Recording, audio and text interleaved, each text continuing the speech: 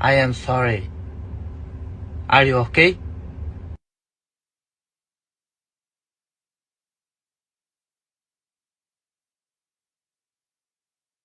Podcast is intended for mature audiences. The views and opinions expressed are those of the panelists and do not reflect in any way those of the podcast partners, sponsors, or affiliates. Enjoy. Hi, this is Michael Buffer, and you're listening to the Voice of the People. Let's get ready for Boxing Voice. Every day I'm hustling, hustling, hustling, hustling, hustling, hustling, hustling, hustling, hustling, hustling, hustling. Every day I'm hustling, every day I'm hustling, every day I'm hustling, every day I'm hustling, every day I'm hustling, every day I'm hustling, every day I'm hustling, every day I'm hustling, every day I'm hustling, every day I'm hustling, every day I'm hustling.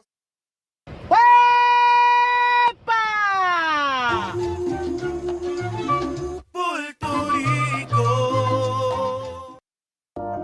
12 years.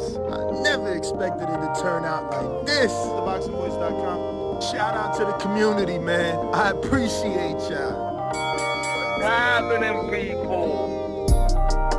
Info Joe, Los Angeles, in the building.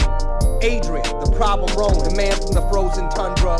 Keem, straight out of Florida. Liz Lowe, Decatur, Georgia. You already know what it is. It's the Queen, Martha K, Detroit, stand up. David Maldonado, New York City. Yo, Nuts, don't cut me off, man. Don't cut me off. King Amin of Essex, catch me for them championship rounds. Big Super Mac, Plainview, Texas. Davidian in Buffalo. God bless you all. In Jesus' name. Without Chai, it ain't nothing. Without the callers, it ain't nothing, man. Bad Girl, TKO, San Diego, California. Big Fish Vegas, Palm Beach, Florida. Intrigue the Incredible, straight out the ATL. James Benitez, Huntsville, Alabama. It ain't hating, it's just the truth. Show Kid, Mount Vernon, New York, suckers. SDS Promotions. Coach Mide from London, UK. Let's go!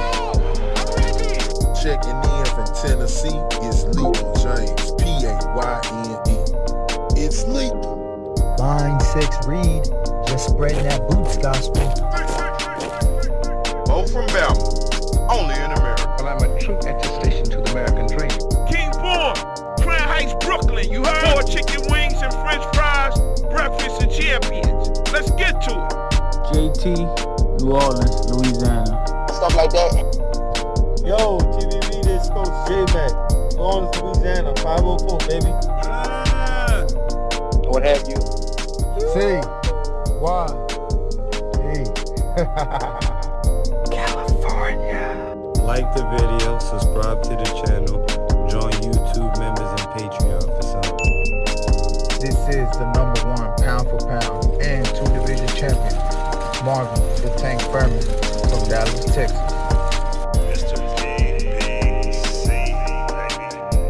LV Southern, from DC to Stunt City, Bomb Squad.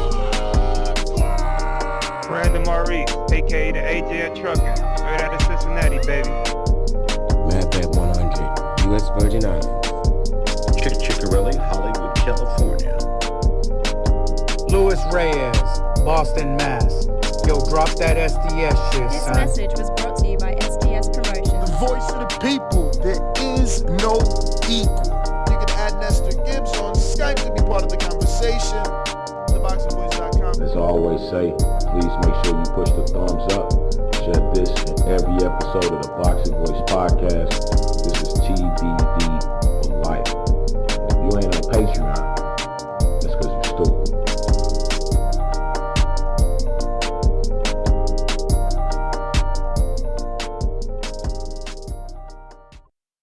What up, what up, what up, what up? What's going on, ladies and gentlemen? Welcome back to another edition of the Boxing Voice Radio. I am your host, Nestor Gibbs, Solo Dolo, Scarface, No Manolo. We're here to discuss a 2-part show. We're going to be talking Jaron Boots Ennis versus Vergil Ortiz. That fight being targeted for April 25th in Las Vegas. So that's what we're going to be touching on the 154-pound division yesterday. We had a good show talking about Earl Spence, his return. There was some new news released, and there is a new date for Earl Spence of June 6th and a possible second date of June 13th. So now we know for sure Earl is back.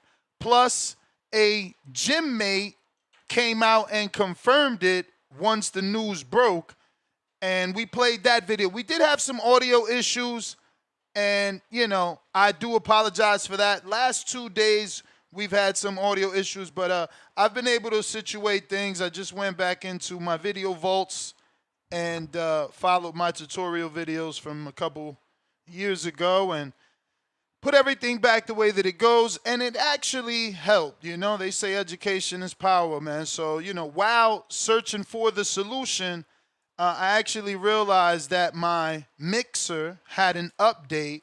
So now you guys can call into the show via the Rode Call Me. Right? So I'll put out a link. It'll be just like all these other shows. They have a link where you can just click and you're on the show, but this will be voice only. We don't need any more of those weirdos and their weird videos. So we'll see how this goes. I think I got about 5 or 10 hours worth of talk time, and if it's a good solution and you guys like it, we'll upgrade, get a membership, and now we'll have a link where you can call in via your cell phone or your desktop. Just remember to keep that page open when you do call in. I'm going to test that link with my Border Wars group and, people that I trust with first. And then eventually we'll roll that out to the entire community. But don't worry, because we always have Discord available. And again, because I went back to audio school, we got Discord available and Discord video available for all my Discord people out there. So, Discord video is back. But we're going to be talking the 154-pound division the way we've been talking about this particular division all week. It's officially on fire with the return of Earl Spence versus Tim Tszyu in June. And then in June, if all goes well, Xander Zayas looks to fight Josh Kelly in June. If he can get that fight, if Kelly says yes, if they can give him a lucrative enough deal to, get Kelly into the ring. Now, granted, I don't know that the money needs to be astronomical, being as though Xander is bringing 2 belts to the table, giving Josh Kelly an opportunity to not only unify, but become a 3-belt champion. I got a couple of things I'd like to show you. So first one is going to be this Zayas audio. What I do know is that they already made a call to Matchroom and Team Josh Kelly, because that's who I want to face next. That's what I told them that I wanted to do. I wanted to collect a 3rd belt. So I know they did that. We're waiting on response from Josh Kelly's team, and hopefully we can make something happen for the summer. We're going to go ahead and play that one more time for the hard-headed in the back, the people that maybe can't listen. Shout out to BITB for the audio. But listen closely to what he says he instructed his team to do. And now this is the second time he's instructed his team to do something. And, we definitely have to appreciate this young man. What I do know is that they already made a call to Matchroom and Team Josh Kelly, because that's who I want to face next. That's what I told them that I wanted to do. I wanted to collect a 3rd belt. So I know they did that. We're waiting on response from Josh Kelly's team, and hopefully we can make something happen for the summer. So as you hear Xander there, they're waiting on the response from Josh Kelly's team. Kelly has options, obviously. And we'll play some audio evidence of that. This is Josh Kelly and his manager. And this is courtesy of Sky Sports. Day, and two names were discussed, and that was Xander Zayas and Conor Benn. We know that Conor Benn brings immense commercial value to the fight, and that's what he brings to this fight. Josh is the world champion, and you know, this is a business, it's not just a sport, but Josh needs to secure his future, and so of course we would entertain the conversation of a Conor Benn fight, but I can't waste too much time on that because I genuinely don't believe that Conor would want that fight. And so I've made, you know, no bones about it, that champions don't chase challengers. Champions chase the glory, and champions chase champions. Xander Zayas for 3 belts in the summer. Now, he keeps saying, I'll welcome you to America, which is lovely. I'm hoping he's got a passport, because what he needs to bring to the table is 45,000 fans, which we know Josh and Sunderland can.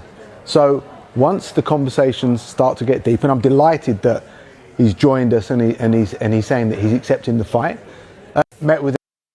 As you can see, it said he said Xander joined us. So I don't know, did he join via Zoom or he joined live? But young Xander on the hunt for the belts and not letting anything get in front of him. But what I do hear there from the manager, being a manager, is that the offer has to be high, right? That was code for the offer has to be lucrative if you want to introduce us to America, because we allegedly can do 45,000 tickets here where we're from in Sutherland. The thing with that is Josh Kelly's never done 45,000 tickets. So is he already pricing himself out, sheerly believing because he won a title he can somehow fill a stadium? I don't know. We'll see how these negotiations go, and it just comes down to the better offer. If Josh Kelly's team could present Xander with an offer that makes Xander, you know, want to get on the road to go pick up that world title, I'm sure that's what Xander's going to do. You know, he's been demonstrating, you know, that he's moving like a real fighter from the beginning. Well, at least from winning the world title. So shout out to him. But I do have one other thing to show you in reference to Josh Kelly and why I believe the negotiations may be a bit trickier than we expect, right? You would expect that a guy that just won a belt and is being offered a 3-belt unification would jump on it. But again, options. Shout out to Conor Benn. Listen, before we continue, if you're watching this on YouTube, don't forget to hit that thumbs up button. And if you are listening on X Live Spaces, give me a retweet, repost, quote, retweet. If you're on X Video, I need you to go ahead and do the same. Retweet, quote, retweet. Let's get the word out there. Let's get a nice long show and get everybody through their work day. Make sure everybody gets an opportunity to call in. We have a new way to call in. It's called Call Me, and it's link only. And you just click that link, and you'll be asked to adjust your settings, you know, pick your mic settings and things like that. And we'll be able to take your call. For those people that don't have X accounts or Discord accounts, you don't want to do that. You don't need an account. You just need this link, and you can call right in to the show. We got Jaywalk. Well, let me see if that's the first super chat. Jaywalk don't want to disrespect the first super chat of the day. So let's see who that is.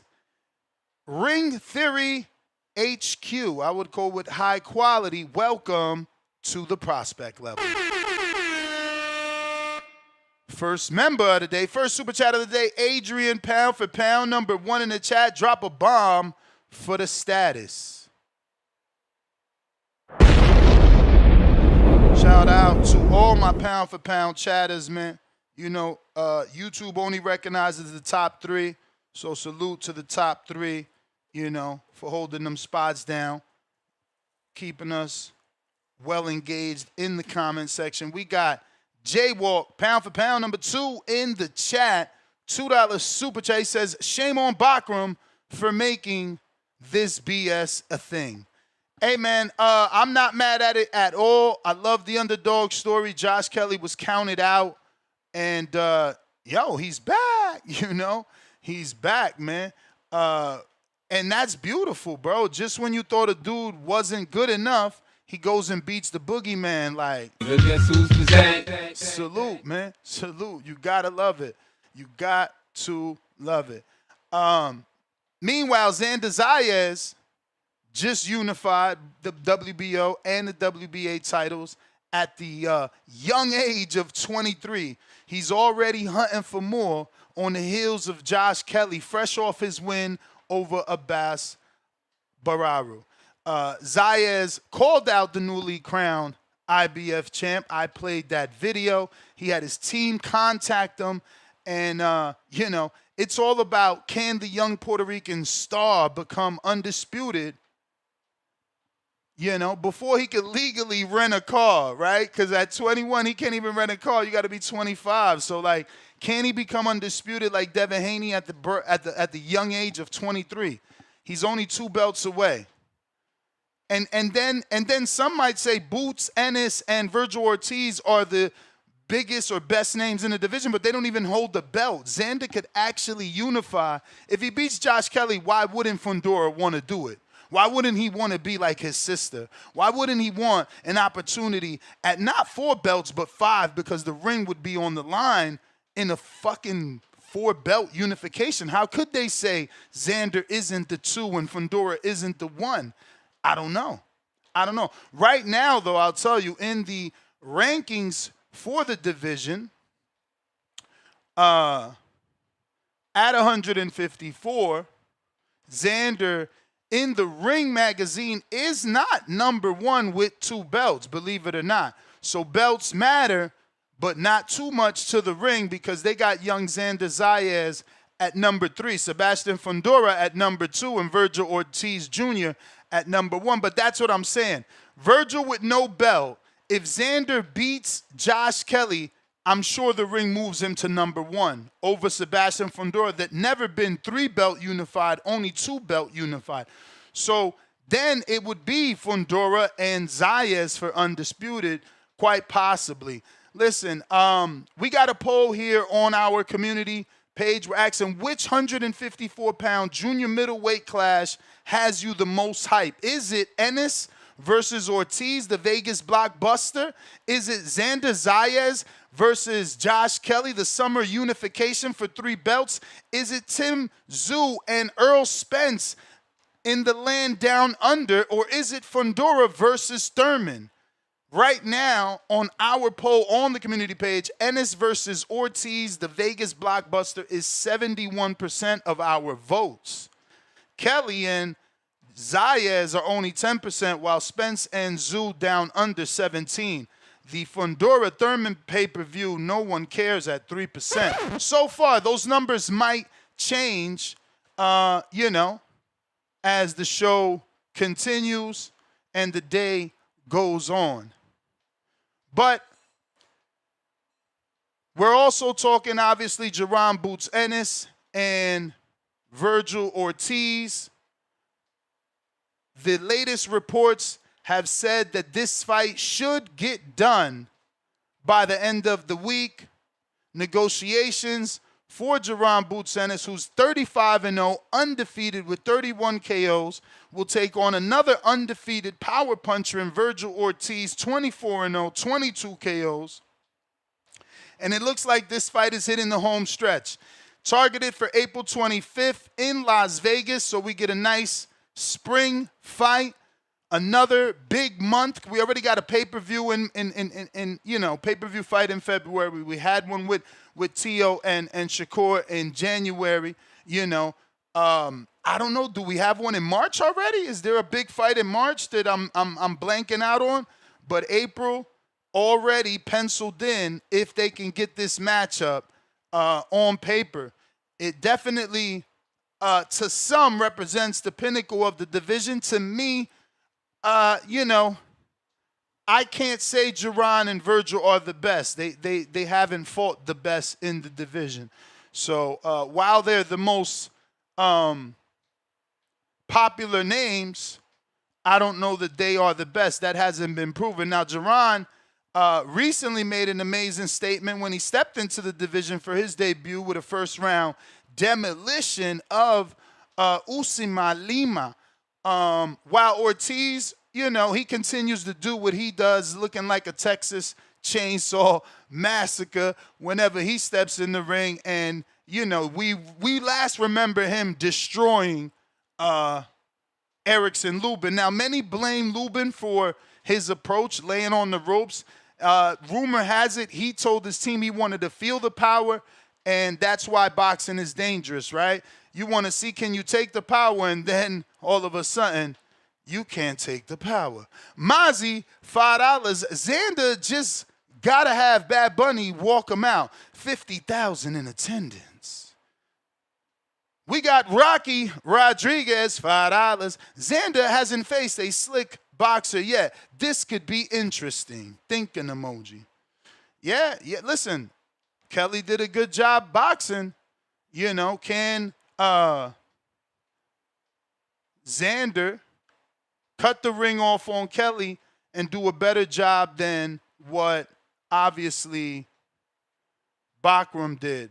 Unfortunate that Bakram couldn't get that win, but hey, it is what it is. If you're looking to call in, Discord is available. X Spaces available. 2-part show. Fight of the year, can Ennis versus Ortiz be the most explosive matchup in boxing right now, regardless of weight class? 2 huge knockout punchers, 2 undefeated fighters. Does this fight give fight party vibes?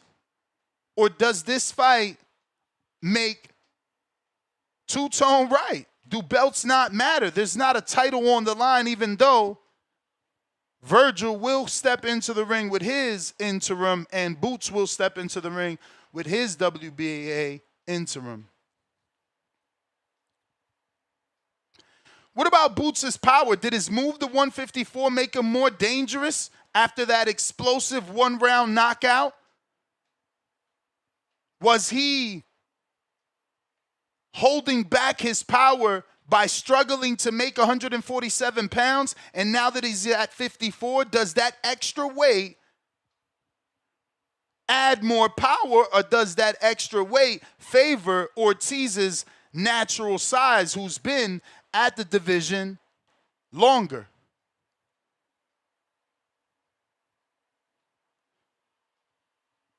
The Puerto Rican star, is Xander moving too fast? Or is he exactly what boxing needs to keep the momentum going, to teach other young fighters to not keep belts hostage, but hunt down champions? Let's talk Kelly's resurgence, Josh Kelly's rebirth. After that Mortazayev upset, does Josh Kelly have the quote-unquote it factor to derail the Zayas hype train? What about the undisputed race? I want to know your thoughts. Who's going to hold all the belts by the time December 2026 rolls around? Who's your money on? Who has the belts by December? This is what we're talking. You're interested? You can call in. Discord available. X Spaces also available. We also have a new call-in feature. It's called Call Me. That link allows you to call directly into the show. Like I said, I'm going to be testing that with special Patreon members and YouTube members to see how that goes. And then roll it out to everybody. But if you're looking to call in, now is the time. We're talking the very, very active junior middleweight division. We're already talking Ennis and Vergil for April. In spring, we have Spence and Zoo summer in Australia. And then we have Zayas potentially 3-belt unification with Kelly in New York or in Josh Kelly's hometown stadium. Let me get to that. Hold on a minute. I got to check something out here. If you're looking to call in, Discord available, X Spaces available. Let me see. They're saying I sound far away from X Spaces. That might be you, brother. It says I'm connected. Everything looks good on my end. But if anyone else is having issues on X, let me know. Send me a DM. I've been seeing Southpaw there, and he hasn't dropped out or sent any messages. So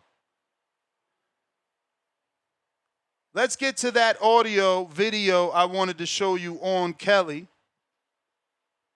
and what he is saying to Zayas. He's trying to entice Zayas to his country. On preference is getting that fight back at the Stadium of Light. I think we can sell that place out. I mean, the city on a whole has their football, and now they've got the first world champion ever to come from Sunderland. And it's not just, I wouldn't class them as fans. Like I said before, the friends. As I look out at the crowd, I see people I went to school with. I see, like, there it was crazy. This is the moment, surely, that you've dreamt of. I mean, I never get emotional. I started crying off the support. Just being I've cried like a couple of days in a row of different things in different moments. But that then was crazy, going out to the stadium, and I was spotting people who I used to go to school with, spotting fans, and then people who I didn't know were coming up, and everyone was behind us. And Sunderland's from the ground up, and that's where I come from the ground. I've come all the way to the top, so to get a big night back there at the Stadium of Light would be a dream come true for me. Number one preference is getting that fight. So I never even heard the Stadium of Light, man. That sounds like we about to go to church on a Sunday. The Stadium of Light. Shout out to Josh Kelly. Let's see what he and his team can do. And, can they actually get Top Rank to agree and Xander Zayas to agree to go to the UK? Hopefully there's enough interest and money for that fight. In just a minute, well, actually, I already put out that link to a couple of people. All right, my man said he updated and it sounds good now. Shout out to Trilosphily. I'm glad that everybody is having clear audio. Who is the king at 154 by the end of 2026? I'm going to go ahead and create that poll for YouTube. X. Since we don't have a poll on X at the moment, let's run with that. Is it Boots? Is it Young Verge? Could it be Zayas? Could it be Kelly? I wish I had 5 options, right? Because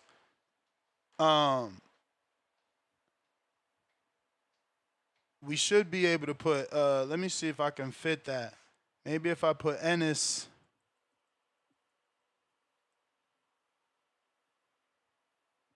Ortiz winner. That fit. And then we can put Spence Zoo. Winner. And then Zayas. And I guess Kelly will keep those names separate. Oh, man, we got Fundora, too. Damn. All right, so we're going to do Fundora, Thurman, winner.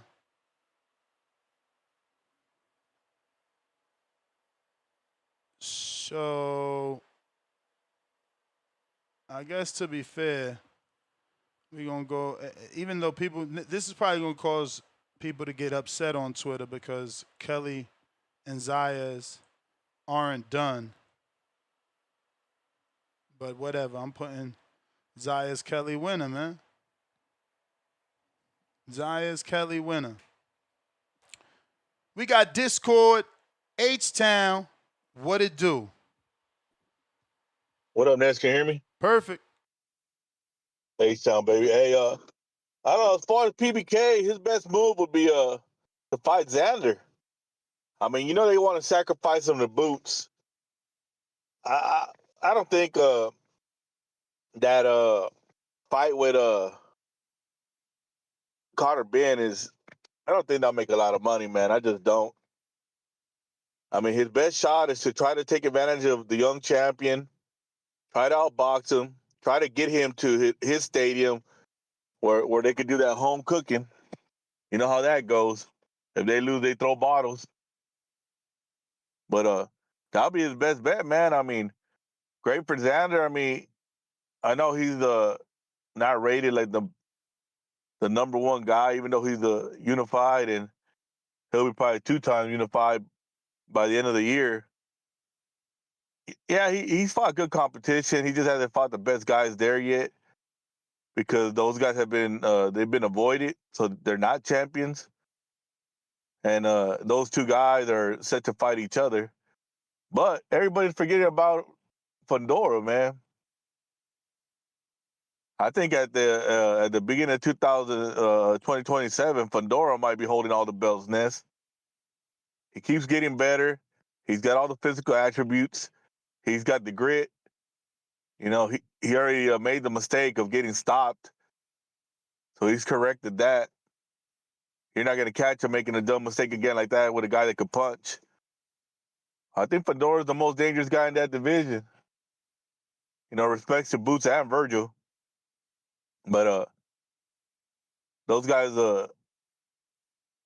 they're dangerous, man. But we just got to see him, how Tree says, execute that violence against other 154-pounders, so we could solidify them as being number 1 and 2 in the division, or 2 and 1, whatever the hell you want to put them at.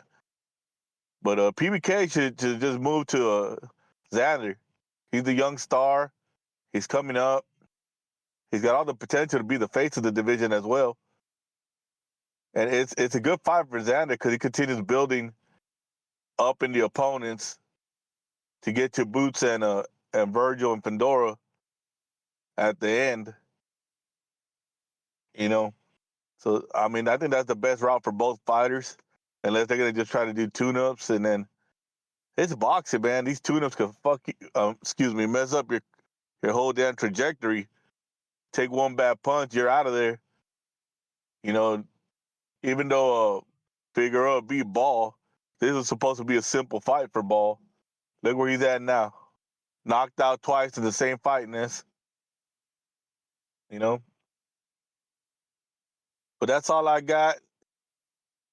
Man, it's a great time to be a fan of the 154-pound division, man. There's so much talent, and even with Earl and the Charlo still being around. So that's great, man. Maybe we can get all these fights, man. Get everybody fighting. It's good for boxing. I'm out, Ness. All right, champ. Appreciate you. If you're looking to call in, now is the time. Discord available. X Spaces available. We got a new feature called Call Me. Let me know if you need those links. I will put those in the live chat, power chat. We got James Benitez, Atlanta. What up?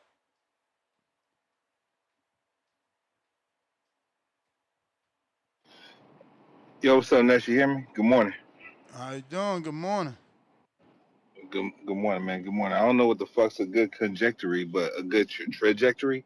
Yeah, I know what that is. But nah, man, we got to just be honest with ourselves, man. We know the face of the box, the face of 154 is going to be who wins the big money fight between Vergil and Boots, man, because those are already two of the bigger money fighters in the division already. Like, sure, you know, Xander, he's on the rise and everything. He linked with Bad Bunny, whoop-de-doo. A lot of people that I know in my circles and everything, they didn't even care to really watch the halftime show. So, like, I guess, like, in some urban markets or whatnot, his profile may have not really expanded, but that's not a bad thing, though. He's still building. All he has to do is keep on winning. So he's just not there yet. You know, Josh Kelly, nah, he's not going to win, man. You said guy, a resurgence or whatever. Like, Ness, man, like, he just fought a bunch of local continental British fighters and shit like that to kind of build himself back up. And then he beat a guy that was lesser tier fighter than actually David Avenesian and shit like that and got the belt, which I'm glad that he did and everything, you know, because end of the day, you know, as high as they propped him up So on the now, outside. now you're gonna I'm just, belittle no, Ness, this is my call. This is my call. This is my now call, you're Ness. gonna I'm just belittle keeping it real. Bakram. I'm just keeping it real, Ness, and this is my call. This is my call, Ness. 1% of boxers become a world champ, but Bakram was a bum. I didn't say he was a bum. I just said he wasn't as good as David Avenesian. What's so hard to say about that? Bro, Nothing's he wrong got a with that bigger right win. there. He got a bigger win than David Avenesian. Jesus fucking Christ, man. He fought a nigga that was goddamn punch shot or whatever the fuck you want to call it, bro. Like, let's be real, man. Well, we'll see. We'll see what Earl does with that guy. See. We're gonna see. We're gonna see what Earl gonna do. And Earl gonna handle the guy, man. You know, and that's and that's sad to be. Better hope it ain't no 12-round war. No.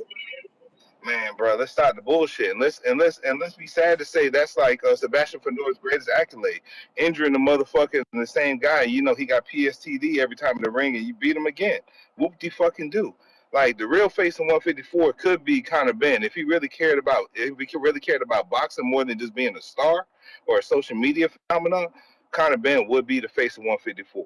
You know, because not only he has the star power, he has the style to bring both people to across from both sides of the pond and actually care to watch his fights. But, you know, as long as Boots Ennis keeps winning, he's going to be that guy. Earl's going to do the fucking job and everything. He's going to get Tim Tszyu up out of there. So I don't even know why. Like, well, all the things that these original PBC fighters has done for all the boxing platforms and everything, it's crazy that you like, man, we downplaying Earl right now. You know, Earl been that guy since 2012, man. He been that guy. So it's like, when he going to disappoint you now? Well, a lot of these other guys only got propped up off of their family names, Ness. We got to stop playing with these niggas.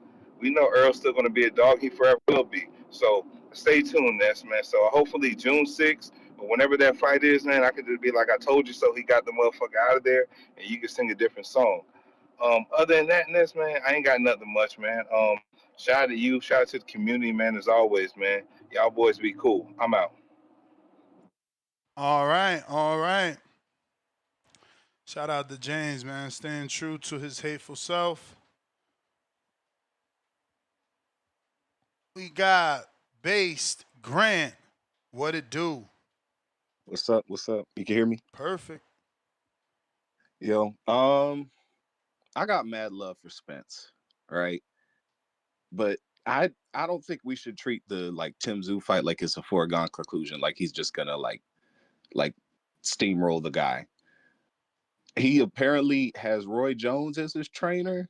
I don't know if I like that move personally. I was hoping it would be like I don't know Ronnie about Shields. that. I didn't see anything official on that. What we did see is that he was training in Philadelphia with Stephen Breadman Edwards. I don't know about Roy though. Okay, Breadman is a good look if that's the case. I mean, in either event, like regardless of his trainer, he's been gone 3 years. You know, I don't know if we can even factor him in yet. What if he looks terrible against Tim Tszyu? And the fight's in Australia, allegedly, which is cause for concern if it's a close fight. Also, I'm kind of looking sideways at Boots and Vergil because they have promoters who have networks. You know, they don't seem to be in the red. I don't understand how Xander is able to get a unification with Top Rank off of Tubi and then potentially fight Josh Kelly over Boots. I don't understand like the logistics of that.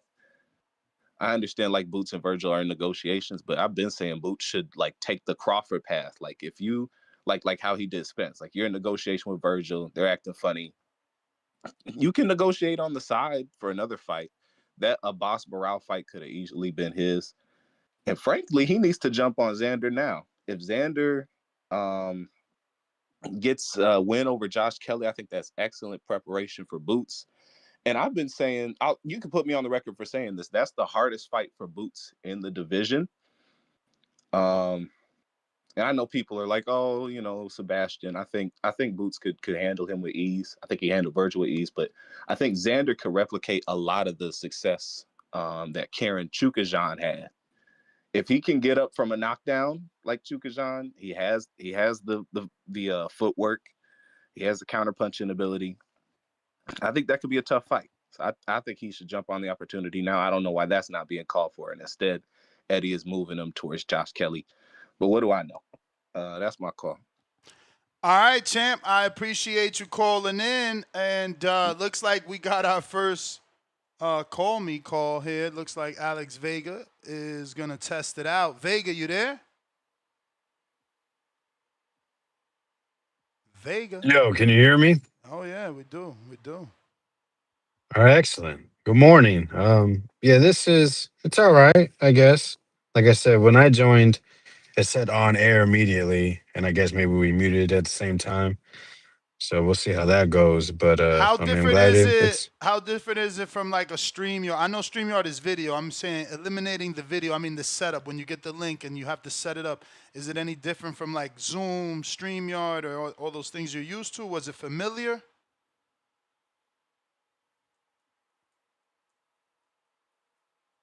Vega? yeah. Can you hear me? Oh, you couldn't hear me? You didn't hear me? No, oh wow. I guess you have to keep it open Yes. so I can be heard. Yes. Okay. You got to keep the page open. I did see that Okay. in the notes. You got to keep the page open, or else it will go dark. But yes, I was asking you, how different is it from any of the other links you're used to? Because I know you frequent other shows and things of that nature, Zoom and stuff. You've been on Skype. You've been on the back call. How different is it, or is it easy and It's the familiar? easiest. Super easy. This is the easiest way to jump on. Just put my name and my audio output. And I think it asks permission for a microphone. I don't even know. I just did Now, it so fast. Like, audio output, you're on the phone, so it did it by default, no? yes, there's a default setting, and I can change it. You know, I'm on my Beats, so I can do my Beats. Like you said, the phone. You know, once I turn my car on, you know what I mean. So yeah, super easy. I just added echo cancellation, and that was it.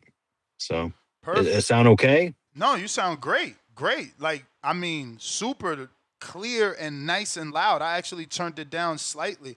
So it's a great alternative for sure. Oh, maybe I guess maybe I could turn it down too. I don't know. No, don't do that now. I already adjusted you anyway. Okay. But yeah, man. Yeah, no, great topic, and I like how it's focused on one specific division. For a while, we've heard that this is probably the best division in all of boxing, and I find that really interesting because I do agree with the statement. But it comes at an interesting time because we're getting a big focus on world titles, sanctioning fees, and kind of the importance of world titles. And what makes it so interesting is if you were to ask, I think, boxing fans, not just here in the US, but globally, what is a bigger, better, more interesting, has more of your attention, would mean more into boxing to you between Vergil Ortiz and Jaron Ennis, who are two interim titleists, whatever that means, and a 3-belt unification, 3 full world championship bout between Xander Zayas and Josh Kelly, regardless if it takes place in New York, Puerto Rico, UK, right? What would be the bigger, better, more interesting, got your attention, would mean more to you as a boxing fan, as a boxing supporter? And it's Pretty obvious. It's the fight that doesn't have the three belts up. It would be Virgil versus Boots because we perceive them to be the two better fighters compared to Zayas and Josh Kelly, who have the world championship belts. And this just, I mean, I'm sorry. It really does support my belief that these belts are diminishing and why I am backing the slogan belts don't matter. Doesn't mean specifically belts have no value, but having the world title doesn't make you the best. It doesn't prove that you're better than most of everybody else that is around you that's at the top. It doesn't. No one's going to say Josh Kelly is better than Virgil or Boots. You will hear very little people say the two belt unified took the belt from a champion. Xander Zayas is better than Vergil Ortiz and Jaron Boots Ennis. You're just not going to hear it much. It's the truth. Why? Because our eyes tell us I've seen these guys more. I've seen them against guys that I know more, and I've seen them perform at a higher level. These other two guys, not only are they beating guys, but they're beating them down. They're knocking them out. They're making them quit. Xander Zayas is a high-level boxer that's still on the rise, that's still developing. Josh Kelly is a guy that beat the boogeyman, but no one cares. I told everybody I could. I don't think this guy's as scary as you think. Now, he's not as scary as everyone thought he was, Bakram. So now it's, like you said, I think I heard you say to someone, you felt that they were devaluing Bakram. I'm not saying Bakram was never a good fighter. That's what James was doing.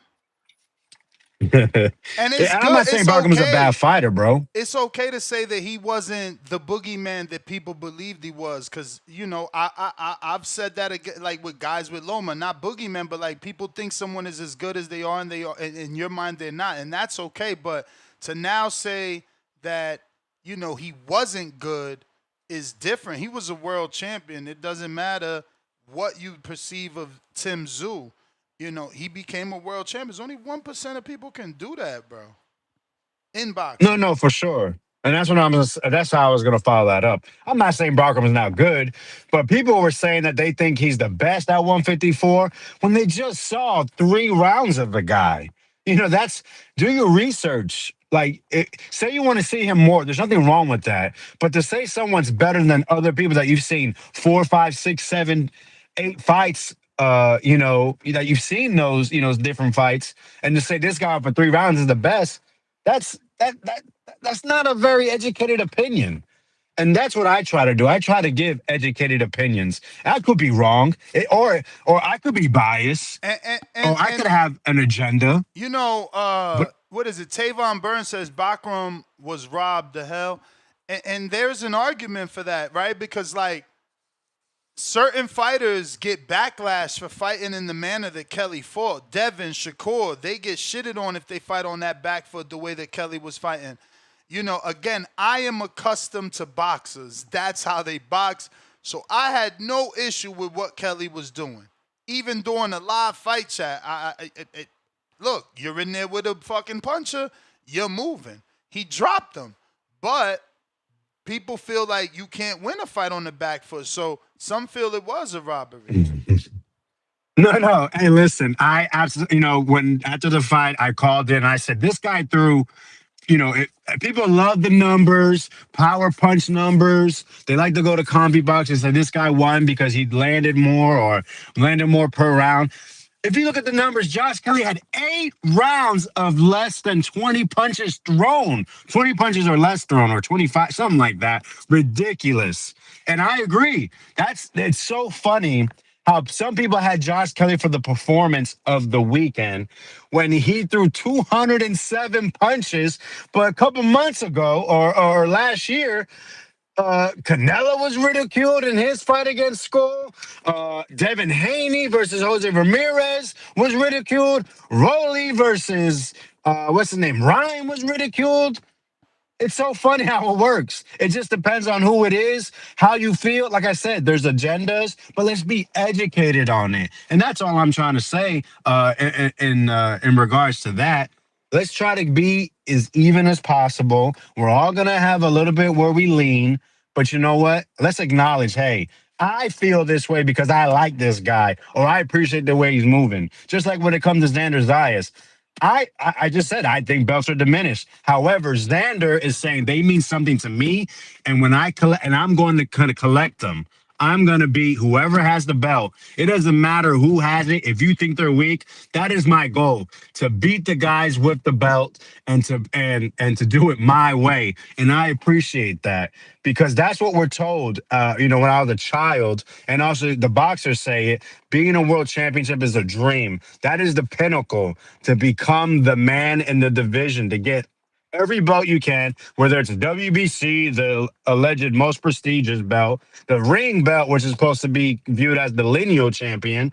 But then you see these guys, why am I paying this? Or well, that guy had, there's a clause there. But then when that fighter loses, now the clause isn't an issue.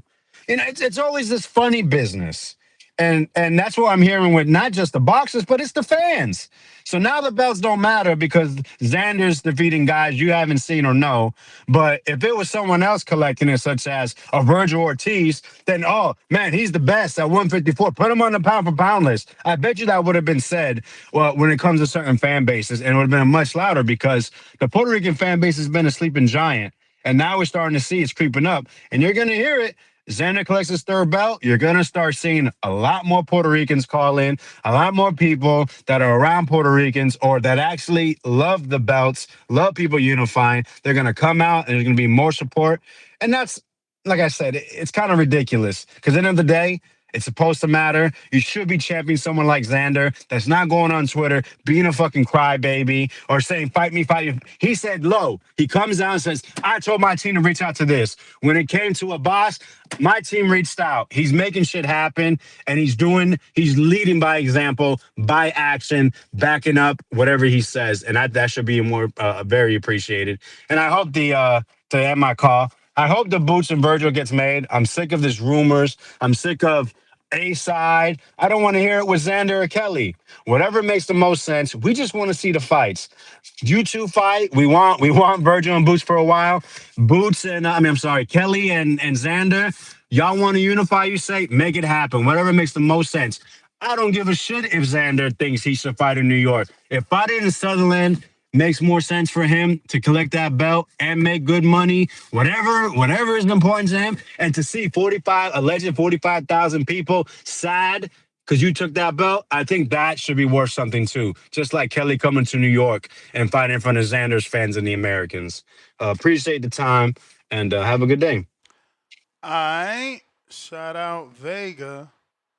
I actually love the way that sounds, man. Shout out to Road for the new feature. See? It's like I say, man.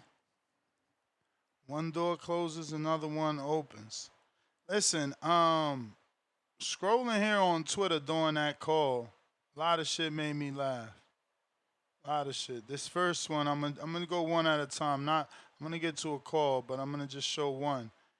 Oslenbeck talking about our goal is to send him to retirement this time for real. I wish I could get behind Big Oslenbeck, man, but he just don't be making it happen, man. He just don't be making it happen for real. But shout out to him and his fight with Tyson Fury. Tyson Fury's back. We got Finding Adrian, pound for pound, number 3 in the chat, $2. Why not talk about Mannix and Suleiman? You know, that came across the timeline as well. I mean, you know, I wanted to talk some boxing. You know, this is like politics, but we could play the clip before the next caller if that's what y'all into. I'm not really give a fuck, man. You know what I'm saying? We know they do what they want. Y'all excited that he said he bent the rules live on an interview. Bro, we knew that when he gave Jermall Charlo like 3 years, no mandatory time off, and kept saying they stand by Jermall Charlo. Like, we knew that when they made a franchise title for Canelo and Loma. Like, we know. I don't get why this is like, oh, wow, breaking news. You bend your rules a lot.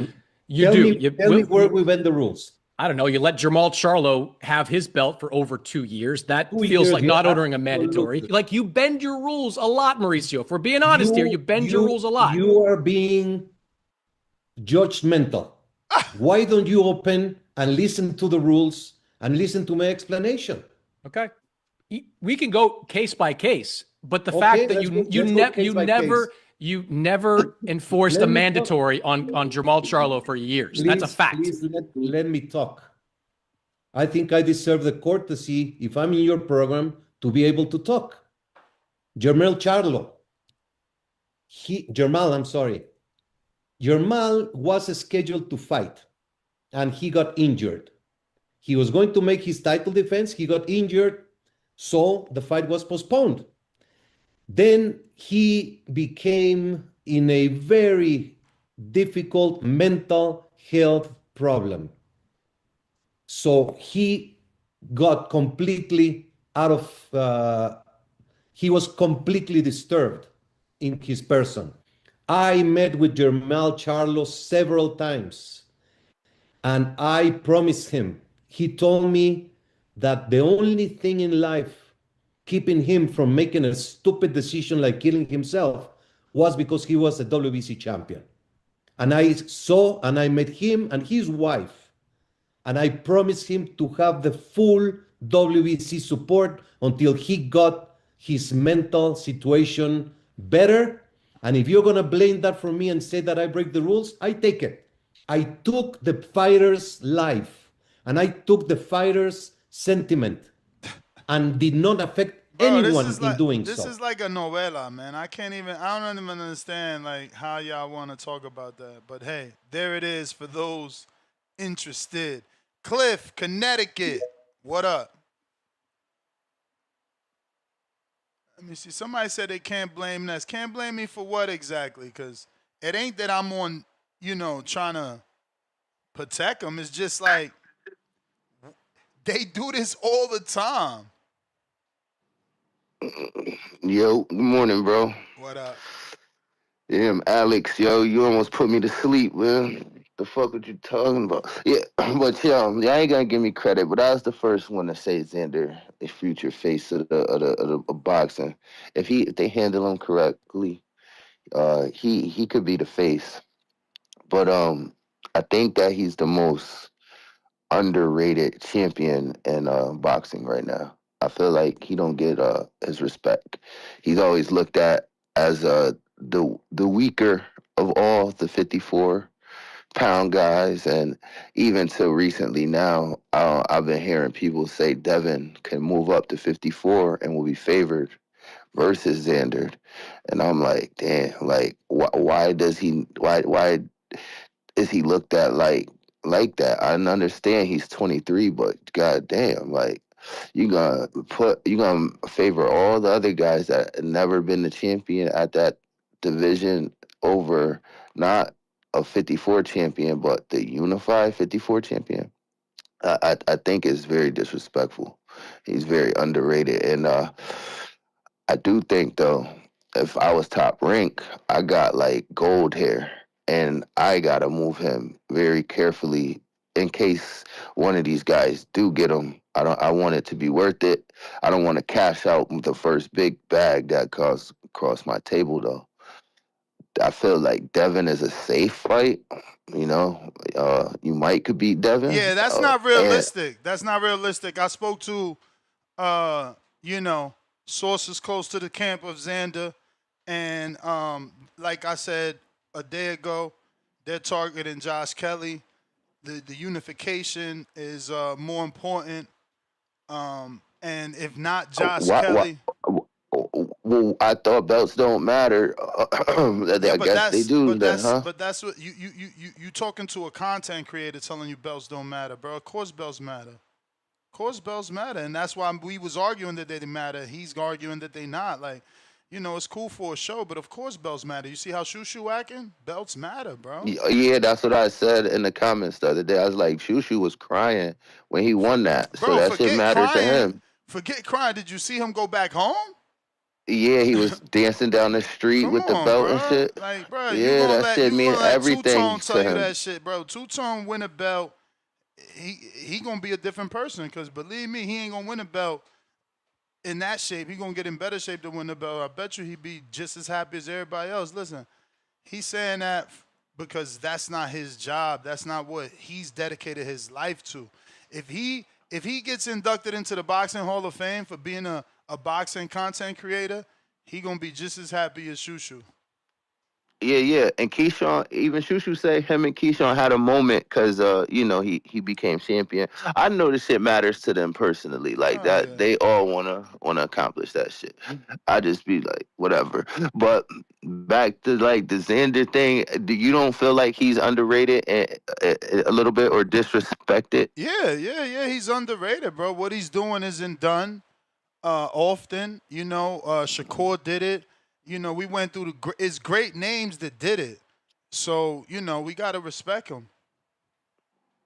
I don't agree with Top Rank wanting to go get Josh Kelly, though. Why would you? I don't. This That's new what thing Xander now. wants. That's what Xander wants. Everybody's starting to overrate undisputed a little bit. It was a long span of time when nobody was undisputed. Now everybody wants to be undisputed. Because if you get the belt from Kelly, now you have to complete the progress, and now you got to go get Fundora. He believed in himself, and to be a great boxer, you have to believe in yourself. So I don't expect him to doubt himself, but you got to protect the fighter from himself. It's a business as well. You need to make the best decision for your career. Devin, in my opinion, when he got the 25% offer to Shakur, I don't think he really wanted to do that. And Bill protected him by putting that out there. In my opinion, he hit that narrative out there and ran to 140 before because he didn't want to lose. That's cool, but the way negotiations work is back and forth, Cliff. You know what I'm saying? You and I, because you're a contractor. You're a contractor. So if I'm offering you to pick up a freight at a 20% rate, and your only thing is 50%, are you trying to negotiate when I'm the one with the freight? I'm the one that's gonna write the check because I got the belts. So they didn't have to take the 25, bro. They didn't have to take the 25. But they could have negotiated. They could have negotiated that up. I remember Joseph Parker made like 33.7% in the AJ fight. In the AJ the thing is, Devin giving them 25% was good for Devin. So why? Because now it's Shakur's. It's like you're looking at it team. wrong. No, it's not. It's Shakur's team now to try to negotiate a fair number. But when they went up to 50%. And didn't want to talk after that, and then also went the WBC route to try to force a mandatory for one belt. First bid, right? No, force a mandatory for one belt. So it's like, okay, y'all really don't want to even negotiate. Y'all just want one belt. We'll take one belt. But that's not how negotiation go. Like, bro, anybody that bought a house, you gonna bid, or a car. If you bought a car at auction, if I bid 1,000 and you come behind me and bid 105. Or 1,500, and I still want that car, I'm about to bid 1,800. Like we got to go back and find a common ground. This is a big fight.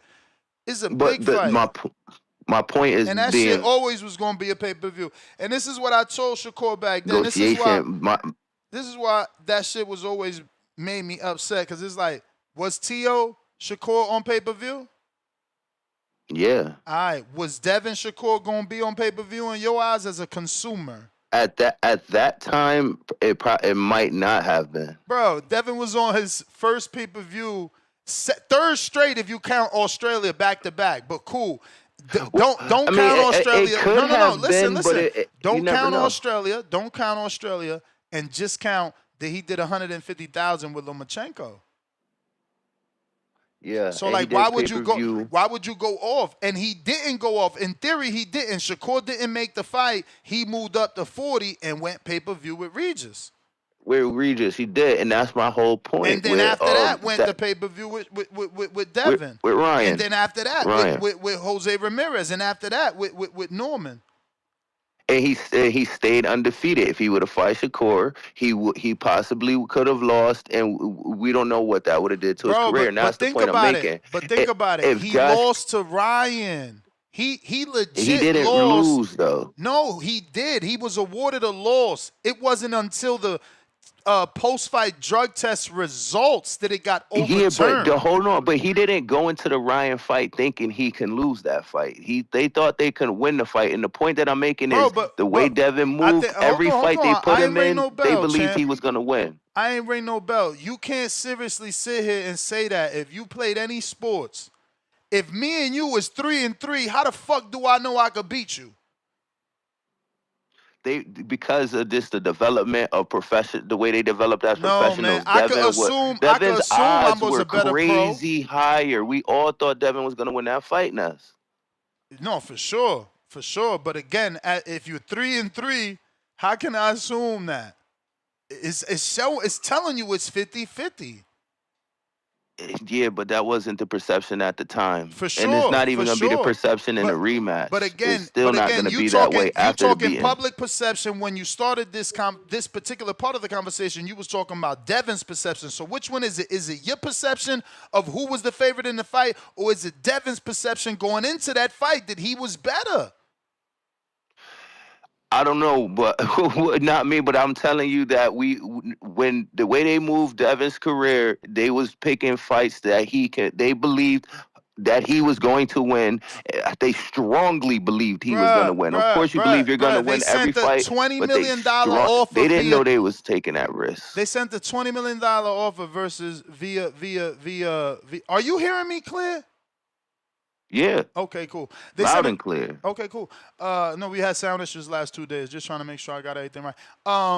They sent a $20 million offer to Tank, bro. He fought Regis. That was a puncher. Like, he fought JoJo. Like, who did he avoid? You know what I'm saying? Like, you talking about they picked and choose. He tried to fight everybody. Like, you don't like his negotiations with the Shakur fight. Okay, at least he sent Shakur offer. Has Tank sent the fake offer to Shakur ever? Ever? Nah, that's because Bill is so great. Has Ryan ever sent a fake offer to Shakur? A bad. I ain't even go. Let's not call it fake because that's disrespectful. Let's call it a low ball offer. No. Bill did the reverse price yourself out. He had okay, so you got an excuse for everybody he tried to fight. It's not excuse. It's a brilliant move. It's now guys like me and you, Devin fans, can always argue that if anybody was to duck it was Shakur. It was a brilliant move, and that's what I'm telling you. But at the same time, I don't. In my heart of hearts, if I'm gonna keep it real, I don't believe he really wanted the fight. Let me ask you one question. Have you ever heard, and I hate that I got to say this name because these motherfuckers don't like that, but have you ever heard the episode of this show when Antonio Leonard, who works with James Prince, called in? It was either Leonard or his son, called in to tell us that fight was bigger, that it was too soon. Have you ever heard that audio? Yeah. Okay, come on, bro. Antonio Leonard, it's like me and you got a managerial company together. You Cliff, I'm Ness, bro.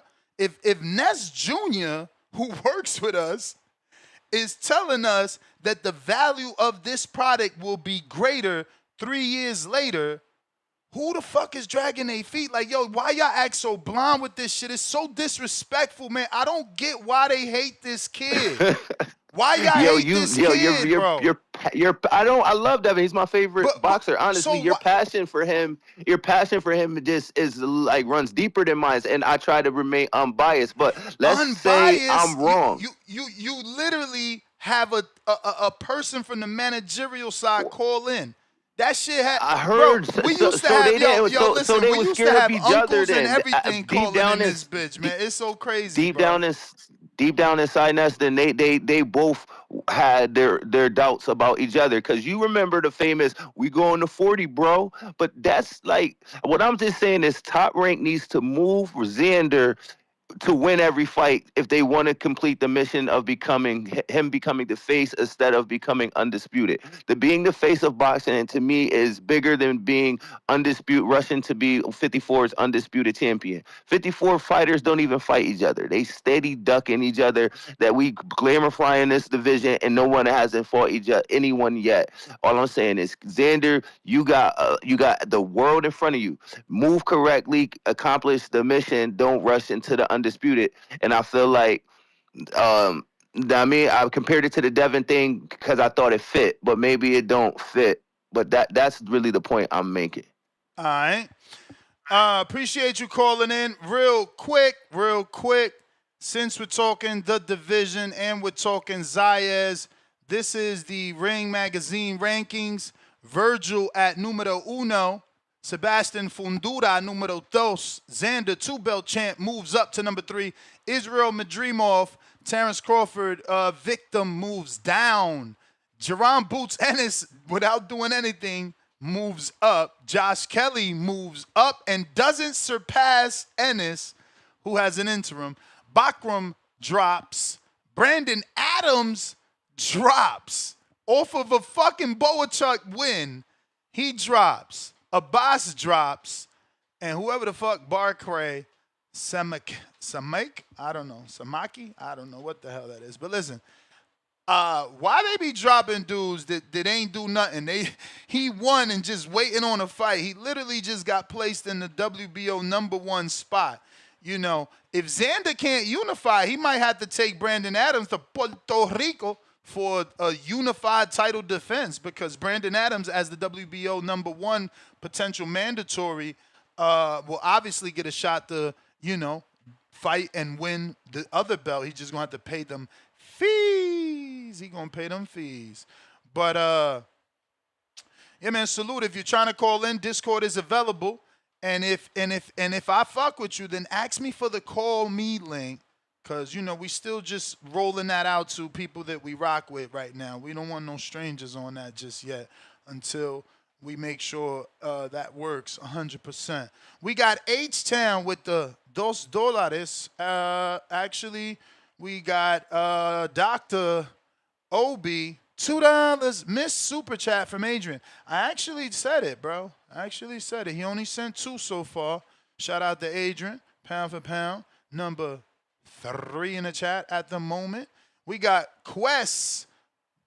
What's going on here? Let me get a refresh.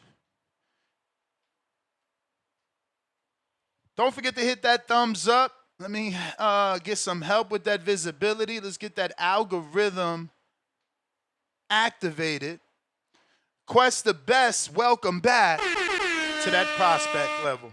We got H-Town, $2. Viva la Puerto Rico. Face with tears of joy. I hope y'all know you can't say that, man. Viva Mexico, that's y'all thing. La Puerto Rico, I never heard of that, but hey, all love is good love. We got Leonard Sterling with the 5-pounder, pound for pound, #1 in the chat. Nothing special about Kelly's performance. Scraped home. I thought Kelly won 7+ rounds. Xander, Jacobs, Banks, Shakur, and Keyshawn better for me on January 31st. All right. Phone lines open. We got Southpaw.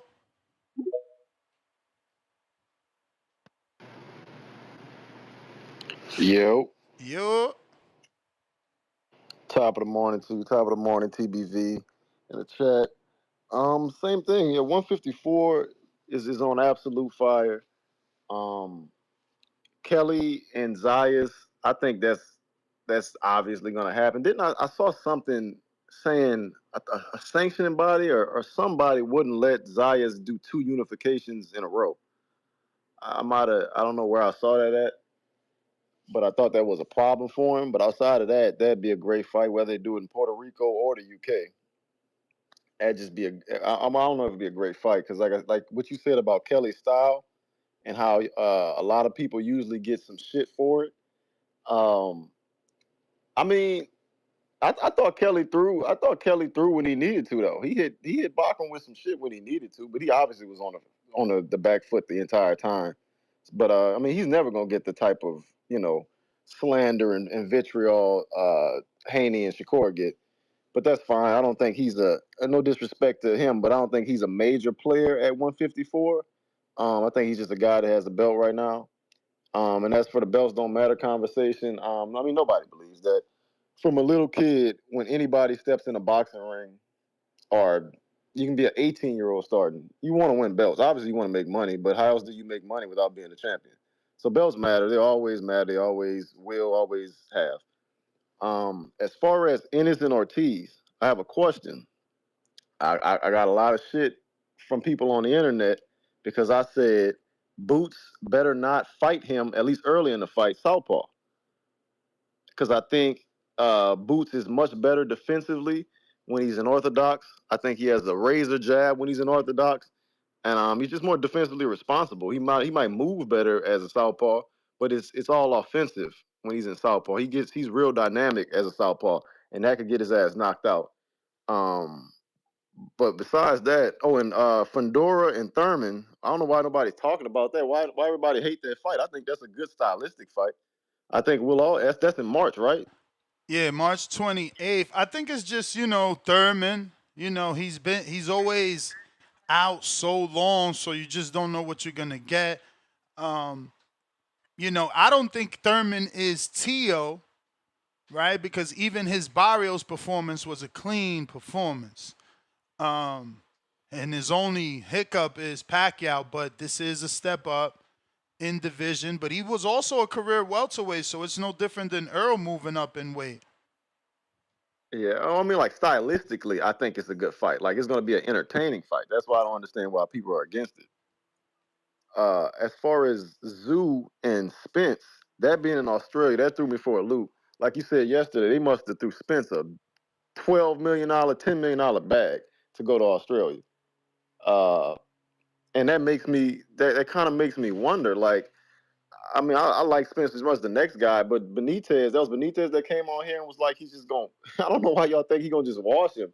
I mean, 3 years out, I just don't think anybody can come in and just wash anybody. So I don't see especially with an active Zoo. If he gets another tune-up in March, like it's rumored that he's going to be fighting in Melbourne or somewhere in March, and Paro and Crocker are going to be on the undercard. Hopefully there's not nobody too tough, but it can help. It can help. It definitely could help. It definitely could help, and I think that would only make the fight bigger. That's going to be a slick, huge fight, but now that it's in Australia, it take a little bit of the luster out of it. But 154 is on fire, man. I can't really complain with anything that's going on. Obviously, we all hoping for the Boots fight to get finalized, and then we can really get to talking about it, I guess. But that was a good question. When all the dust and smoke settles, I really have no idea who could be undisputed at 54. I think there's like easy routes for it to happen. Obviously, with all these fights, you thinking the winner should fight the winners of the fights, even though it never shakes out that way. But somebody can be undisputed by the end of all this. And I'm assuming you think it's Boots? I don't know. Zaya is already almost there. Well, that's what I'm saying. You think Zayas could beat Boots? I think he could beat Vergil. Of course. I mean, he's a boxer. Boxers, the boxer puncher is obviously going to probably have an advantage because he can box and punch. Mm-hmm. But the pure boxer is always going to be a threat for anybody. Yeah, and I like the wrinkles he showed in the Abbas fight. His ability to kind of fight inside and kind of control the distance when he want to. I liked how he stepped to Abbas sometimes. So that would obviously be a good fight. So yeah, I mean, I guess Xander's, because I think Xander would beat Kelly if they fought. I think he would be the favorite, I'm sure. And man, if he could get the winner of those guys, well, obviously no, he wouldn't care about the Boots and Vergil fight. He'll try to get the winner with Fundora. So Boots and Vergil in a precarious spot right now, because obviously the loser is in a horrible spot, but the winner of that fight, they kind of just gotta wait in the sales and hope that Xander, hypothetically, and let's say Fundora unify. But at the end of the day, 54 is in a great spot, great position. It's a great time to be a boxing fan. 2026 is the year of 54. Shout out to the Boxing Voice. Shout out to you, Ness. All right. Appreciate you. Appreciate you.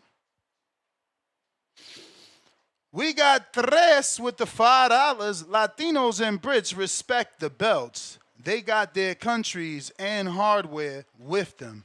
They both A-sides against anyone in and around those divisions. So he talking about Kelly and Zayas because they bring countries and belts. They're the A-sides to the other guys. I hear you. I hear you. We got Discord available, X Spaces available for anybody looking to call in. And if for the few that are testing the call me link, you know how to get at me. But if you're trying to call in, now is the time. We got Discord available and X Spaces as well.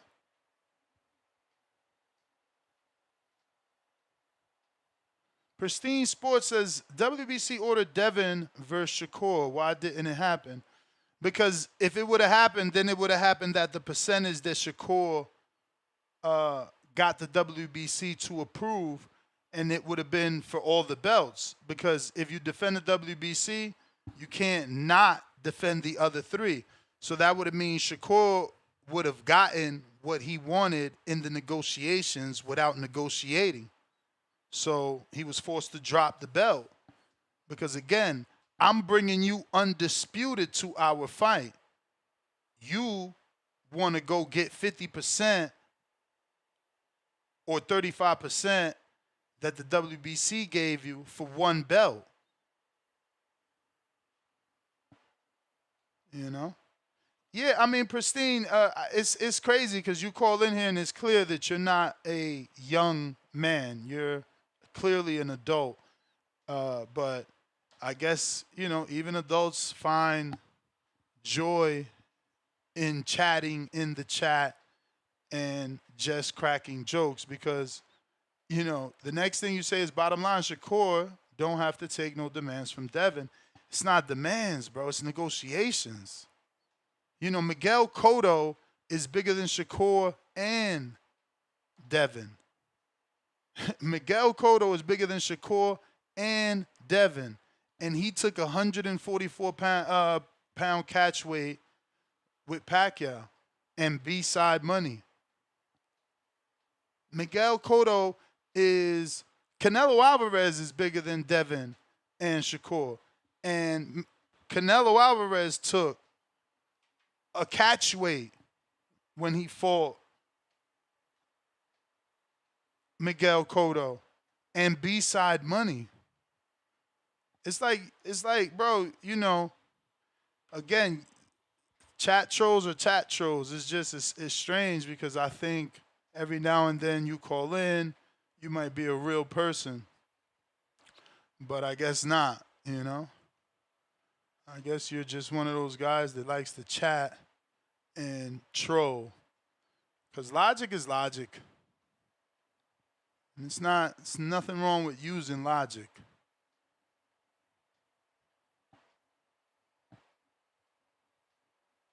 Yeah, Earthquake. Guys like that man right there make it hard to be a chatter.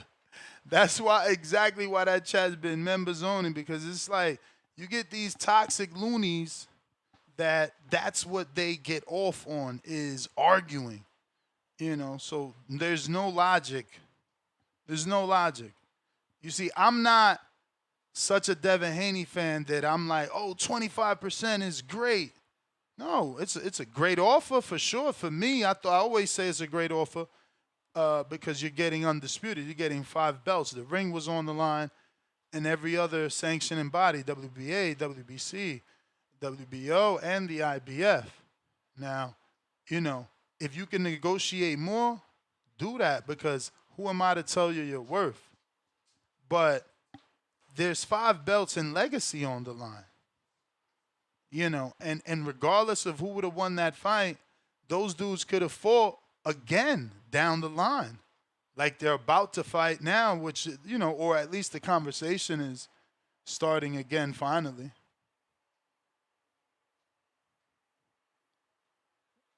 But hey. Phone lines open. Junior middleweight division is what we're talking about. They're saying April 25th in Vegas is the date and location for the big Jaron Boots Ennis, Vergil Ortiz fight, man. Can Boots get his Philadelphia fan base to come on out to the big city of Las Vegas, Sin City? We got Young Ghost, $5. Yo, Ness, if Earl beat Tim, would a Haney Earl in another year or so make sense to you? Yeah, man. Yeah. I like that fight. I like that fight, bro. Listen, there's nothing wrong. If Earl, like you said, beats Tim, he's back.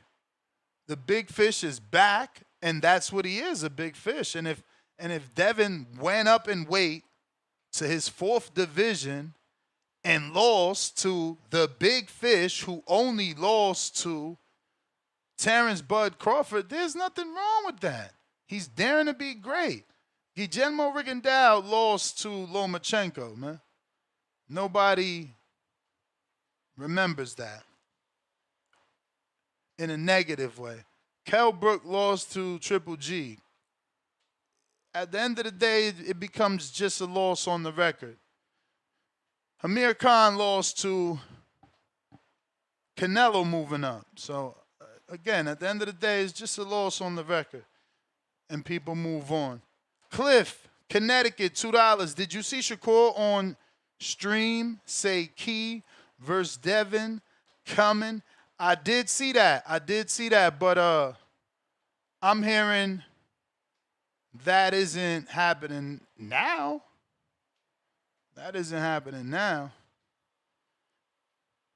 You know?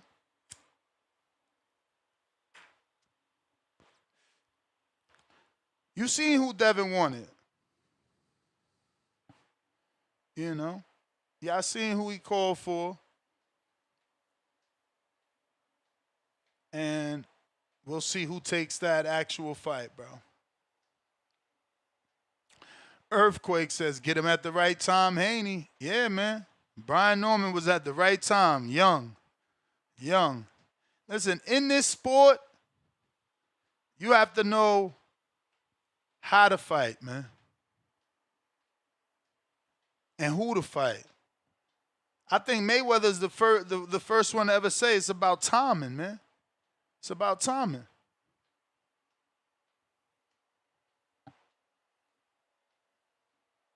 It's always about timing, man.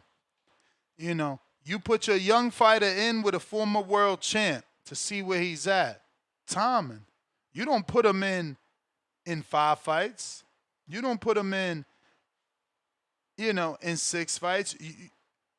You develop him and then you put him in this. Look at Xander.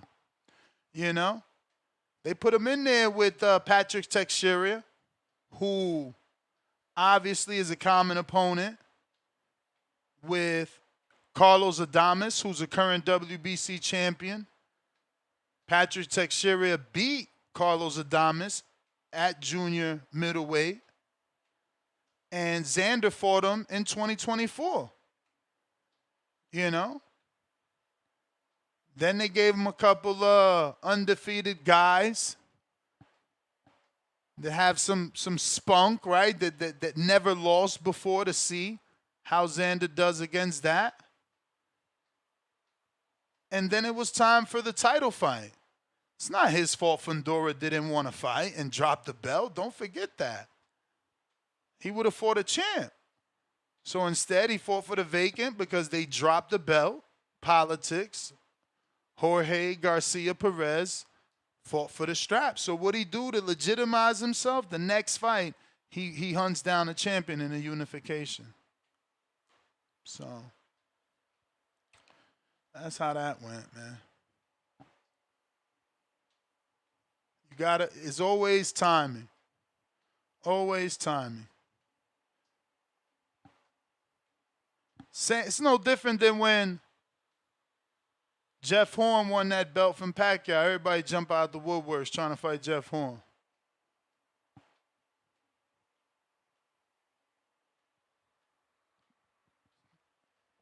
Hey, man. Phone lines open. Discord available. I got Big Money. Yo, you got me? What up? Yep, we hear you clear. All right. Oh yeah, no, I wasn't sure. Yeah, man. I like this with Xander. I like the way Xander's moving. If I got to put it like that, Xander is moving the way we want all boxers to move. You know what I'm saying? He found a lane that was wide open and he's taking it. He's going after belts. He's going after all of the guys at the tops of the division, all of the champions. Are they the best champions? Would it be the same if Jermall was still holding all 4 belts? We don't know. But right now, as it is, he took the opportunity. So I got to at least salute him for doing it. You know, the Josh Kelly fight is the only one that makes sense for right now, because that's a unification and it's in line with what he's already been showing us. It makes no sense to build up all this momentum and then say, I'm going to fight Amando or something like that, or a guy with no belt. He even made that. He even expressed that before. He said, I don't see a point in fighting Vergil or Boots right now because they don't have anything to offer. He said, now after they fight and down the line, maybe I could see me challenging, having one of them two come up and step up to the plate. But with Eddie didn't really even believe in Josh Kelly. He didn't think he was going to win that fight with Bachman. He thought he had a chance, a boxer's chance, but he didn't believe he was going to win that fight. So now that he's done it, he's trying to get him paid in the Stadium of Light, because in his mind, I'm pretty sure he's looking at it like, look, I got to catch. This is time. Now it's time to cash this account out. It's over for Josh Kelly after this, because what is he really going to do? He going to be defending against who? He going to beat a Boots or a Vergil? No. Is he going to beat Xander? I highly doubt it. So this is the time to cash that account out. Why not let him go out in a blaze of glory in his hometown in Sunderland? Big crowd. He gets to get that pay-per-view gate. He gets to get that gate at the stadium, at Stadium of Light, and send that man off in a blaze of glory with a nice check, because his days is done after this. It's time to move on. So with the Xander fight, yeah, make that happen, because the ultimate setup is for the winner of the Boots versus Vergil.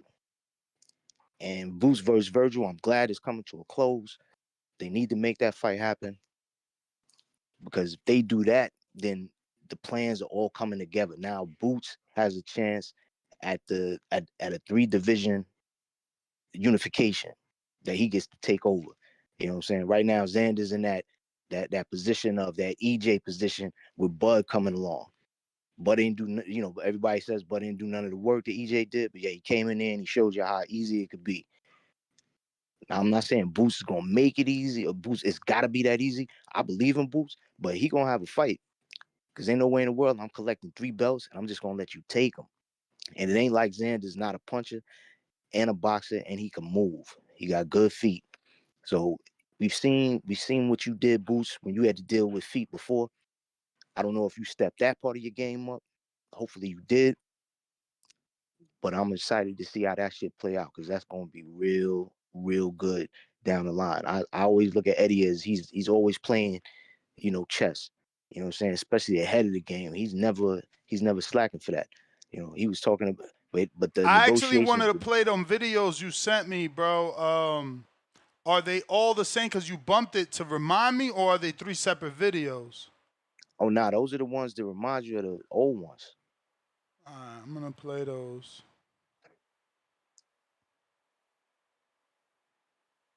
But yeah, I don't think Eddie is gonna get that Sunderland fight though. Just my side, my with Ben, 2 you cents. mean? with getting the fight in Sunderland with the Unification, because Xander has way too much. He's the A side, and I think he got way too much pull. But Eddie's trying to dictate, with the venues he's talking about. For all we know, Xander want to go back to Puerto Rico, because he's already said, "Yo, you can make big fights in Puerto Rico." I don't know that Eddie gonna get his. I don't think he's gonna get his way with the venue for that. Yeah, I want to play that one because you said you sent me one where he talks about. So they all the same one, right? No, the two videos with Eddie is it's all one take, but it's part 1 and part 2. So we need to listen to each video then. Right. Okay.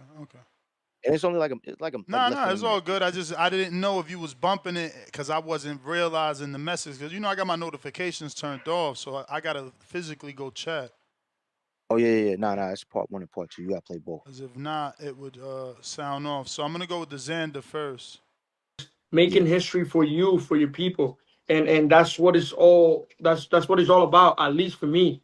Yeah, there are big fights. There's big money fights out there to be made, but to me, they don't represent anything if they don't bring something to the table, some type of glory to the table. And some of these fights that people are talking about, yeah, they're great fight, big fights, but they don't represent anything because they're not fighting for nothing. They're just fighting to fight. So, yeah, again, some of this fight will be able to be made with me once I collect the second. So is he gonna name names? Because it sounds like he taking shots at Vergil and Boots without saying their name. You know what? I probably should have kept it in there, but I was trying to keep the clip short. But he asked him about Boots and Xander. Okay. He asked him about and that's cool, because the shorter the better. But I just wanted context. Was he trying to take a shot at him? Belgian right there first. I know you're not overlooking on Tony. Shout out Ron G. Shout out Fight Hype for the clip. Do we need to keep listening? Is it more?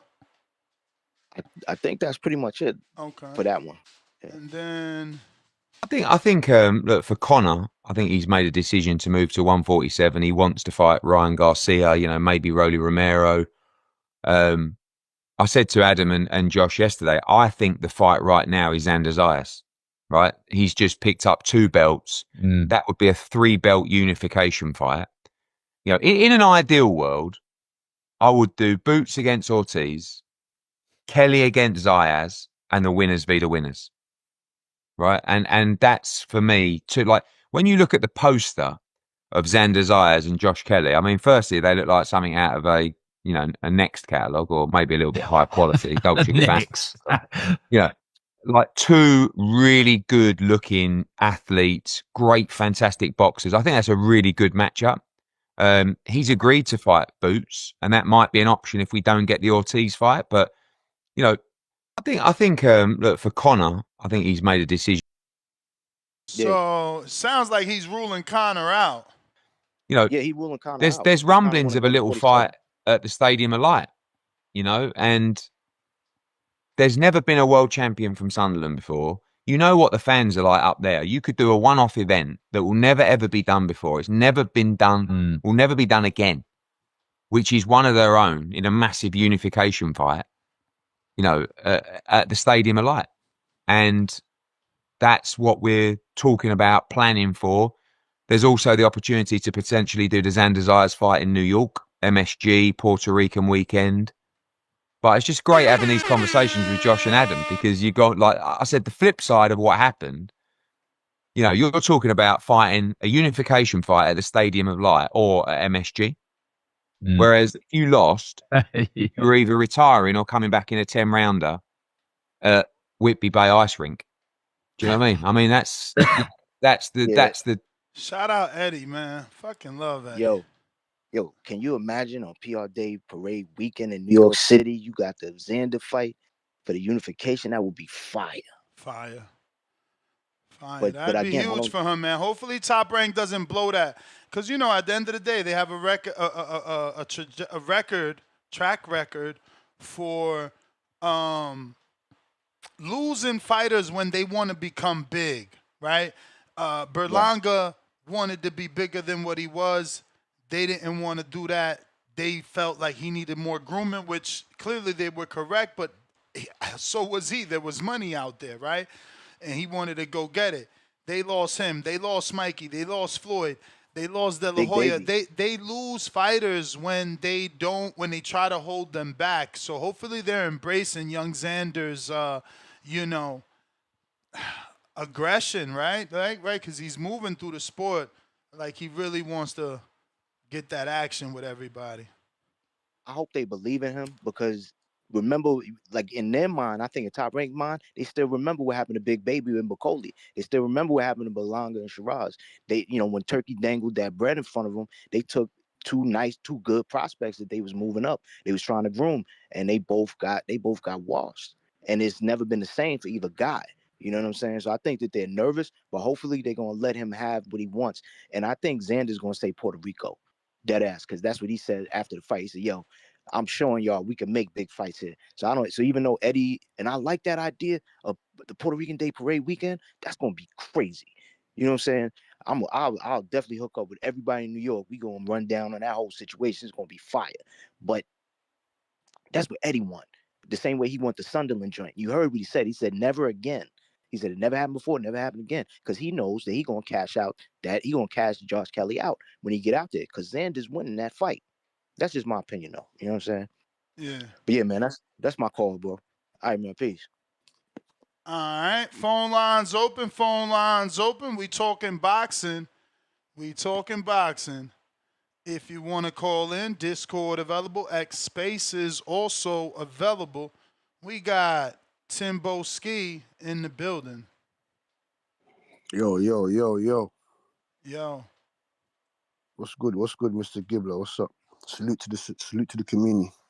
Hope everyone's having a great week, and hope everyone's family's well and healthy. And if you don't like me, go fuck yourself. So back to the situation and the subject at hand. Big money, big money. Coming with a couple decent points right there. No, sir. Eddie, you obviously, I like the way how you dropped at the end. That's your opinion. I like that. You're a very intelligent man with a decent, solid boxing mind. That would be a great fight, great stylistic fight. And I always tell you, Mr. Gibbler, man, it's not all about your MSG bullshit. No. We do big stadium fights over here. Do you know how much the Stadium of Light holds? Do you know how much that holds? Bro, you heard Eddie? He No, said it's never been done. No. It said it's never been done. And Gibbler, Kelly has no track record of selling. Kelly has no track record of selling until the Stadium of Light puts down some sort of site fee. We don't believe you. 50,000. We don't believe you. We don't believe you. We don't believe that Puerto Rico. We don't believe you. Well, you gotta believe Puerto Rico. Guess why? Because it happened and the money is out. He did over 1.2 million. Yeah, don't talk over me. Don't talk over me. Are you gonna give me my time though? Are you gonna give me my time? I mean, you just got upset. You asked me a question. I was staying quiet. Yeah, you invited me. You invited me to your call. No, I did answer. You just don't like the way I answered. I asked you. No, sir. I asked you how much does the Stadium of Light hold? You didn't answer that. I said that's make believe until we get a site fee, bro. We're not gonna believe. Eddie literally told us in the interview they've never done it before. And Josh Kelly, guess what? You can't Google one time Josh Kelly sold 10,000 tickets. So, bro, kick rocks with that make believe shit. They just trying to. This is business 101 for the hardcores out there and the casuals that want to learn. This is business 101. You put this in the media to make Xander think we got options.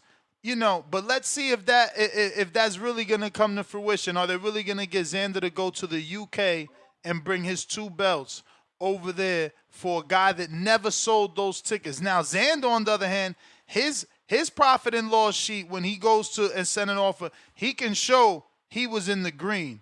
He can show, if we could make an offer to you because this is what we're gonna produce. Bro, we ain't talking about make-believe shit. Oh, one-off, it's never been done. It can never be done again. A 3-belt. Yeah, he got to sell it. He got to sell it to the mayor of that city and the fucking stadium owner itself. He got to sell it, bro. Xander's already sold. New York City, Madison Square Garden, the MSG want him. They got a relationship with him. New York City, Puerto Rico, El Coliseo, they want him. They got a relationship with him. They've already seen the tickets. They already know what it is. It's different than your make-believe shit, bro. First of all, can I go now? Because like I said, I don't want to ruin the back and forth between me and you. I want to have a nice delegated conversation because we can't understand each other when we're going back and forth. So, like I said to you, Mr. Gibbler, that's your opinion. You have no records or no intel of how many tickets Josh Kelly has sold. He's sold out Newcastle Arena. Do you know how much that? You don't even know how much certain things hold. That's a problem with certain Americans. You don't use what you have around you. You have multiple big sites. All you talk about is MGM, this, that. No, the tickets. And another thing is you cuss out Conor Ben.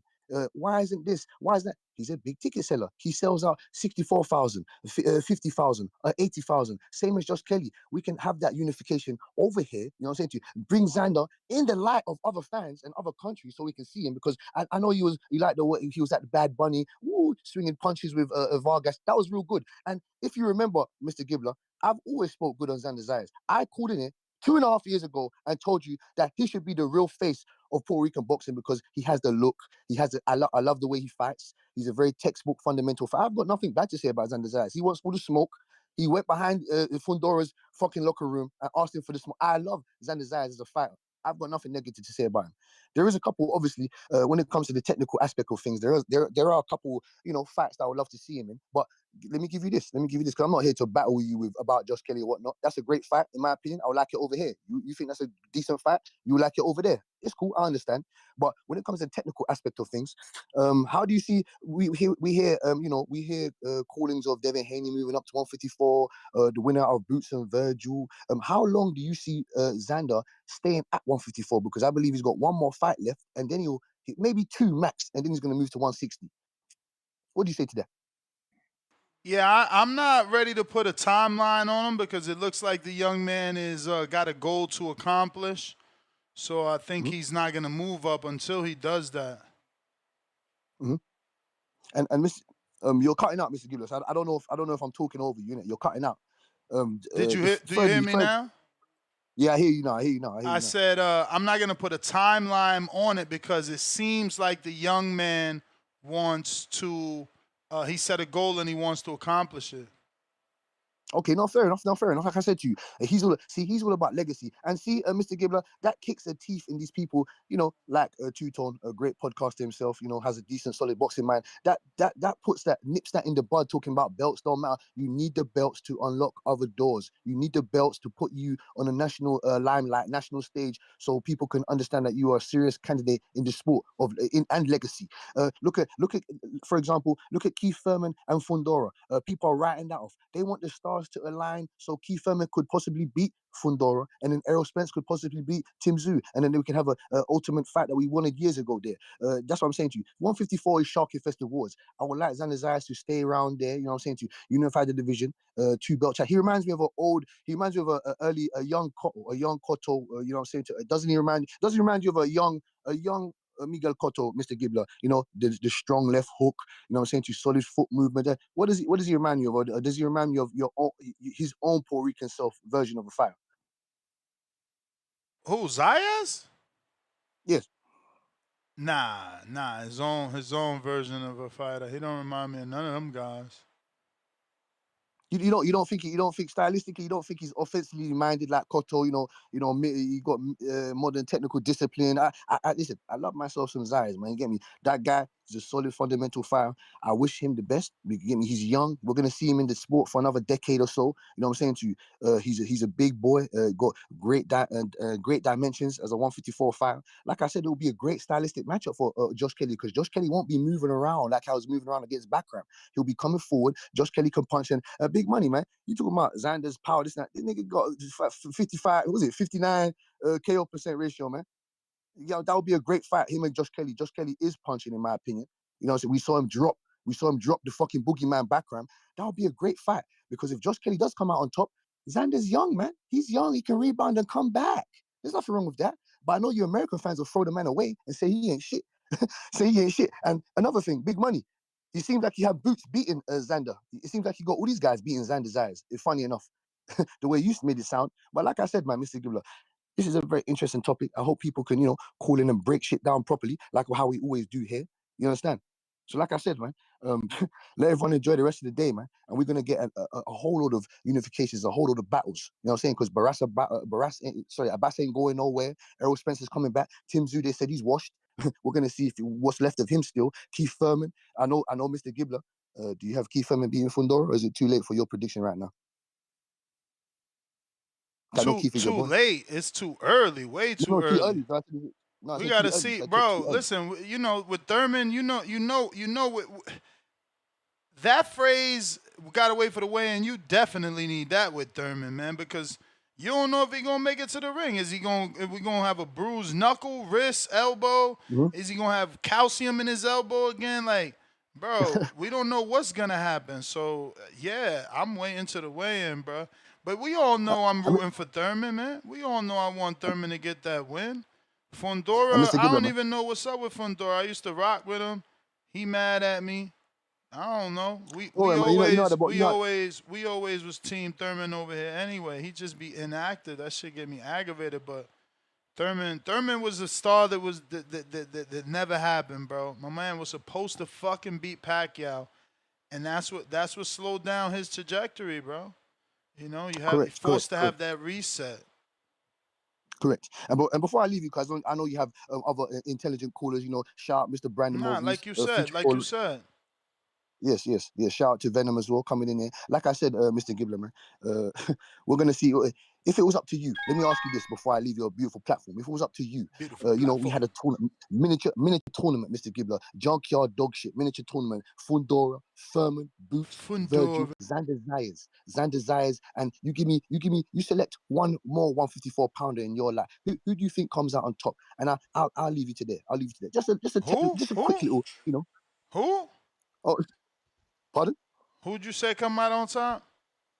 No. I'm asking you. And good afternoon, Mr. Stark. Good afternoon to the beautiful Mrs. Stark. Good morning. Yes.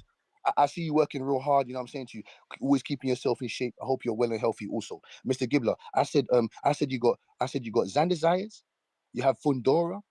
You got Keith Thurman, Vergil Ortiz, Boots Ennis, and we'll put. Who else you want to put in there? The one last name. Give us a name, Give us a name, Star. Give us one more name that you want to see in that 154 miniature tournament. Give me your names again. You got Boots Ennis versus Vergil Ortiz, Fundora. Ennis? Yeah, Boots Ennis, Vergil Ortiz, Fundora, Keith Thurman.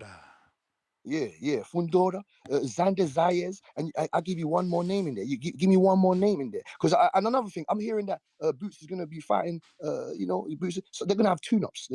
Before that major fight happens. But we don't know. Give me a name, Mrs. Star. One more name. So you got Boots, Fundora, Vergil, Xander Zayas. Does it have to be a champion? No, it doesn't have to be no champion. You put whoever you want to. You can put Rashidi Ellis in there. You can throw Bakram. Yeah, throw Bakram back up in there. Give him another throw shot. Bakram back in there. Man, I wish I was about a soundboard. I'd hit the scratch. Throw Bakram back up in there. Let's give him another shot. Throw the scratch on that one. We can't throw the scratch on there, Mr. Gibbler, because like I said, bro, we ain't throwing them away. But we got to give other guys a shot too. So it's like Brandon Adams deserves a shot, bro. It's time. Yes, Brandon Adams. That's my guy. Yes. That's my guy. I like Brandon Jermall too. Charlo like 10 years ago. It's time. And yes. And I know Charlo is irrelevant at this juncture. I know he's irrelevant at this juncture. But if he does come back, do you have Xander Zayas and these guys beating him? Hell yeah, bro. Xander's 23, bro. You ever had a fight with a dude fucking 13 years younger than you, man? That shit ain't easy. He gonna be younger, them legs gonna be fresher. All them years of bike riding that Charlo been doing, Jermall specifically. Man, listen. Time off. You living with the girl, they on some influencer shit, sitting at home in a big mansion, doing videos and shit. I mean, listen. Traveling to Hawaii. Mr. Gibbler, yeah, they've been doing a lot. Mr. Gibbler and Star. Like I said, before I leave, because I know I said that before the question. This is an important question, something to do with mental health. You heard Suleiman speaking on Jermall Charlo. What was your instant reactions to that? To him saying that he risked his organization. Well, he didn't mind risking the rules of his organization to tender to take Yeah, man. care Listen, of y'all Charlo. gonna say that I gotta say this. Y'all gonna say that I'm being soft on Mauricio. I mean, bro, that's just called being a humanitarian. You know what I'm saying? You see somebody fucking life in shambles that was a world champion. Like, think again, it's like, yo, the issue with this sport is that motherfuckers don't know how to put things into consideration, bro. 1% of boxers become world champions. Shit, I'm sure the fraction is even less that become world champions, become as popular as Jermall Charlo was.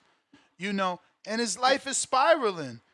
You know, so is Mauricio supposed to be like, yo, this is a business disguised as a non-profit, so guess what? Kick rocks, my champion, I'm stripping you so I could keep getting sanctioning fees with other fighters. You know, no, I'm going to stand by my champion and I'm going to instill a interim champion so that the division can move on, but that this champion sees I'm not just a bloodsucker. I'm not just a dude out for your pockets, and now that you can't provide a big name Jermall Charlo fight, I'm kicking you to the rocks. No, I'm going to stand by you. I'm going to stand by you like these other people wouldn't, because they do treat it like a business. I like the fact that I'm a politician. Don't fuck with me. I like the fact that he had the compassion for those people. I just don't like all the details that he put out there. Like to just talk about unalivement, like just talk about unalivement. And then when he discussed Ryan, he went as far, okay, we said mental health. That's it. But just the details of they were about to unalive themselves if they lost their belt, and the WCBC was the only thing that keeps them alive right now. Like that was a lot of details. But if that's what those fighters are telling Mauricio, I know, but that's Mauricio. Like if I was about to unalive myself and I could buy, yo, but your integrity is being questioned, so he's on the stand right there. No, hold on. If I confide in you and I say, Ness, I'm not logging on to the show because I'm having thoughts of unalivement, you can say Star has been, she's dealing with some stuff or whatever, but I would never expect for you to just say on air that she was thinking about unaliving herself. Yeah, but that's different. Blah, blah, blah. Different because Star didn't call me. You can't get that off, Star. You know I'm the best at debating. I don't. Let me just explain. I didn't like hearing that. Let me just explain. It's different because you can't call me and you would have to call me and give me a story about how TBV stopped you from that phrase you're using. I didn't go deep. I didn't go deep with it, but I'm saying that those men, he's saying those men told them that. So like I would feel good if somebody hit me up, like, and they do. People have said it all the time, but like, it makes me feel good that people find comfort in my voice, even though I'm not even talking about their well-being. So yeah, I mean, I get why he put it out there so that you can see the seriousness of the belt for the fighter. Again, for the fighter, because that's these what callers that keep saying belts don't matter. But look, that fighter said he would have did the unthinkable had he not had that belt. So Ness, what it seemed like to me is that he had to use that for value. Like there should be so many other things he could have said. There is value. I get you. Yeah, those things. It's like, listen, okay, let me grab this. It's a sensitive topic, so I get that you wanted to keep it private, but yeah, I don't know, man. It's like, I don't know. Thank you, Mr. Gibbler. Yeah. We're gonna let you go, Chan. We gotta get to these other callers. Gibbler, you look like Nappa. You look like Nappa from Dragon Ball Z, man. You see, you know that character? I don't. Send me a DM. I don't know. Dragon Ball Z. No problem, I don't man. even watch Dragon Ball Z, bro. I'm a little bit older than y'all. He said Nez glazing for the committee. Listen, I wish I was glazing, bro. This is honestly how I feel. I wish I was glazing. I wish it was that I was getting a check or I was getting a seat on the committee. This is just how I feel, bro. Like, we know what it is. I used to use this phrase a lot in my younger podcasting days. Star, I like to live in the reality that I'm in. Why do we want to sit here and act like Gilberto Mendoza, the president of the WBA, doesn't do whatever benefits Al Heyman? Why are we gonna Some act like people, Mauricio Suleiman doesn't favor Latins in situations? Like, come on, but like it's we know because what the he, fuck it is. Just like the but WBO favors Puerto Rican fighters. We know right. what it is. The IBO, they are beloved by South African fighters. Like, we know what it is. We can't like not live in this real world, but then don't want to see the real world problems and then just, fake outrage. Like, bro, this shit been happening. But no, here's the deal. You know about it. I came into boxing 4 years ago. I didn't know about it. So I've heard you interview Mauricio, but you may have had your hard interviews with him.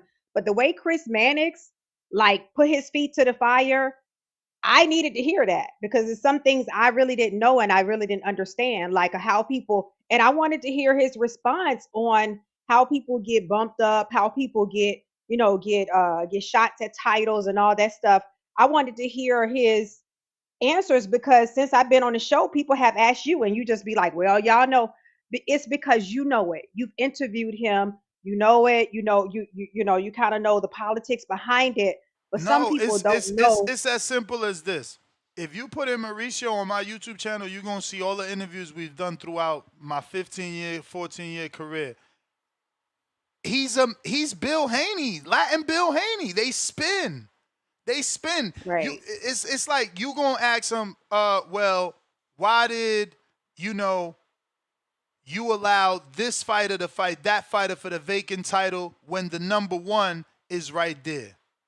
Oh, well, he Right. put in a special petition and Valdez has been such a, former WBC champion. He's been a proud champion and he's represented his, like, bro, I don't give a fuck no more about that shit because we know he's a politician. We know his answers are coming like that. We know that. We know that. And I don't know why y'all act like y'all don't know that. We are hardcores. Yes, we supposed to teach the casuals. You right, Star. You right, but that's Yeah. your job. I used to have another co-host. His name used to be Enrique Church, a.k.a. the Casual Fan. Why? Because he only watched the big fights. He only came out for shit that was on his timeline. So he would hit us with those type of questions, and that would be my job to answer those. So whenever you got a question like that, yeah, I would answer it. But for the most part, I move in this sport knowing the way shit is because it is the way that it is. Right. Junior, good morning. Like what I said yesterday, I hope Zuffa really fixes it. We need a Yeah. global commission. We need something universal. But we got callers. Let me go ahead and get to Chrome. What it do? What up, Chrome? Good morning. Yo, what's up, Nash? You can hear me? Perfect. If I go over, I got a counter. And it's kind of on Mauricio. Like I'm somewhat like you. Like I expected a lot of the answers, but my biggest takeaway from it, like I think Mauricio really need like a press person or something, man. Like he just come off unlikable. Like you feel me? And like his answers, they be so bad. Like I just kind of wonder, like, do he realize in this day and age? I think they'll move on from the WBC. Like fighters, like I just think like how the perception, and then like it's competition. You see Zuffa coming in, and like when what that was when Two Tone and Junior was getting into it, both of them was kind of right. But like my stance on it is, it's not so much that the belt's important. It's the being the best in your profession, and like the WBC or whatever that represents that. So if they come out with something else, you get what I'm saying? Everybody just want to be acknowledged as the best. When you the best at something, people want to see you. That's like boxing. That's why I get like the best don't matter. Because once you get the belt, you can vacate it, drop it, and kind of you done reach that status. But it's just once you get labeled as the best. And I feel like with the ring, Zuffa, and all that coming out, they kind of just got to change up their public perception. You get what I'm saying? Like I know they rules gonna be their rules, but that shit looking bad. I mean, like every place I'm looking at, and like everybody just trashing it. That's my biggest thing is like, I think it's gonna be over in a minute. Really, with all the money coming after the WBC and all them, and if Mauricio gonna keep giving answers and interviews like that, man, he might as well go ahead and cancel that shit. Mm. That's kind of what my thought is on that. I don't know, cause I mean that interview to me, he, like you say, he answered politician like a politician. It's kind of really because we make the rules. I mean, and he right. It's they belt, it's they sanctioning body, and it's gonna take for the fighters like now. People not gonna be fighting for that belt. They're gonna want the ring belt, which is free. It's $180,000. I mean, I don't know, but I think that's my call though. All right. I appreciate your Let's call. Good not get morning, carried Junior. away, man. We don't know if every ring belt that they give is gonna be $180,000. You know what I'm saying? I hope that's the case. I hope that's the case because Guillermo Rigondeaux, for those that don't know, he melted down his 2 gold medals to make gold teeth. So at least he got something. You know, these belts, I don't know that they real gold. I highly doubt they real gold. Like 1,000%. Yeah. No, they not real gold. Junior, Yeah. good Good morning. morning, Junior. You on mute. Something's wrong on your end. We can't hear you. Junior, you gonna get it together. Mhm. This why I was You hit. got. I could hear you when you first got on. Yeah, I don't think his mic was connected when he first got on. But Okay. if you want to jump out, jump back in, maybe that makes it easier. In the meantime, we're gonna go to Brandon in Cincinnati. What it What do? up, Brandon? Good Star, morning. man, good to have you back. How are you? Everything good? I'm good. You know, my grandmother that stays here with the. I mean, not my grandmother. My aunt. She's 87. Even though she's very active, I just chose to go with her to her doctor's appointment just so I can kind of hear what's going on and just make sure everything is good. Yeah. So she's very healthy. Thank Good. God. And yesterday I let Junior be the test dummy. I was standing by listening to him keep echoing. That's why I didn't call in yesterday. I was like, Yeah, no, man, that I was sound ain't right. I don't know how that happened. Maybe cleaning the mixer. Hmm. I was like, Maybe man. that switched the setting, but everything is good now for sure. And then last night I could hear the Actually better. frustration. Go I was ahead. hearing the frustration in your voice last night because I Yeah, listened no, to the I stood replay up till this like morning at the midnight. gym. I stood up till I like was midnight like, till I locked it in. And I'm happy. I'm yeah, happy. Like I said this morning in the monologue, it took me to school and I learned a new way to call in. You know, I'm giving that link to certain people right now just to test it out. But eventually we'll absolutely. roll it out to the entire community. And you don't even need to have a I phone or love it. anything. You And can use it Vega from a sounded lab. so clear. Yes, When Vega yes, I used it, love he it. sounded so clear. I was headed back from the gym. I mean, it was like you said, you had to turn it down because it was like so pronounced. It sounded like a really good mic. Yeah, and So then yeah, that's gonna be you dope. don't need any account or anything like that. You don't need a Twitter. You don't need a Discord. So just another simple way to make it so that people could call in. But Junior, what up? Good What up, morning, y'all? Can you hear Junior. me? We hear you. Can hear you good. You sound good. What up, Ness? You want me to go on mute? Let Junior spit his Nah, diatribe first, go or ahead, man. I know you driving. Stay okay? safe on that road. Go ahead and do your thing. We're gonna get to Man, Junior. trying to, You man. know, What's up? One Good mile at a time, morning. man. he Good morning, Star. Good morning, Junior. Good morning, Ness. Good morning. Yeah, good morning to the whole community, man. You know my style, man. Road to 7% body fat. We working, but Let's go. Boots and Virgil is one of the ones, man. I hope they get this fight made. Only thing that makes me nervous about it is that they talking about the end of April. We coming up right around, right up to that, 8, 9 week mark from that date they saying. So if that's truly the date and they don't push it back, we need to be getting an announcement sometime between probably this week and next week. So I'm a little pessimistic. I just think something's gonna happen at the finish line to where they do some bullshit. This boxing is just left a sour taste in my mouth with when they do shit like that. So I'm gonna be pessimistic, but if they get it made, it's one of them fucking ones. Probably the best fight in all of boxing. I just think it's the perfect clash of styles. It's the green print. Two guys in their prime in their mid 20s. It's Hmm. undefeated. Both guys can punch. Both guys got skills. It's truly like a mega for me it's a dream fight. I really want this one. So fingers crossed that they get it done.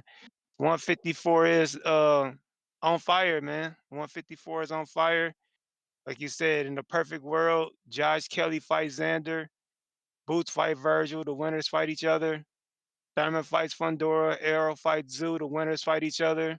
And then that'll be, I think, undisputed right there, the winners of this tournament. So that'll be pretty dope if that happened. But we know in boxing that shit ain't gonna happen. So I'm just wishful thinking. But Brandon, one who you thing think gonna that come out on top make at the end of the year, real quick? Who you think gonna come out on top in that division by the end of the year? man, if I had to be real, man, right now I'm gonna have to say young Xander Zayas, man. If I had to say who Oh, the number one guy in the division is, I think when it's all said and done, I think young Xander's probably the all around just best guy in the division. Just wow. Okay. he's just all around the best guy, but anybody can win on any given night. So I'm fucking Mhm. with that. But like I said, I don't think it's gonna happen that way. One thing I dislike, and no offense to my UK brothers, shout out to Timboski, Mitty, Big Nick. I hate how when once those motherfuckers get a belt in the UK, all we hear about is come over here to the UK and fight in the stadium. Like just cause y'all once y'all get a belt, y'all hold that motherfucker hostage. And if you want to fucking fight for that belt or unify that belt, y'all act like y'all can't cross the pond. Bring y'all Rudy Poo candy asses to MSG or Puerto Rico, bro. Ain't nobody going to Leeds or Ireland or none of that shit you talking about for no Josh Kelly. Josh Kelly ain't no factor. He ain't AJ. He ain't doing 90,000 in Wembley. Every time one of them niggas over there get a belt, that's all you hear. Oh, our fans over here, we pack stadiums out. Whether it's Nick Ball, now it's Josh Kelly, we gotta travel over there for them bum ass niggas. Man, fuck that. Xander the big Mm. fish. Take your ass to MSG or take your ass to Puerto Rico. We not y'all. They do that shit every time, man. That shit annoys me. Every time one of them motherfuckers get a belt, which is rare, everybody got to travel over there, whether they more popular than the motherfuckers or not, so we can sing "Sweet Caroline" and drink beer and act like soccer hooligans. Man, fuck that. Tired of that shit. We're not doing all that. So you can hold the belt hostage, and then if we don't want to go over there, we gonna hear, oh well, since Xander didn't want to come over here, Josh Kelly gonna make a voluntary against Sam Eggington or somebody. And the fucking That's players already in exactly what motion. they do. Yo. Tired of that shit. Xander is the big Josh Kelly. Either fight Boots in Philly or take your ass to Puerto Rico or MSG. Either way it go, don't hold that fucking belt hostage over there on the other side of the pond. Tired of them with that shit, Mm. man. Every time one of them motherfuckers get a belt, And they that's what expect I was everybody saying, to bro. That's what I ride, was roll over saying. there. I said, bro, at least showed it because he said, oh, it's never been done. No. Be more confident. Say no. Let's see if Xander wants to come fight in front of 45,000. Stadium of Light is ready. You know, we got an offer. Like, bro, don't try to talk it up. Mhm. Tell us you got it done.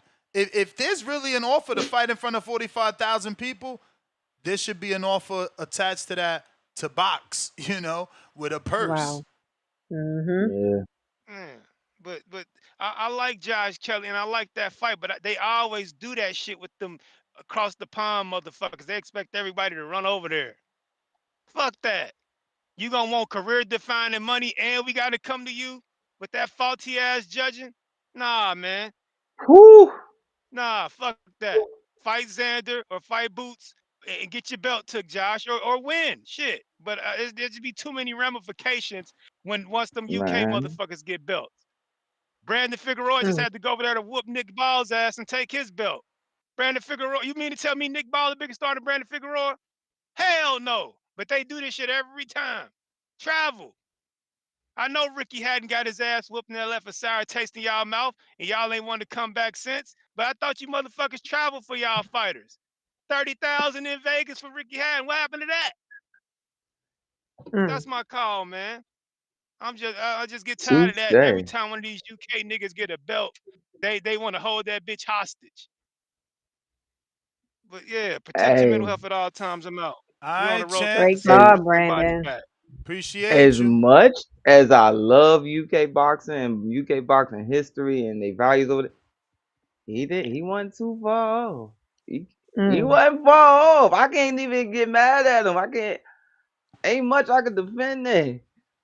Yeah. Oh, oh my! And everybody know I done had friends go over there and fight and tell me, man, when you go over there, have your together. You and your team better move like you in the wrong neighborhood, Mm. cause you Junior, are. Junior, who's the king of 154 by the end of the year? Woo! Mm. For me, I'm gonna go with Boots. I've seen too much since the amateurs. I like Yeah. Xander. I do. You got my boy Major. Jaleel Hackett coming up as Mm-hmm. well. But when you talking about the guys that's up there right now, I gotta go with and what I've seen with my own eyes, the eye test. Mm-hmm. Man, I put it to you like this. I remember watching Boots in the amateurs all the way to turning pro.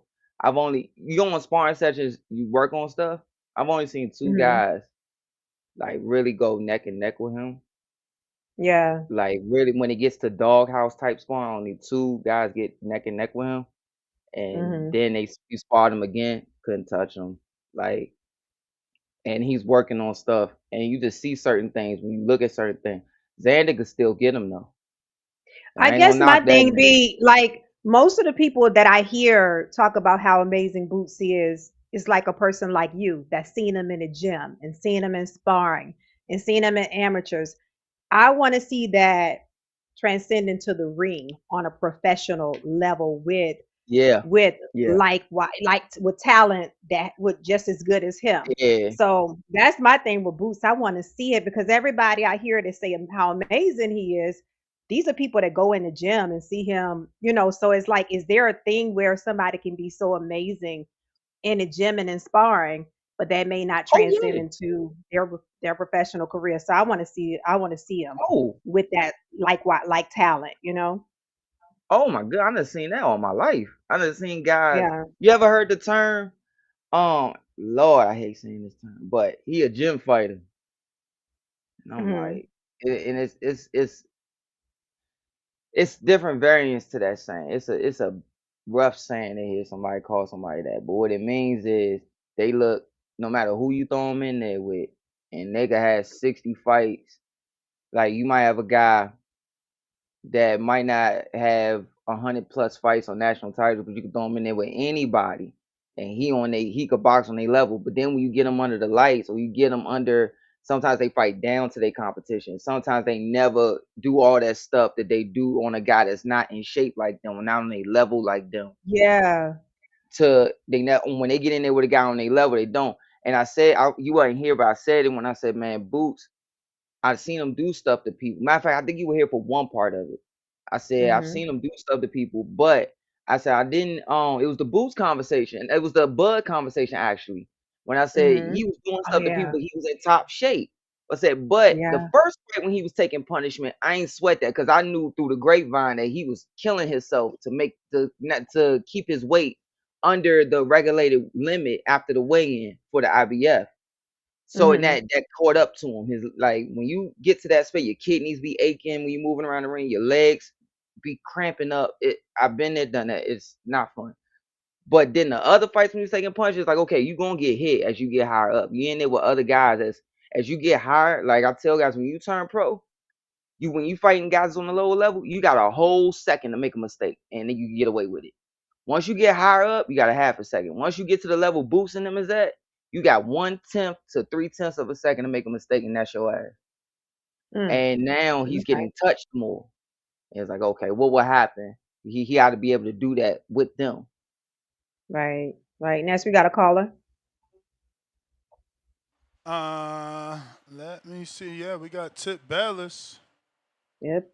Before I Bayless. go to Tip, don't let me forget. I do want to just screen share some things here and give out some information All right. on a few guests we're gonna have in the coming days.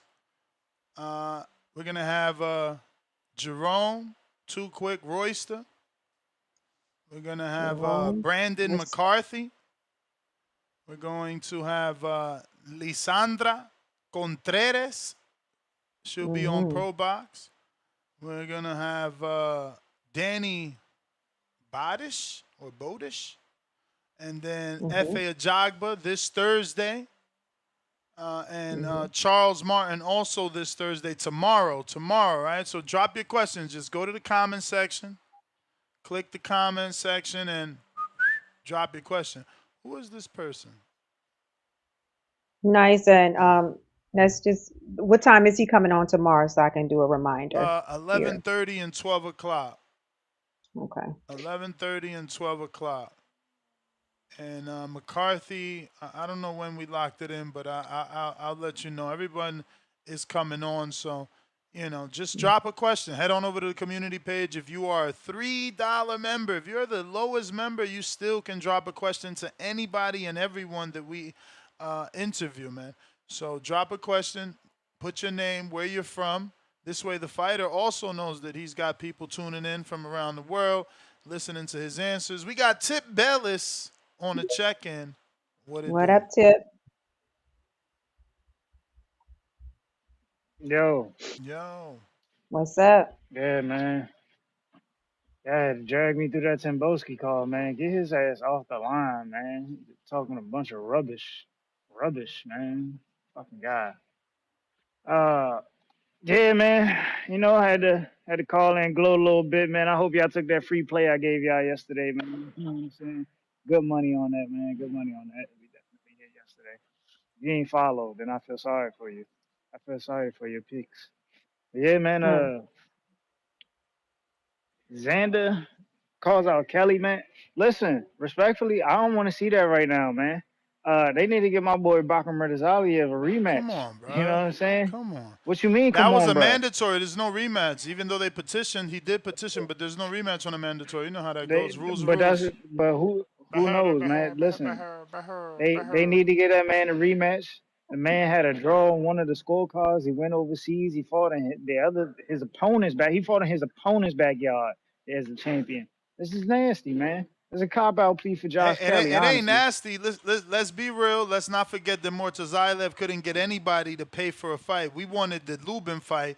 Turkey didn't want to pay, and no one else. The only people that would pay is Matchroom because Kelly was involved. Murtazaliev, got to build his profile. Unfortunately, they not invested in him the way the fans are. No, I don't think a lot of people wanted to risk their fighter getting in there with a dude like that. I mean, come on now, like. That could have been a fight for Vergil to get a belt. You know what I'm saying? But Vergil don't want to fight for belts. You know what I'm saying? It seemed like Vergil, like, y'all keep throwing Vergil's name around there and keep gloating about this fight with Jaron Boots. And it's like, how really good is Vergil? If Vergil ain't even willing to fight the champions in the divisions he's been protesting in. Like, come on, bro.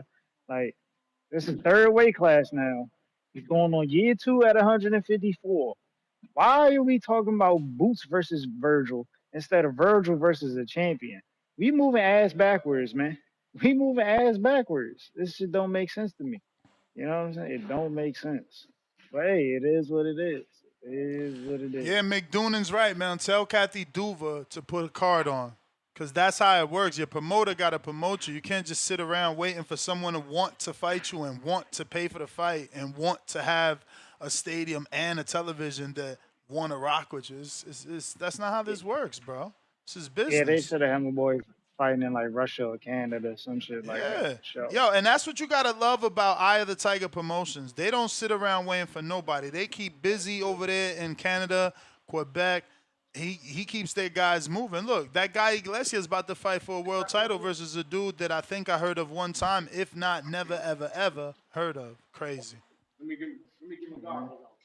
And then now you got to stop with this promotional company narrative of them saving boxing. You know I'm treated like Harry Potter. No, listen. It's not like I'm. I'm not. I mean, I'm rooting for them because like that's the only person trying to do something different. That's it. But we do need help. Tip. We need a universal commission. We need universal drug testing. It's like I said yesterday. bro. I guess I have to keep putting it into the universe. New York, I keep LA, telling you Nevada, they need to make a that's not a Trinity universal, bro. commission That is for their the own. 51 states.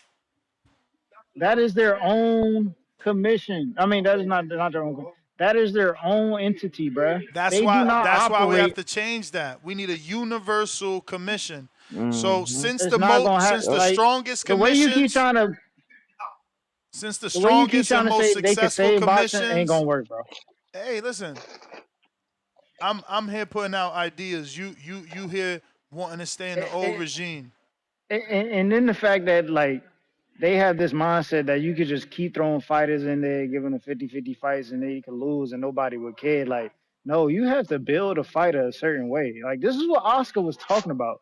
A lot of these dudes is just going in there fighting, and they're not even realizing that they fucking their career up even more. You're like, sure, you staying active, you getting paid, you know what I'm saying, blah, blah, blah.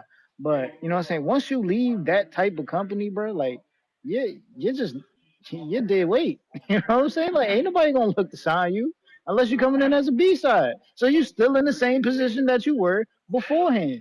So yeah, it's like I said, that what they doing is good for B sides. You know what I'm saying? Like but I said you can't change what's been going on for hundreds of years in the What are you sport of talking boxing. about? What are you It's talking not gonna about? Good work. for B-side.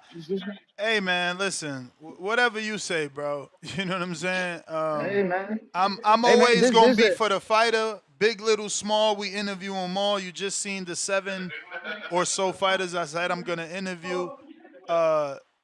They making hey man, get my the boy. B side. They making the B side into the A side, man.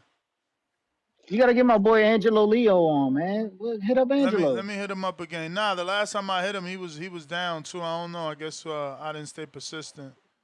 But and that nigga was just on TikTok. He was on TikTok last night. I see him on TikTok all the time, chatting it up with him. All right, let me keep it moving, champ. I got a counterpunch for Tim Boski, courtesy of DC3. We got a counterpunch for Bo Rogers, courtesy of DC3. All right. And before we get to that, let me check if I got Leonard Sterling with the 5-pounder, pound for pound, number 1 in the chat. Let's go, Leonard. Drop a bomb for the status. He says, all these boxers who is fighting on ring and Riyadh season events like Haney, Shakur, Keyshawn, Shushu, they all have to wait for Turkey to give them another spot? ? Sounds that way, bro. Because look, Devin tried to go the Crocker route, and it looked like right away, Matchroom's like, look, man, if Turkey ain't paying for that, we ain't doing that. So, yeah. Dang. Yeah. Yeah, man. All have to wait for Turkey to give. Sorry. It sucks, though. It sucks. They need to. Yeah, they need to get get active, another man. option. I like to see fighters active. Devin fought in November. That's already now what, 4 months? Yeah, and I mean, maybe the bigger fighters like maybe they just demanding those big purses. Can they do so? Yeah, that's Maybe the thing. That's the thing. It's that's hard to pay a making motherfucker can't $30 do million anything in a year. between. You know, $10 Yeah. million every time you fight. That's not easy. We got a fat Yeah. $10 super chat from Dr. Obi. While I agree with Vega, I think we are overlooking the importance of international fights for the sport of boxing. At the end of the day, Vergil Boots is a domestic fight with no importance. How do you guys feel about that? Say it again, Ness. Read it again for us. While I agree with Vega, I think we are overlooking the importance of international fights for the sport of boxing. At the end of the day, Vergil versus Boots is a domestic fight with no importance.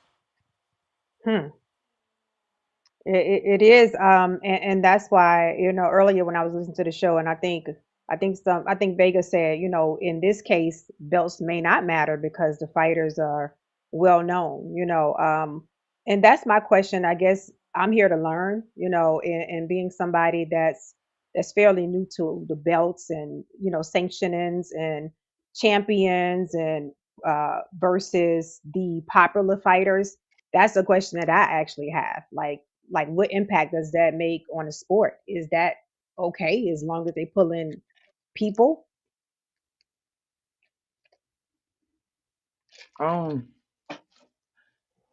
The fight being of importance is the key part of that drawing my attention to the question.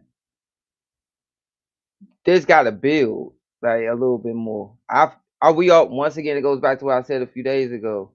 We already know you're gonna tune in, Star. You're gonna tune in, Ness. We already know this. We know I'm sure gonna tune in, but we gotta Yeah. build it a little more to where the casuals are gonna tune in more. Xander being on the Super Bowl and having them put little posts up each day, like twice a day, of him being on the Super Bowl and little things that happen backstage, that's pushing his face out there with more casuals more, and that's what's needed. Boots, I'm pretty sure he'll do his thing and keep pushing his narrative on his page. That'll push it more. Once it gets to a certain point and they have spectacular performances, then it'll be time. But and hopefully it'll be later this year. But I wouldn't be surprised if it doesn't happen till, if let's say beginning of next year. I wouldn't be surprised if they build it more, if they feel like it can be built more, or it could be more on the line. But it's important because you got two guys that could ruin each other. Honestly, they both could be at that, what Star was saying, that they Boots could be in it with a guy that's 1-1-8 right on his level. But yes, so important, yes, but just keep building it more to where it will be more money on the line.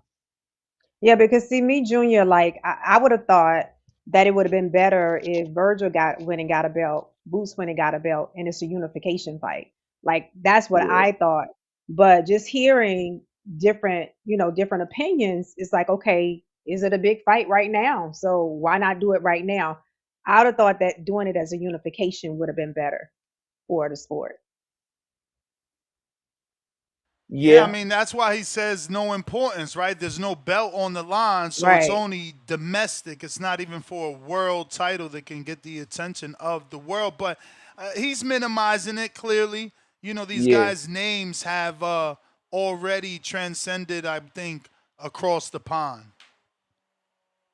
Yeah. I got Tim Boski with the counter. What's up, Timboski?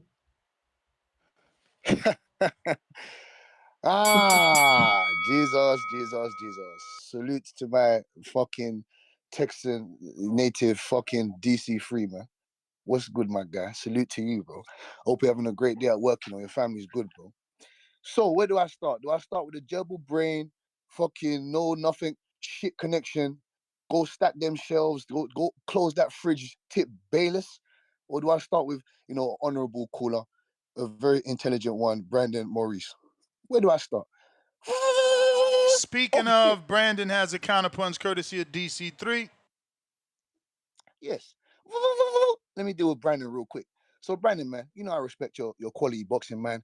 What the hell are you really talking about? Junior, you said, I can't disagree on that. Salute to you as well, Junior. Salute to you. I can't really agree. I can really agree with that. I got nothing to say. No, what are you talking about? Every single time you Americans win a something, you want us to come over there. Like there's the fucking the gates to heaven or something. Nah, G. There's a reason why you're pound for pound fighter in the world. There's a reason why you're 3-time undisputed champion and multiple other pound for pound fighters say that we're the best fans in the world. There's a reason for that. So whether you want to say we're tired of that shit, the reason why people want to come over and fight, and England is where the real boxing is at and the real atmosphere is at, because we don't throw away our fighters. We don't fucking roll out the red carpet for fighters that haven't done anything unless they actually put a name that they're fighting. The fans like the way they fight, i.e. Conor Ben. Whether you like it or not, he's a junkyard dog. I know Mr. Gibbler likes to talk about, what's he done? He's the biggest fight. Puncher. Yeah, well, he's a fan-friendly fighter. It's as simple as that. This is where the fucking fight is at, whether you like it or not. This is where the atmosphere is at. And yes, we don't have that many champions. You have a population of over 300 Ross Clark, million people in the world. That woman that came out and spoke to, our guy, Piers Morgan, said that there shouldn't even be a Puerto Rican anthem. You know what I'm saying? So it's just, it's all over the place over there for you guys, man. Stop it, man. Stop it. When we get a world champion, we cherish them. You know what I'm saying to you? We don't throw them away. Nick Bull will be representing headline another fucking show where he's from again. You know what I'm saying to you? And the worst thing about it is all that. Look, we got Fabio Woodley and Dubois getting made. Real big stadium fight. I'm sorry that you guys can't have that. You understand? And Tip Bayless, man, your calls are pathetic. You get to the back of the fucking line, man. You don't talk about nothing. No one cares about what movies you pulled out your ass. We don't care about that. You talking about the picks. Shut the fuck up, man. I told you, I'm the pick man, boy. I'm the pick man, not you. You didn't give no picks out for no weekend, for no successful weekends. All you do is you come on here, you talk out your ass because you don't know what you're talking about. You stop talking about Keith Thurman because that fight's around the corner. You ain't talking about Keith no more. You stop talking about Garrett Antoine Russell. You stop talking about multiple Demetrius Andre. You may You feel stop like talking it's about your them. time, So come out of there with your but it's bullshit. not your time. Yeah, salute, Mr. Gibbler. Salute, Junior. That is the bell. All right. We got Counterpunch, Bo Rogers, courtesy of DC3. Salute, DC3. If you're watching this on YouTube, don't be stingy with that thumbs up. Go ahead and smash it. It's going to help with the visibility of the show and put this episode in the eyes of boxing fans that don't know we rocking out multiple times per day. What up, Bo? What up, Bo Rogers? Shout out to DC3. Shout out. Yeah. Who gonna be the man in 154? I'm gonna tell you something, y'all. I like Keith Thurman. I think Keith Thurman might damn shot Fondora. I think Fondora will beat the shot of him too. But I think that damn overhand right, Fondora, he be getting hit with that shit. Tim Blue was touching him up with it. He just didn't have enough to keep him putting that pressure on him. So Keith Thurman, if he can win, he become the man. I'm not gonna say he's gonna be the best of it. I think Boot's still the best. But I want to see all these guys mix it up. I don't care who fight who with their really because it's stacked like that. Ain't nobody can really turn. No matter where you turn, somebody got to run into the danger. And don't nobody know who the most dangerous. That's why this division been hot for so long. I love this division really. If they go ahead and all of them mix it up, and I hope Jermall come back and get back into the mix. And Spence and Tim Zoo. I got Spence in that. If they do make it happen, I don't have a problem with him going over there to the Australia and making it happen. He's a world champion. So Tim who did a real good job of building his name up. He fight everybody. He ain't scared of nothing. He give you good fights whether he win or he lose. So all this shit right here is good. And I heard y'all talking about the guys that fight for Turkey and stuff. But let me tell y'all something that y'all might not know, and this ain't even had nothing to do with boxing. This just got something to do with what's going on in the world. Saudi Arabia make their money from selling oil. They need to sell, I think it's a million barrels a day, and I think they only doing 60 million right now. So the guy that's over everybody in Saudi Arabia announced that he wants them to only invest in things that's gonna bring them an immediate return. He don't want to keep investing money on things that ain't gonna bring back in return and just losing money trying to build stuff up. They ain't doing that no more.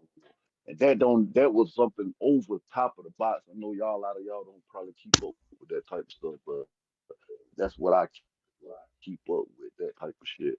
But that's all. I really ain't have a whole lot. I won't even call in early. Shout out to DC3. I just thought I'd let y'all know that about Saudi Arabia, what's going on. So the guys that working for Turkey, all those big paydays he was giving out, I told you those fights really ain't gotta happen right now. If you need a sugar daddy, that fight don't need to happen. That's why we gotta cut. We gotta all stick together, support the what we really You may love feel like and it's your buy time, pay-per-views when they give it to but it's you. not your You time. got to do that. And I'm a holler. Shout out Gotcha. Bo Rogers. If you are looking to call in, Discord is available. X Spaces available. And we got that new way of calling in. J-Mac, check your messages. You know, I'm giving that link out to specific people that we can trust as we test it out. Eventually, we will roll it out to the public. I mean, it's working fantastic, though. Alex Don't forget to Vega do the. called in via that. Say what, Don't forget Star? to Don't do forget to the. do what? Don't forget to do the fight camp question when you get a Oh, chance. that's right. That's right. Thank you for the You're second welcome. reminder. Shout out to Star. It is the final week, right? This is the 4th week, the fight camp and Boxing Voice collaboration question. So this week, you got until Sunday, and then we're going to be announcing a winner. So hopefully you've been answering the previous 3 questions that we had. But this week, we got one. And the question is not easy. Which modern championship fight is most often cited by trainers as a master class in controlling pace without throwing volume? And which specific tactic choice allowed the winner to dictate the fight? Yeah, look at Junior That's thinking. easy. Yeah, right. No, that's Yeah, right. no. Like you said, Junior okay, say that's what easy. Go you ahead. said what? All right, you said that the first part of your question. You said what is it that trainers like to see most that has to do with volume, right? No. Which modern championship fight is most often cited by trainers? Meaning, which fight? And it says modern. Oh, Modern. So that has to be something recent. So which fight do people point at? Trainers specifically, like, yo, man, young blood, you better watch so and so. You see how you control the pace yeah. without even having to throw so much? It's multiple ones, but the ones Exactly, I always heard, It's multiple, but is it the one you needed to be to win the $400 package though? Yeah. But go ahead, who you think it is? The one that I've heard most over the past 20 years, the most is when Floyd was the underdog and he fought Chico. That one, because he picked his shots. And you said the second one was what tactic is the best I don't used, know. right? Some could say it was Floyd versus Canelo because he slowed that pace down versus the young 21, 23-year-old Mexican, slowed the pace down, and the tactic he chose was the shoulder roll. Yeah, so and you said the second part was which particular tactic, right? Do trainers point to? That isn't a lot of volume, right? You killing me, Smalls. It says, and which specific tactic choice allowed the winner to dictate the fight? So again, it's the shoulder roll. If you think it's Floyd, then it's the shoulder roll. That was the tactic. Yeah, but if I'm looking at the Chico fight, for me, we already know he's gonna do the Philly Shield. But the thing that set everything up was him. This was his jab, setting that stab to the body ruined Chico that night. Because if you watch how Chico took them stabs to the body, he walked through the first 3 rounds, he walked straight through it. Next 2 rounds, he started to tuck a little, every time, tuck a little. Then by the time we got to when the thing was gonna be over, he was been all the way over getting stabbed to the body.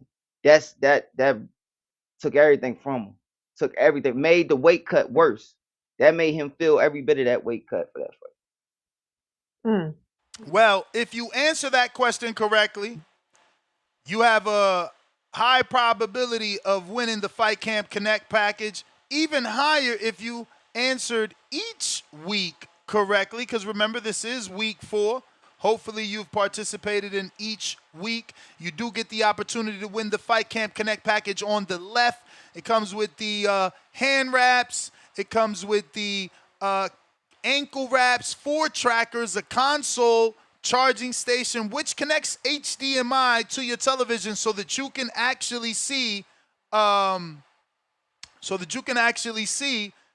the video and follow along. Plus, the white gloves you see in the Elite package will be also included in the Connect package because you did that right here on TBV. So we're giving you an even better value. But it looks like I got a caller on Call Me.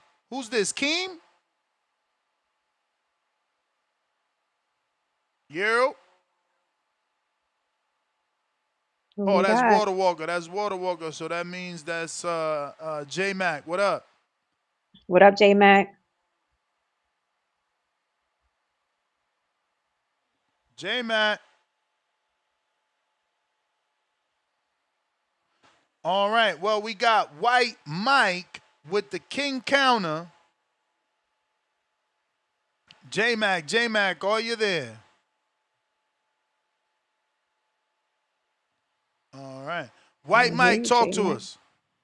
What's up, White Mike? Man. What up? Shout out to Car. Junior, is that what it is? That's your name, sir?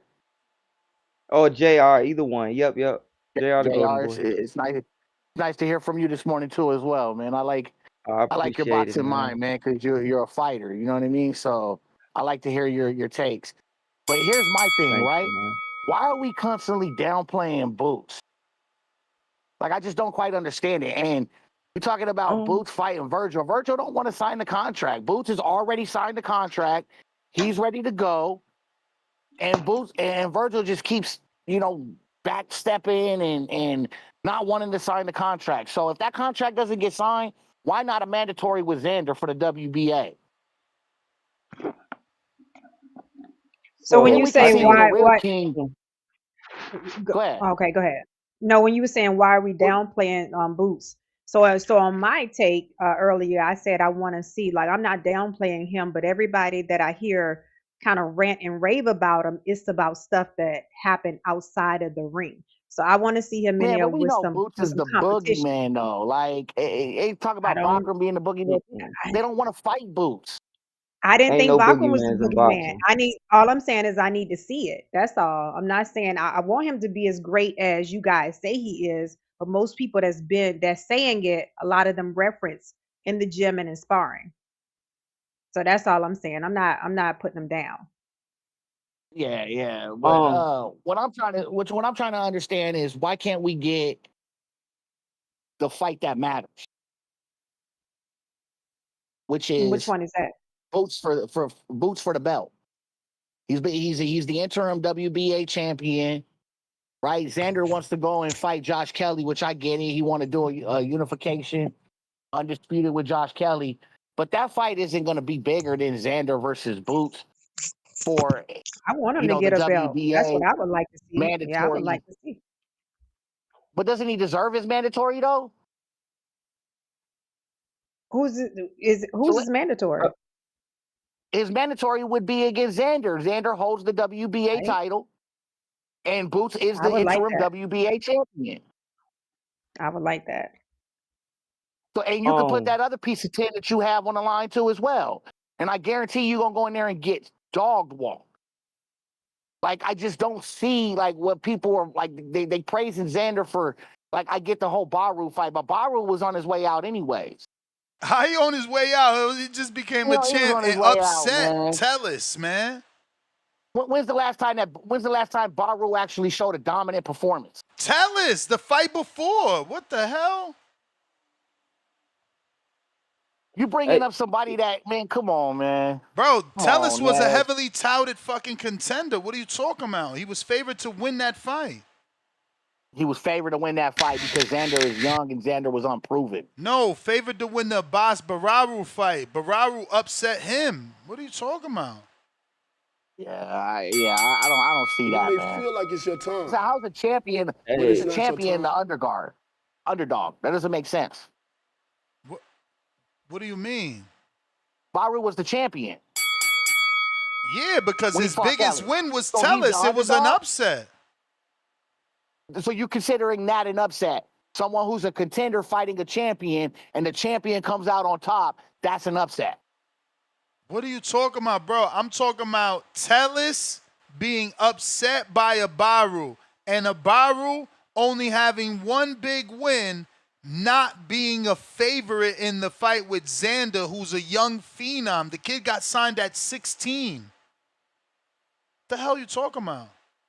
A lot of these fighters start at 16. No. Signed to a major promoter, fighting on ESPN. A major promoter. The fuck? That shit doesn't happen every day, B. May I interject? May I interject, Mr. Anytime. Man, this is my look.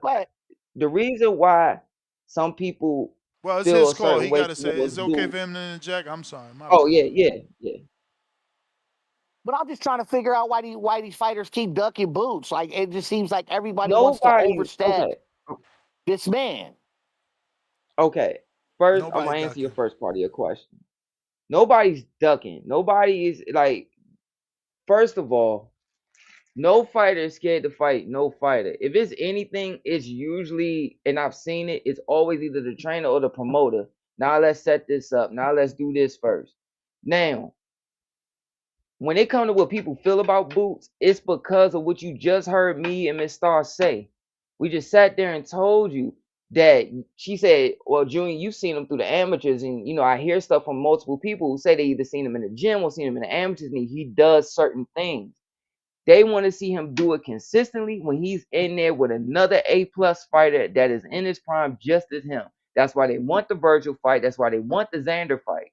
That's all we're saying. That don't mean you talking down on the guy. It's no different. But like he's not pursuing these A-plus fighters, and these A-plus fighters. Well, he gotta call the president and tell them, I want the mandatory. Order the mandatory. Let me fight Xander. Like you talking about pursuing? That's how you pursue. Sending an offer. Yeah. And that's when you hear guys say, "Hey, I sent you the offer. I got the proof. What happened on this day?" That's when you see that stuff happening on social media. The production team sent me the odds. I'm sorry to cut you off. I just want this kid to get some context. Ennis Tellis was a minus 550. You had to bet $550 to make 100. That's how big of an upset win that was, bro. You can't. And that's what I'm saying. Y'all so easy to call in here and just shit on a boss after he did that. He's still a legend in his country for that shit, man. People they don't become champions. Like, y'all act like that shit's so easy. I just don't see a champion being an underdog against a contender. If you're the champion, you're the over. All right, Chan. Plain and simple. You ain't been watching boxing long enough to be saying that, because obviously there's been champions that have been underdogs all the time. Canelo was a champion going into the Floyd fight, and guess what he was? An underdog. Yeah, but Floyd was a champion too. I still gave you a champion being an underdog. Got to go. That was both the calls. And it's okay if I finish? Yeah, go ahead. Yeah, nah, I'm sitting there. I'm trying to get him to understand, but it seems like he's just stuck in his ways the way he don't hear either side. Is that people don't feel, they just want to see Boot. Every fighter's gone through this. Any fighter you go through history has gone through this. Ray Leonard went through it, Sweet Pea, Oscar, whatever way you want to put it, where they just want to see him execute the same things at the highest level. That's all they want. That's all we're saying. We're not sitting there saying that we crapping on him, or man, he just flashing him. Nobody's saying that. I sit there and say I seen this kid since the amateur. He fought my god brother. Like, he made my god brother have to go through the whole box off. Like, the kid can fight. So I get what you're trying to say, but nah, man, it don't mean that nobody ducking. Boots not ducking nobody, and they not ducking Boots, man. If they was like, where do these people come from? It's like, come on, man. I got Leonard Sterling, pound for pound, number 1 in the chat. Drop a bomb for the continued status. Matchroom gonna lean more towards Madison Square Garden. The known Kelbrook was a bigger name than Kelly versus Spence. They did 27,000. Kelly don't do near 60,000 capacity. We got Jerry Soriano with the $2. Mauricio said Benavidez duck Canelo fight. Sad. Leonard Sterling, pound for pound, number. Yeah, I don't know. He be changing people's words. I wouldn't run with that. Leonard Sterling, pound for pound, number 1 in the chat, 5-pounder. Sources say Oscar Collazo versus Jerusalem, March 14th. 3-belt unification on the zone. Good news, Collazo with Golden Boy, if true. Confident about Boots fight.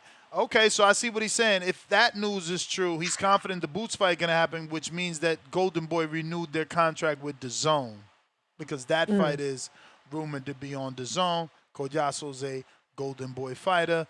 Lids low, Decatur, Georgia, Shawty, $2. Brandon is my vote for Caller of the Year. Brandon, you got a counterpunch courtesy of DC3. We got Cliff, Connecticut, $2. That's what I said. 54, Ninja Dragon, the feet emoji. Weight class. Okay, so basically he's saying the 54-pound division are dragging their feet. I mean, it seems like they about to get active, right? Kelly could be potentially fighting Xander. Boots could be potentially fighting Vergil. Fondora's already fighting, what's his name? Thurman. So, you know, they getting active. It's going to start moving. Yeah, let's go 154. We need to see it. Yeah, man. Yeah. Discord available. X Spaces available. We got Jalil, member for 7 months on the prospect level. Hearing the ATL is a possible spot for Voots Vergil fight. That would be dope. Counterpunch, courtesy of Cliff for Cliff. DC3, counterpunch for the tipster. White Mike, King Counter, we got to. Leonard Sterling with the 2-pounder. Miguel Gutierrez from the Bronx, Marco's opponent. What? We know that, but does he have a box rack? Because if Gutierrez got a box rack, Marco's fight should be there. Where that box rack at, man? Where is the box rack? Counterpunch, Tip Bayless. What up, Tip?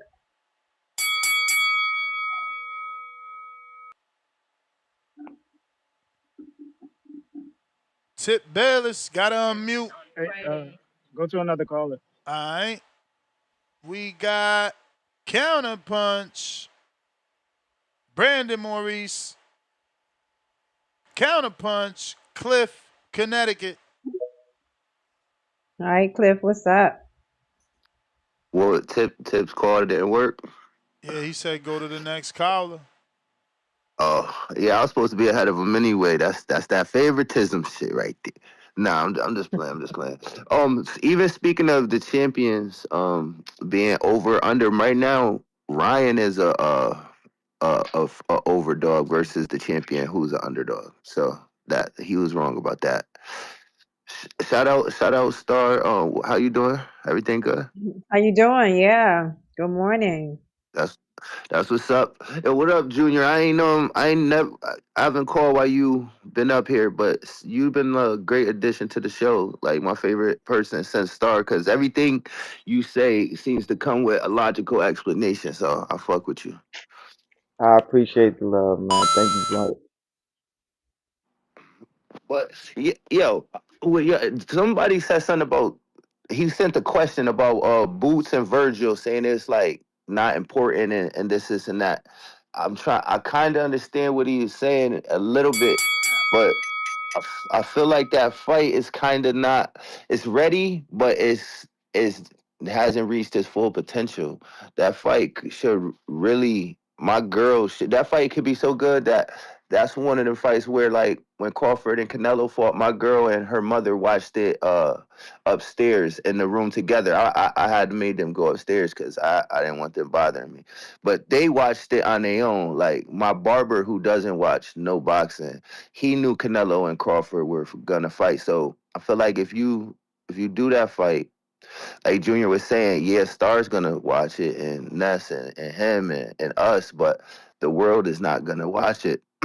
So I don't really understand why we so hell bent on sitting here like dying for that fight when y'all keep telling me this division is so deep and so it's just so much to do there. Why are we dragging our feet, stalling out for this one fight? Do we not believe in these dudes? Do we think one of them is going to get clipped off and then the fight is gonna lose some steam? Are they just trying to cash in now? Like, what? Why is this fight what it is? Like, there's no belt. You know what I mean? If they really are the cream of the crop, they gonna rise to the top. That's what the cream do, right? So I don't understand what's all this Boots, Vergil standoff going on. They need to keep it moving until they can figure it out. That's, I mean, if y'all want to weigh in and, I mean, tell me where I'm right, where I'm wrong, that's what's up. But that's my call. Yeah, I remember when I think Oscar De La Hoya, his side was saying that Boots really, like, what will Boots do if he don't get the Virgil fight? Basically, like, he don't have anywhere else to go. So at that moment, I expected, to see Boots' side kind of show us something, some other options and stuff like that. But we never did see that. So to me, that's a bad look. It's like, it seems like on his side, if it's not Virgil, Eddie can't make anything else happen. I don't get it. I think that's a bad look.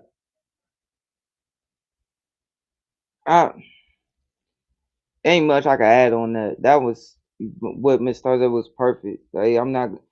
They got to figure this. They got to figure this out.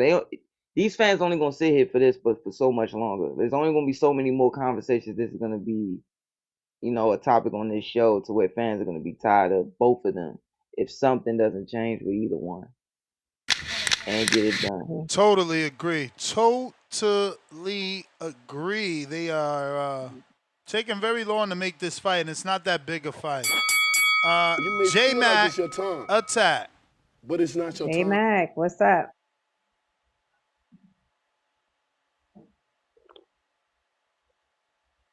Yo, can y'all hear me? We hear you. Got you. Yeah, man. Hey, good morning to y'all. And that's when I got on it. It said you connected me, but I heard y'all and I couldn't speak through it. First, it allowed me to speak through my Bluetooth. The second time, it wasn't even, no, it was tripping my Bluetooth. So that's me trying it out. Man, I got a call in. Y'all know I got a call in on one of my boot show.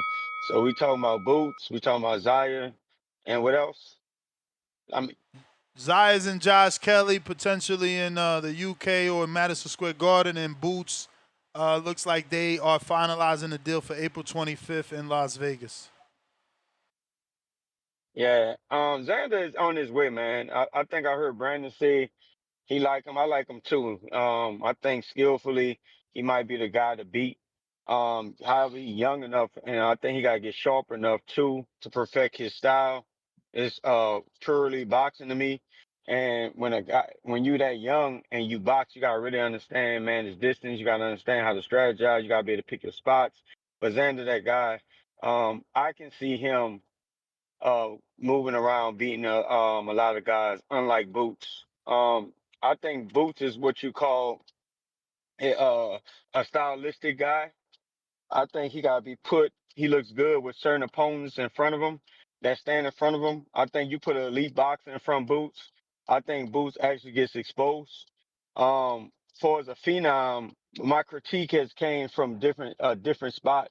A lot of people like to link it to Bud. They like to link to this. I just see right through it. Like, I've been seeing right through Tank for years. Now a lot of people are starting to come late to the situation. Like certain guys like Tank, certain guys like Boots, I think they're stylistic guys, meaning like you got to put the right opponents on them in front of them so they can look good.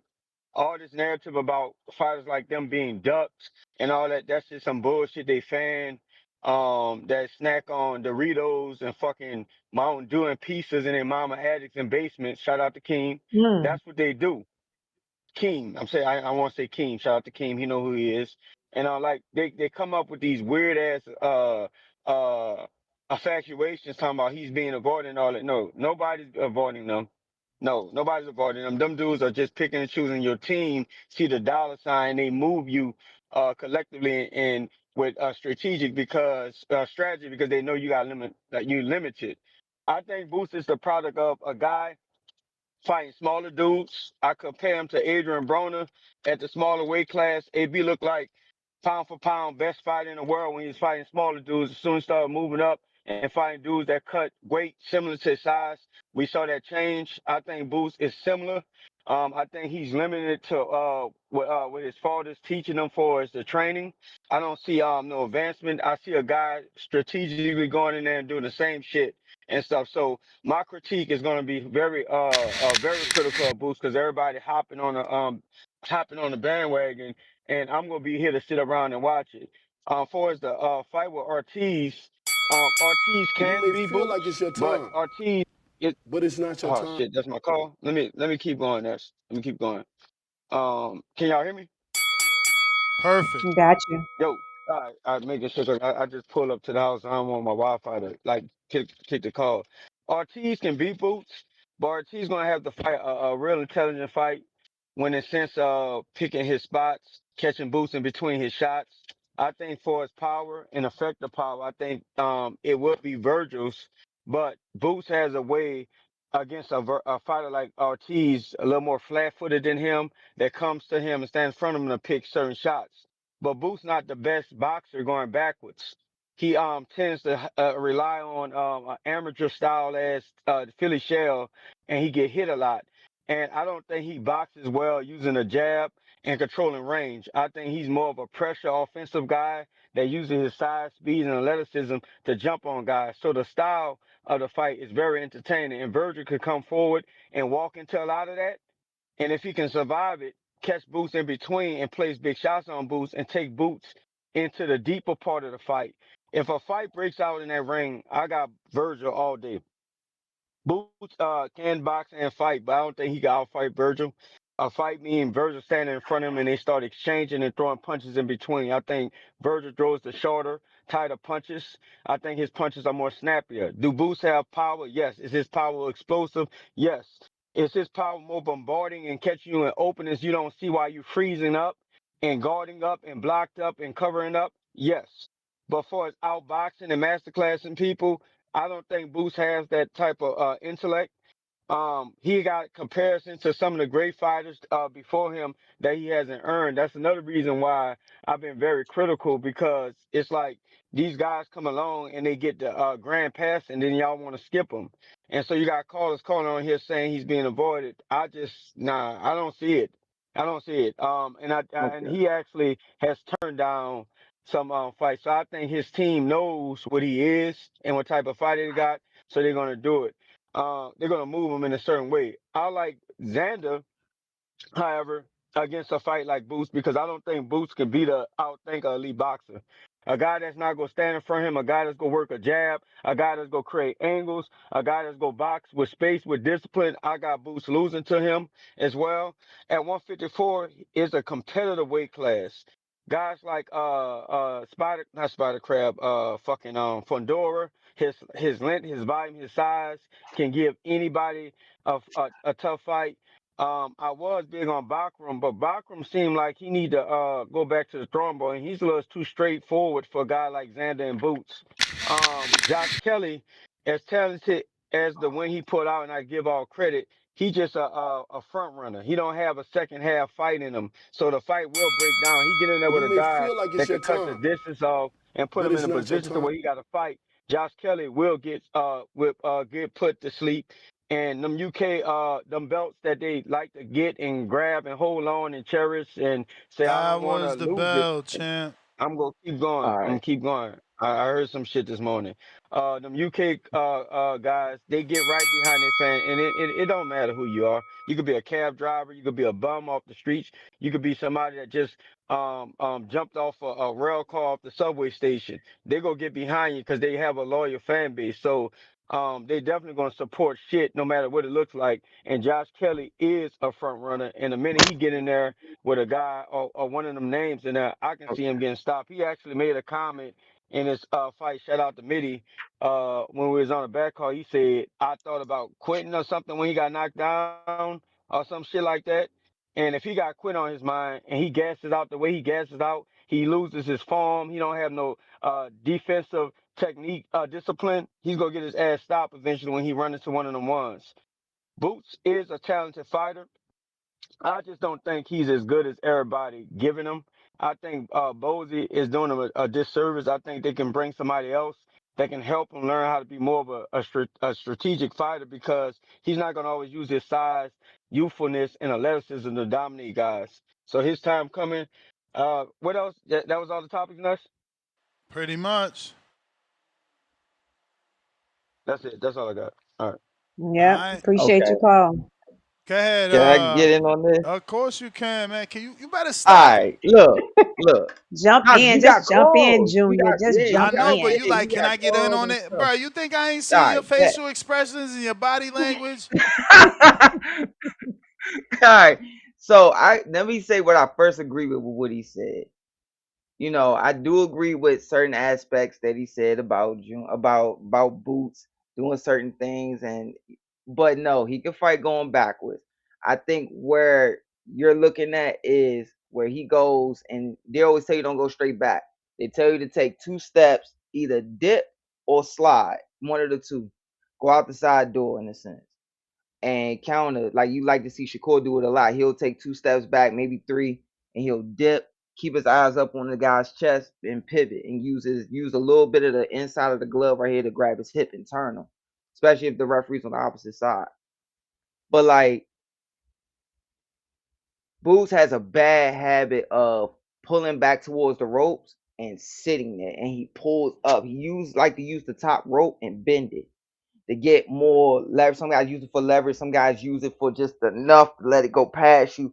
But when you go too far back, when you're leaning on the ropes, it takes away where you're trying to sit on your legs to shoot the power. But he's not using his size or anything. He just grew out.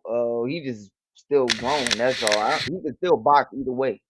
He can still box either way he want. But when it comes to the Josh Kelly thing you said, you know, Josh You Kelly may hasn't feel shown like it's up your a certain time, time, but he did show but up it's on not your Saturday. I time. can't knock that. He did show up, but yeah, he's had certain times where he didn't do. He'll look good against small opponents, do all this nice stuff, but then he'll get to a certain level and he'll look flat. Booz is actually look flashier more at a higher level than what Josh Kelly has done. But nah, both of them guys could still rumble at any day. It's just that on certain nights they got to get better when they fight on certain caliber of guys. You just got to look at it a certain way. But no, you had some good points though. All right, I got Darian Targaryen, $20 super chat. Drop a bomb for the dub. Counterpunch, Mick Doonin. Counterpunch, Tip. Counterpunch, Timboski. Counterpunch, Brandon. Brandon, you now have 2 counters. Mick Doonin, where you at? I see you there, but you literally just dropped out the queue. Ness, did you say Darian Targaryen or the Barbarian? No, it says Targaryen. I guess he changed it. Oh, okay. He changed it. Mick, all right, you got busy at work. We got Counterpunch. Some idiot in the chat. Huh? Say star F them push-ups before you even say it. Yeah, we're gonna do push-ups after this call. We gotta do them. What up? Yeah, we can hear you. You know what I like about Junior? Because my wife be calling it, what it is, clickbait, rage bait. I know what I do on this show. I know I ruffle a few feathers with my intelligence and the things I say. I got people in the chat talking about I'm blind and all that. Man, look, shout out to you, man. I just got my opinion. I'm well-rounded in the sport. I train it, coach it.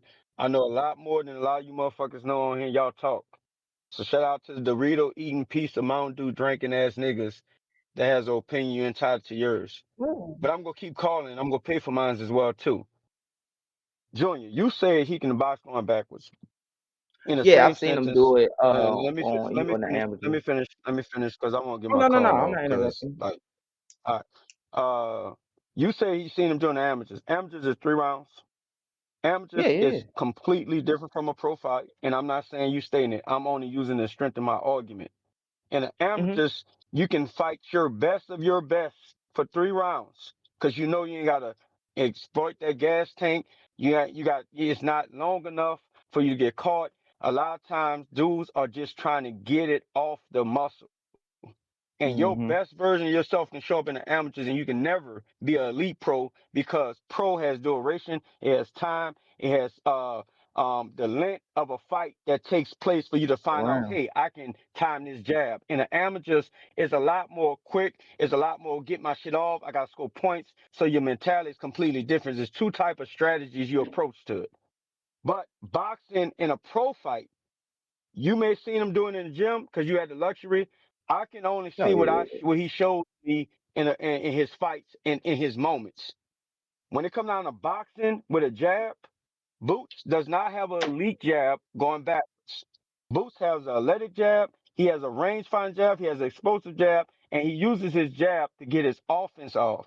The point about that, when it comes down to the mental part of it, if he's ever in a fight with an opponent that he cannot jump on, or that's similar in size, or he has to respect his power, and he got to back up.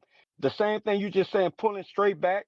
He stands too tall. He naturally goes to the Yeah, Philly leaning on the shell rope. instead Yeah. of using proper hand placement. And then when he's against the rope, he does not understand how to use his footing, or he does not know how to use his feet in proper position to gain leverage. So that's why he gets trapped on the rope. So naturally on the ropes, stylistically, he's going to go to the Philly shell. So the minute he get in there with a puncher or explosive guy that can push him back, that's not intimidated by his speed and his power, and that can box, or catch him in between shots where he got to think and gain some real estate in there. Real estate mean I need room to think. I need room to operate. I can't just get off on you what I do to everybody else because I can't use my speed, my power, and my explosion. And I don't have a size advantage, even though I may be bigger, but I don't know how to use it in a sense of that. As far as using his size, Boost might be bigger than guys, but I don't think he's stronger than guys because he give up leverage. How he fights, he gives up leverage. So when I sit up here and I say respect the Bozy, I'm seeing things where, man, he needs to fix this, he needs to fix that. Oh, Yeah, same Phenom. here. Oh, wait, hold on. Pump the brakes. Pump the brakes. Hold on. Phenom. No, he got a lot of holes in his game. That's why I'm bold enough to make a statement saying his team is probably going to have to be careful how they move him. Because the minute you get in there with a rugged guy that gains leverage, that don't care about you jumping on him, he's going to punch you in between your shots, and then Boost got to start backing up and box. I want to see his footwork, his jab, and his range and his distance, which I don't think he have. He may be able to get that shit off in sparring. Sparring normally has 16-ounce gloves and headgear. And headgear and 16-ounce gloves, you could be confident. You could be a better version of yourself. Y'all 9 times out of 10 working on shit. And 9 times out of 10, you could get more stuff off because you have a level of safety in there that keeps you in a position where you're not getting hurt. When you're in a real fight, that window, like you said earlier, is way shorter, and you ain't Oh got yeah. time to fuck around and find out. So with smaller gloves, if you're not that good at doing it, going back to his You jab may that he feel don't like have, it's your going time, backwards. I but had it's another not one, your Ness. time. So that'd be 4.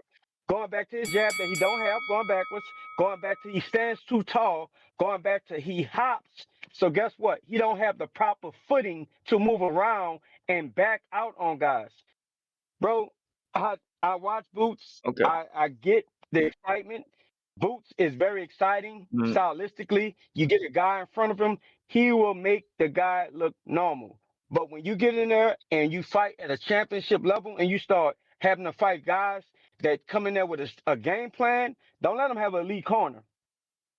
Bro, I think Boots have a lot of holes in this game that'll get exposed. It just takes Oh, the right opponent. Is he talented enough to beat these guys? Yes, he is. I just don't think he's a phenom like y'all pushing him to. I think he got a lot of holes. I think he's gonna have to be a fighter that need to be guided right and respect the Bozy. I respect the dad son shit. I think he should add incorporate somebody because he's a great trainer. I just think they need more of a strategist and somebody that can evolve some of the stuff that Boots have because he hasn't been able to be exposed. But the minute he start finding yeah, guys extra in there, eyes. those holes will get exposed. That's my call, Okay. man. I agree All with right. Sir Partisan, but you must not have heard when I've said when you come across guys like Boots or you come across guys with certain abilities, especially with speed, you have to go back to what Vernon Forrest did with Shane Mosley. Remember at the end of the fight when he said, young fighters, Watch this tape over and over. Always remember, when you get in with guys that's super fast or got super athleticism, work your jab and command your jab. It'll get any guy with speed under control. Anybody with a jab, you've heard, and maybe you didn't hear me say this. That's why I'm not gonna go through all of it again. And Ms. Starkett attested this, but I sat there and said multiple times, I only gave him one leeway on one fight, and that's because of the weight cut with the IBF. The other fights, when he got to it, so I said, when you in shape and you could do certain, when you in shape, everything in slow motion. You could get away with certain things. You could do certain things to certain guys. Then when you get to a certain level and that time cut short, because I also said, if you paid attention to what I was saying, because I agree with certain things that you're saying, is that when you are down at the low level, you got a whole second to make a mistake. If you get higher before the top 15, you got a half a second. Once you get to the top 5, top 10, you got 3/10 to maybe 1/10 of a second to make a mistake, and that's your ass. And you have to sharpen up things. You could get away with certain things before, but once you get to a certain level, now you got to sit there and make certain adjustments. He's really good, but if anybody sits there and has a adjustment, I gave him one fight where I let him get away with it, but then he started getting hit with certain shots in other fights where he should not be getting hit in. I said that my first episode. I think it was my first episode I was on when Boots came up. I said it before, like, yo, he can't get away with you. It's like walking in the rain. You're gonna get wet, but you don't want to get drenched. And certain shots he getting hit with, because it was the Bud conversation. I said, man, you in there with another guy who knows what to do. All that flashy stuff not gonna matter. And now you're in there with a guy that can ruin you. I've said these things. That's why what you're saying is certain parts, like I told you, I agree with, but certain parts, I'm gonna say, all right, yeah, with this, nah, it don't work because this may not work. But yeah, he has these other things as well. But respect to you. I just hope you get that. I agree with you on certain points. Got you. With that being said, y'all know what time it is, Ness. You got the song queued up. Push up time. We don't got it queued up, but we will. You done for the day, Miss Stop? You done for the day? No, we about to do push-ups. Yeah, we usually break at 12 o'clock for the push-ups, but it went over because of the conversation. It's midday, Junior. Okay. They looking at me in amazement. Hand raised high, blood on my waist. I'm strapped up, there's blood on my face. They quit in the corner, ain't have what it takes. They calling me out, I couldn't ignore it. The crowd going wild, and I give them a smile. At border wars, standing they camp. At border wars, 10-day rounds. At border wars, we don't do ducking, we settle the score. Fight of the night at border wars. Get a knockout. At border wars, leaving no doubt. At border wars, nah, we don't do running, we settle the score. Fight of the night at border wars. I'm showing off and hitting the shuffle. 8-ounce gloves, know we could tussle. Stacking KOs, they come in abundance. Throwing the towel, we don't need judges. Lace them up and they get to running. Cut off that ring like it's nothing. Pin the high guard, then go to the body. He took a knee, the legs looking wobbly. Look at the clock, boy, you in trouble. Scoring knockdowns, I got me a double. Wanna continue, I'm getting a stoppage. I'm in that ring, so it's Molly whopping. Wave it, yeah, the 10-count scores. Dad, my coach, we did it for sure. The boxing voice, call for more. We fighting at border wars. They looking at me in amazement. Hand raised high, blood on my waist. I'm strapped up, there's blood on my face. They quit in the corner, ain't have what it takes. They calling me out, I couldn't ignore it. The crowd going wild, and I give them a smile. At border wars, standing they camp. At border wars, 10-day rounds. At border wars, we don't do ducking, we settle the score. Fight of the night at border wars. Get a knockout. At border wars, leaving no doubt. At border wars, nah, we don't do running, we settle the score. Fight of the night at border wars. Yeah. We at border wars, yeah. We at border wars, yeah. We at border wars, yeah.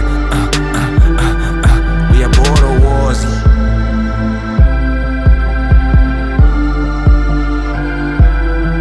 We at border wars.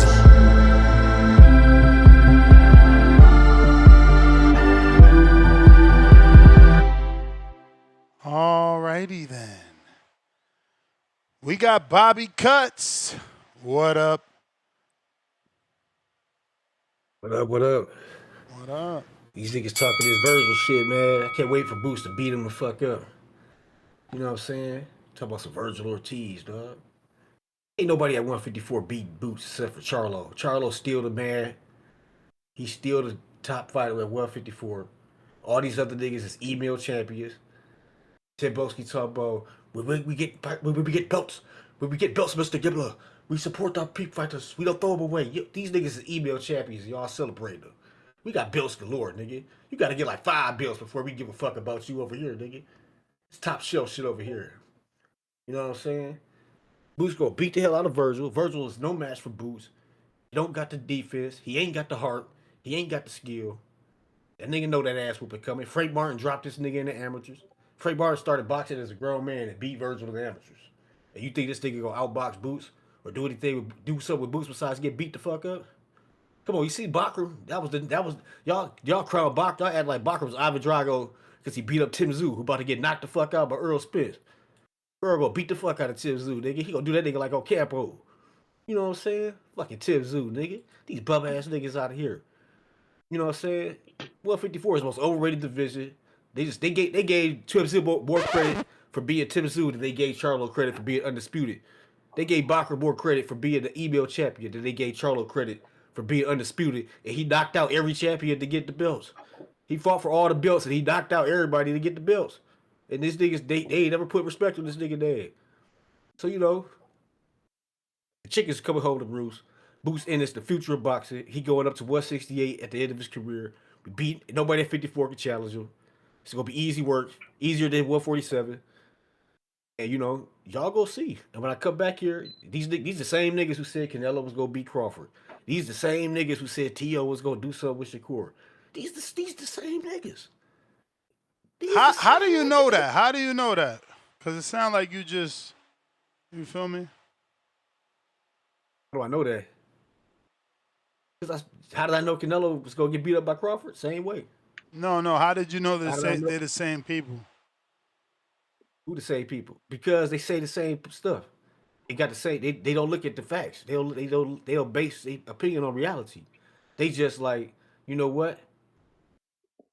These niggas, we rocking with Vergil because we think. What's the other guy that called it? He said like every time these niggas get a belt, they're like you got to go over to them or they got fan bases and shit. You know what I'm saying? It's the same way. All Vergil ain't never been a real champion. He never fought a champion, but they acted like he's some elite nigga that did something. Nigga. It's like no, nigga, Vergil ain't did shit. Vergil ain't did shit. Boots, like you got to think, Conor Ben was ahead of Boots at 147. If he was ducking Boots. Now Boots done blew past this nigga. You may feel like it's your time, and people still ain't calling Conor Ben a piece of shit for being a bum ass nigga. That is the bell, player, Himalaya. All right, good call. We got Jonathan Sims.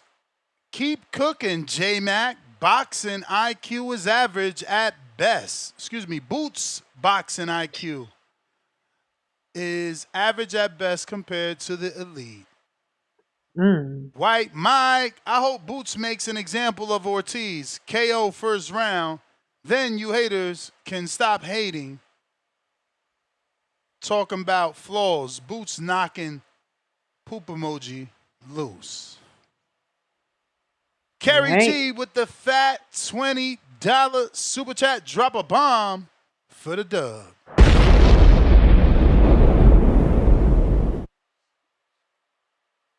And he says, looks like new IBF energy. Xander team want him to get that Josh Kelly work path of least resistance and move up to 160. Be like, we rack belts. Boots and Ortiz took too long. We're young and growing. Up emoji. 160, a unified champ paycheck. Locked emoji. I don't know that he's trying to avoid them by doing eventually he's going to have to move up. They got to get their shit together. Dr. Obi counterpunch for Bobby Cuts. We got a counterpunch courtesy for Tip from Darian, the Targaryen. Nah, I still got my first one. I don't know what you're talking about. I had a counterpunch from DC3. I don't know what you're talking about. Yeah, man, check the joint. I don't know what you're talking about. Hey, man, I got two, though. No, I got two. But yeah, man, I had to call back in, man, because this fat brain brickhead motherfucker Tim Boski, man. Like I be tired of this dude, bro. Like this dude, like has anybody ever got a proper pick from Tim Boski? Like a proper pick? Like has Tim Boski ever called in and was like, yo, here's a proper pick? You know what I'm saying? Bet on this. Like we've never got that from Tim Boski. And then like the dude tells me, hey, I'm not calling in talking about Keith Thurman. Like where have you been? Like, bro, like this dude is delusional, man. He's delusional. And then at that, I've barely been calling in like this year. Any called in, like I didn't even call in about the Earl and Tim Zoo show. You know what I'm saying? I've just been busy. You know what I'm saying? I've been busy. But yeah, man, like this dude's delusional. Like when your fighters lose, when them whack ass UK fighters lose, you don't even call in Tim Boski. Like we just seen Nick Ball get beat the fuck up by Brandon Figueroa. Like where was you at, bro? Where was you at? Like, where was you at when another Mexican came over there for the umpteenth time and beat the shit out of a UK fighter? Like, bro, I told you this last year and you denied it. Like, listen, if it's one thing that people could depend on, it's a pick Tip makes, man. You know what I'm saying? It's a pick Tip makes. Like the pick I'm about to make next month. You know, next month. When oh no, matter of fact, not next month. Next week when Richardson Hitchens fights, what's the old boy name, man? Golden Boy, Mexican. You know what I'm talking about, Ness? Just beat whatchamacallit in Chicago, man. God damn it. Oscar Duarte. You know what I'm saying? When Duarte goes in there and beats Richardson Hitchens, you know what I'm saying? You're calling it here live. When Duarte goes in there and beats Hitchens, you know what I'm saying? Timboski gonna be in shock, man. He's gonna be in shock. You know what I'm saying? Because I'm calling it now. Oscar Duarte is going to put belt the ass on Richardson Hitchens, man. Respectfully, he's going to put belt the ass. You know what I'm saying? But yeah, man, Timboski, bro, you got to do better. You got to do better. We don't like your calls. Your calls are shit. You know what I'm saying? You don't say anything worthwhile. You know, it's just disgusting, man. It's disgusting. It's disgusting. I'm honestly disgusted with this guy's calls. And then who's that guy that countered right after him? And then he cried about Boots for 10 minutes. What's that dude? He cried about Boots for 10 minutes. Mike. Dude calling all the time. He cried about Boots. Oh, did I cut out? I think I cut out. Fuck it. No, you didn't. Oh, damn. No, you're good. Yo, crazy. If I cut, just cut me. But yeah, man, dudes calling in crying about Boots. We don't give a fuck about Boots, bro. You know what I'm saying? The man don't want to fight nobody. Y'all keep talking about niggas are ducking him. Man, dude had ample opportunities to fight this, that, and the third. You know what I'm saying? And he's sitting here fighting the Limas of the world, the David Avanesians of the world. You know what I'm saying? Like, we don't want to hear that shit anymore, man. We don't want to hear that shit anymore. These dudes y'all keep praising ain't doing enough, man. Like it's your turn. They're not doing enough. And shout out to my cousin, man, because you know what I'm saying? The judge, man, they just recalled one of them. That's the bell, player. That was the bell. Phone lines still open. Discord available. X Spaces available. We got Tommy in the state of Florida. What up? What up, Ness? You got me? Loud and clear. What up, Tommy? What up, Star? What up, man? Shout out to TV. Shout out to Bo Rogers, Bama and Bo, whatever. All right. He knows something, you know? Because after Keith take this belt, you know everybody gonna call him out. And it's cool because, you know, he's the older guy, blah, blah, blah, blah, blah. This, that, and the third. But, you know, resume-wise and name-wise, he gonna be the biggest champ at 154. My opinion. Biased a little bit, but, you know, I got facts behind it. People calling, you know, about the Boots and the Vergil thing, just touch on that. I listened to this show, and I listened to Turkey Alishi out his mouth say Boots did not accept the Vergil fight because he wanted to do something else first. So, like, not ducking, no. You ain't got to call that ducking, but don't run around and say Vergil's ducking now because now Boots is all of a sudden ready. And I mean, I don't know the money situation, but there was basically at first people was putting out there like the money wasn't the same as the same offer. They wanted the same offer. So at this point, neither one of them champions. To answer Star question, I guess the bigger name would be Keith if he win, but I think the bigger star or the king would be the guy with 2 belts. Just, you know, at this point is Xander. No matter who he fight, you know, that I had, going back a few years, I had Crawford beating Spence, but Spence was the king at 47 because he had 3 belts, not one. So, I keep that logic. Freaking somebody called. Yeah, when he was arguing about the UK, get the belts, and you got to go over there. I'm like, bro, that's what it is. Like, yeah, if I'm an American, Sean Porter, I got my mandatory, Kell Brook, you're coming over here. Point blank, period. So when Kell Brook had the belt and Earl Spence was the mandatory, where did Earl have to go? Over there. It's just how it goes. It's a business. They might be able to make a couple more 100,000 million, whatever you say, if they come to the U.S. and fight somebody with, and they carrying the belt. But, they want every advantage they can get to hold on to that belt because they can also still make money in the UK with that belt. So you can't cry because that's the business. That's just how it goes. No matter what country you from. I mean, probably can't live in Russia and be a champion. You're gonna have to go somewhere. Obviously, Bakram, wherever he from, he ain't worth no money. So he had to go to Josh Kelly backyard. And people do that all the time. Kamir Khan versus Lamont Peterson. That was in Peterson's hometown, like backyard, whatever. So, and Khan was the champion. These guys got to be worth some money. Boots, as far as I heard and see, like, Boots ain't worth no money. And the most amount of money you will get for fighting Boots is going to Philadelphia. How many people really want to do that?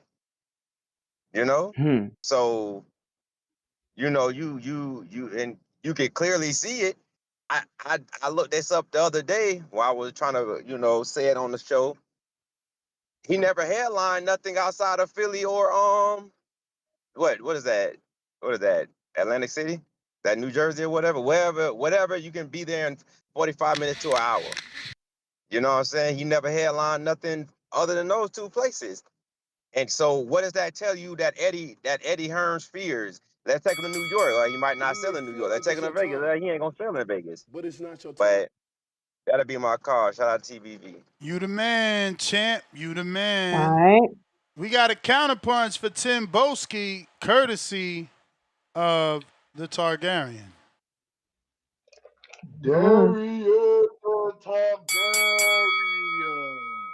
Hey, listen, you crazy man, tip foot. Listen, hey, Mr. Gibbler and Starman Junior, someone go grab this WD-40 and go squeeze some of it in Bayless's brain, man. You fool! No one gives a shit about your cause. What are you talking about? I made myself a prominent figure here because I taught real boxing 101. I don't talk about fucking fictional stories and make-believe bullshit. Martin Luther King, I had a dream story. Shut the hell up, man. What are you talking about? Listen, man, I've got a proposal for you anyway. Rais Salim is fighting Angelo Leo, hopefully next. We can fucking come on this motherfucking show and break this shit down. Simple as, you got Leo, I got Rais Salim. Let's see if you want to step up to the podium like a real boxing fan. You understand? You don't make no one no money. Your little Ponzi scheme, fake bets. Hey, listen, my guy. I've been here. Where do you want me to go to? You want me to go to Madueno and Justin Powder? Do you want me to go to my Batervia and Bevo pick? Do you want me to go to my Josh Kelly Backram? Do you want me to go to Hamza Shiraz Belanga? Because you just said, see, you contradicted yourself, motherfucker. I told you, you can't fuck with a fucker. You just said that you haven't been calling in. You have not been calling in too tough. But I haven't made no picks. This and that. You've been gone, nigga. What a call of the year. What have you been? What have you galvanized to this community when it comes to giving out the right information? Because all you do is poison people's brains. And listen, guys, this is the same motherfucker that said, I know, Mr. Gibbler, you're not a real big NBA fan, but I'm just gonna slide this one in there. We're gonna put the yellow envelope because he's a stripper. He strips on the pole for the PBC. Sam Watson, all them guys, they throw dollars at this nigga at the pole because this guy just comes in and chatting shit. Excuse me. This is the same guy that said Richard Hamilton is better than Dwayne Wade. This is the same guy that said, did you hear me? Richard Hamilton is better than Dwayne Wade. This is the same guy that said Rajon Rondo is better than Magic Johnson. And we've got multitude of guys to clarify that he said that. So like I said, Tip, you can't fuck with me when it comes to the boxing debate. I'll finish you. No one cares. No one gives a toss about your calls, man. Your smelly little Baltimore dusty bologna sandwich calls, man. We don't want to hear that. They want to hear something different. Across the pond, I know how to network. I know how to, maneuver. I know how to finagle myself around certain things. You don't. That's most probably why Lobo punched your head in anyway. That's why your brain, you sound disabled anyway. You don't know what you're talking about. Like I said, man, you come in here talking about Keith Thurman. No, that's a lie. Gary Answer also, like I said, Andre, Demetrius Andre. You don't ever talk about these niggas because you throw them away. So like I said, I know you're going to call back in there with a whole bunch of baloney bullshit that we don't want to hear. That Mr. Gibbler, Mr. Gibbler knows you're a crazy little can. There's a can. Like I said, Scary movie, when the little black man, they open up that guy's head and the little black man's running around in that guy's brain. Yeah, that's Tip and the little black man running around in his head. I live rent free in your head, Tip. You can't debate me on this shit. I already told you. And yes, the guy that called him before, the UK, yes. When you're a champion, you have to come over here. It's a business. But it's not your salute time. Mr. Gibbler, salute Junior, and salute Star, man. Yeah! All right. What's up, Junior? What's up?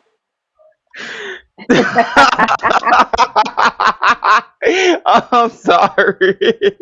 Hey, yo, he went in and it made it 10 times worse because you know how this accent is and where he's from. It makes it so much worse.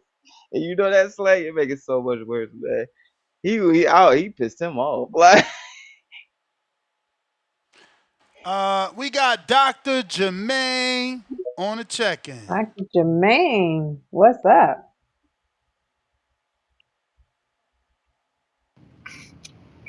Can you guys hear me? Yep. We can hear you. Yep. Shake out. So yes, sir. Yes, how's everybody doing on the panel? So I just want to call in about, I guess it's basically about the 154 division. I think it's a shame that I'm gonna say Vergil Ortiz, but also Boots too. That you have this young little guy, even Fundor, all of them, all old heads. Got this little young guy, Xander, coming in and just basically taking over the division when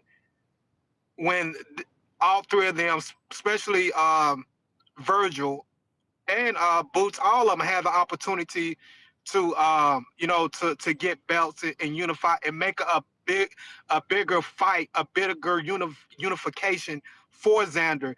The unification that Xander's fighting, nobody didn't know this. The last guy he fought, Josh Taylor. He's really not a known name. So this is not a big unification for Xander's. Only thing he's doing is collecting belts. Collecting belts or picking up pennies off the ground. Every time he finds a penny, he's happy to find it. So he's not making himself a great name in the 154 division. Is besides picking up belts.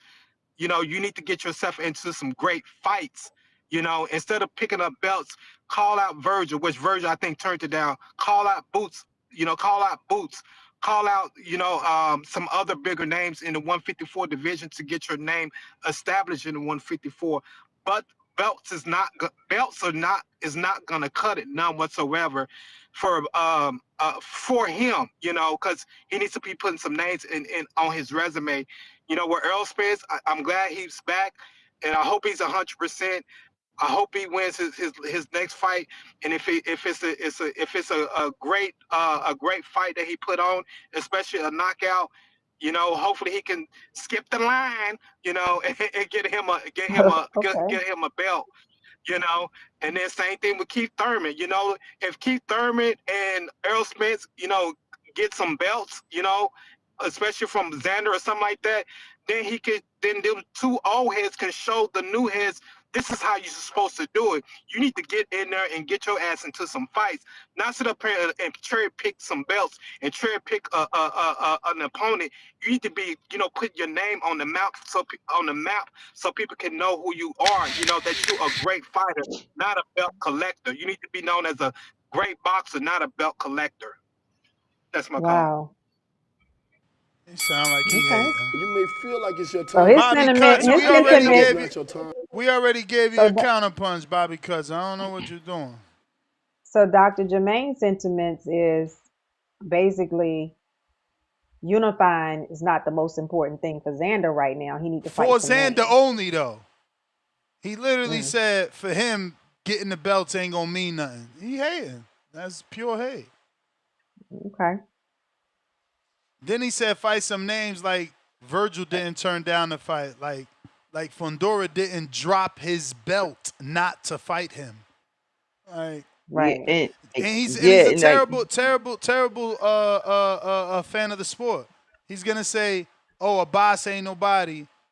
You a hardcore. You calling into a boxing podcast. You gotta know a boss beat Yo Ennis Tellus, who was a 550 fucking favorite. You know, you gonna say Josh Kelly ain't do nothing. You know who the boogeyman is. You a hardcore. This what I'm saying. Our sport don't grow because the fans that we got, they won't allow it to grow. The minute someone like Josh Kelly gets an upset win, well, Bakram was not good enough. That's why not Kelly, this, who's not also that. not good, became champion because Bakram wasn't good enough to not help the not good enough Kelly to become. It's like, bro, you guys are fucking weird, bro. Hating on the sport as soon as you wake up in the morning. And the thing also is that for you're saying this about Zayas when okay, this the nuances that we know or you choose not to figure out, which is okay, he didn't get this fight because this person dropped out, this person moved up and relinquished just to get away from this person or get away from that person. So the next best thing is okay, I'm Puerto Rican, I already have fought in New York, I got people clamoring for me, I moved out of the theater. I believe he moved out of the theater into the full arena now. But it's like, okay, if I do this and I keep doing it, now my next thing is, especially where he's from, like, all right, with his heritage is, let me go and get all these belts and I can put my name with Cotto and Benitez and Camacho and Trinidad, try to get my name there and see I can show him I can hold the torch, and that's gonna pull even more of that fan base in. And who else? The casuals. That also puts him like, okay, if he's getting, let's say, I don't know his purses, I've never been told, but let's say he's getting 725,000. All right, now he unifies. Now and let's say he's getting, matter of fact, let's say he's getting 1 point, let's get getting a 900K. That would immediately put him up to 1.2 no matter what, because he's bringing in 2 more belts. I got a counterpunch from Jonathan Sims for Tip Bellis. And we got Mr. Wagner with the $5 super chat says, if you go 100-0 but never win belts, who would truly care? It's questionable legacy. Rich Porter, $5 tip. Your cousin and Boots are the same, all hype, and fought no one. What the fuck do you be talking about? Whoa. Tips and But if Boots he got whoa. unify before your cousin Tip. Shaking my head. Okay, what that's to your point, Mr. Ness, about the whole thing with Bakram not being this. For people who say Boost is a hype job and he ain't fight nobody, this just not just Boost, but any fighter in general. If he had lost or had an upset loss up until that point, y'all would say he never had it. And who did he lose to? He lost to nobody. But then you beat guys. It's always a catch-22. Then you beat guys, then it's he ain't beat nobody. I remember when I was with Jared in camp, and he's making his run. He gets to the Laura fight, the first in there. I told him, I said, you know what's gonna happen if you get past Laura, if you do the game plan and we beat Laura. He said, what, Junior? I said, in the office. I said, man, they're gonna say that, he got over 400 amateur fights and this many fights, he old. That's the first thing they're gonna say. And that happened. So it's no matter what, you're gonna have people say something, man. They're gonna talk about you even after you dead. Damn, you called Laura old back then. That motherfucker's still old right now. That's still a bad boy, man. That's a bad boy. J-Mac, I text him, Jonathan Sims. I text him, what more you want from me? I text him and let him know he had a counter. We got Treese, Toledo, Ohio. Yow. Yo. What up, trees? What up, though? What up, though? I just got a quick question, man. Real quick, like, well, I'm gonna ask Junior this. Junior, right now, currently, at this very moment in time, would you say Xander is a money fight? Who's fighting? Are we still talking about Boots, right? Are we talking about Josh I'm Kelly? just, Or what wait, ho, you doing that shit again? Is Xander Zayas he right just now? want Whoa, whoa, whoa, whoa, context. whoa, whoa, whoa, whoa, whoa, whoa! What am I Xander doing Zayas again? a money fight? No, what am I Xander doing Zayas again? No. And what am I doing again? Xander Zayas a money fight? No. What am I doing again? That's his saying. That's his saying, Yeah, man. that's That's a just a saying saying. that's a saying that he has. Don't take it to heart. Oh. You just doing that shit. Okay. That's all. My apologies. But yeah, I Point believe being, Xander's a good money fight because now where he is, and I've seen this happen with a lot of people of his heritage, that backing that you get when you Latino, like I remember going there for amateur fights and they had guys fighting around the Puerto Rican Day Parade, I believe. It was so long ago, but basically it was amateur term. And man, they show out for just for the amateurs, for the kids. It was crazy, and it was outside. When you're in that type of, you're gonna draw some money. Without a fact, like, okay, I'm promoting this kid, he gonna draw some money. So yeah, I would say he could be a money fight right now. He is. His last gate was over $1 million, man. Motherfuckers ain't doing that in boxing. All right. I was just asking, man. He I'm bring curious. 2 belts to the table, man. All right. I'm just wondering, man. What's really going on, man? Where Whoa. Conway out, man? We need a voluntary. He's definitely a 6-figure fight, I believe. We trying to get on that Mexico versus everybody, man. I want Charles Conwell and Brian Mendoza, man. That's what I like to see. Yeah. But that's neither here nor there, man. But yeah, what you mean, Dream? What you do that for? What you don't like that fight for? Yeah, I like Charles. I like that fight, man. Heck yeah. Oh, all right. Oh, okay. I was just checking on you. All right, for sure. But no, man. With Xander, man, hey, man, I want him to. I don't know, man. I like what he's doing. The Josh Kelly fight, to me, that's the most logical step. Fuck it. You take him, you bring him to New York, you fight him, you do this shit. I got a question though, and all sincere, like on some political shit and all this other whatnot. I seen motherfuckers talking about Charlo. So if Xander beat, he gather all these straps, he get the ring belt and shit like that. Is he lenient, or is Charlo still lenient? Or will he still have to go through Charlo to technically be the guy? Let me check what they got on the website if they already stripped Charlo of lenient status. Yeah. Because if it say Ring Magazine vacant, he ain't no lenient shit. He's definitely the last man to beat a man, but yeah, it's vacant. It's vacant. Okay, for sure. Well, shit. Well, Xander, you should get on that. Jump on that. I mean, we almost there, man. We one more belt, we undisputed after we lock this Kelly fight in, man. I'm with the shit, so I like it. We trying to chase Deon Haney, man. We trying to do that all by the age of 23. Fuck that clock, Ness. You know how I rock, by the way. Fuck that clock. You know how I rock. But I do want to say this. I'm hearing guys calling in and shit and disparaging Boots and shit. I do gotta say, you motherfuckers building some straw mans around this bitch. I'm hearing motherfuckers, it's gonna take a guy who could do pressure. It's gonna take a guy who could knock Boots off his game. It's gonna take a motherfucker. Who is the guy? You giving me all these characteristics and shit, man. Who the fuck is it though? I mean, say his name. Who you talking to, man? Who you talking about? Say his name. You know who the fuck I'm? J Mac. You hear me? Loud and clear. I'm talking to you, gang.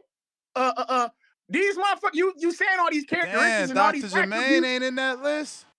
Motherfuckers know who they are. Shut the fuck up, Dr. Jermaine. I'm talking to you, gang, because you motherfuckers putting all these characteristics and all these attributes on motherfucking creative players, but you niggas ain't naming no motherfucking body to beat the nigga. I'm not hearing niggas say, Vergil got the skills to beat. You niggas ain't saying that. I ain't hearing nobody. Fundora got the skills to beat. You niggas ain't saying that because y'all know better.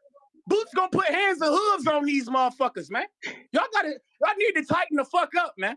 This shit, these straw man arguments, you feel me? That shit sound cute, and you motherfuckers sound like y'all know boxing and shit. Real eloquent, I get it.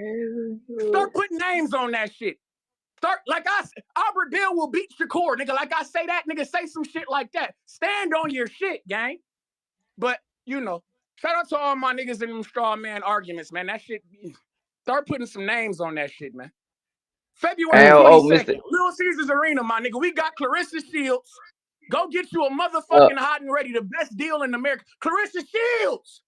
Beat her up, beat her down, and beat on her. You feel me? This shit about to get out of control. But shout out TBV and shout out Toledo, Ohio. Hold on, Trees. Oh, Mr. Trees. We will Yo, catch us Mr. a Trees. body. Talk to me, Junior. What up? Oh, my apologies for the misunderstanding, man. I can own up to that. That was my responsibility. That was my fault. Oh, I ain't shit. You doing that shit again, Junior. You too fucking cut all that nice ass shit out. Nigga, fuck that. You ain't gotta fuck that. You ain't gotta apologize. Say what the fuck you fuck these people. They don't know shit about boxing. It's okay. But y'all be cool. Shout out TBV and shout out Toledo, Ohio. Albert Bell, we will be catching us a body. Literally. Lucas Body, you in trouble, my nigga. Y'all be cool, man. All right. Yup. I can't wait to have that debate with him because I had to lead. I had to go to the gym and train. Me and him was supposed to break down the Albert Bell Shakur thing, and I had watched tape on Albert right there as everything was going on. So I'm waiting on that because I do like Albert Bell. I've been watching him for a long time. I'm glad he getting an opportunity to get the money he deserves. Yeah. Honestly. I've been hearing Tree say Albert Bell name constantly for years. Man. You may feel like it's your time, but it's We not got your a time. counterpunch. Bobby Cuts. Courtesy of Jonathan Sims. Shout out to Jonathan Sims, because, you know, I'm about to start cooking for real now. No. Kerry G. Okay. Yeah, shout out to him. You know, like I said, Charlo was always the man at 54. He took a vacation because he got Canelo money. And all these new niggas came getting hyped up like they doing something. These niggas ain't shit. Devin Haney beat these niggas. You know what I'm saying? You know I hate that nigga. I'm just saying it was real. Devin Haney beat these niggas. Boots is gonna beat the fuck out of Xander. He gonna beat the fuck out of Vergil.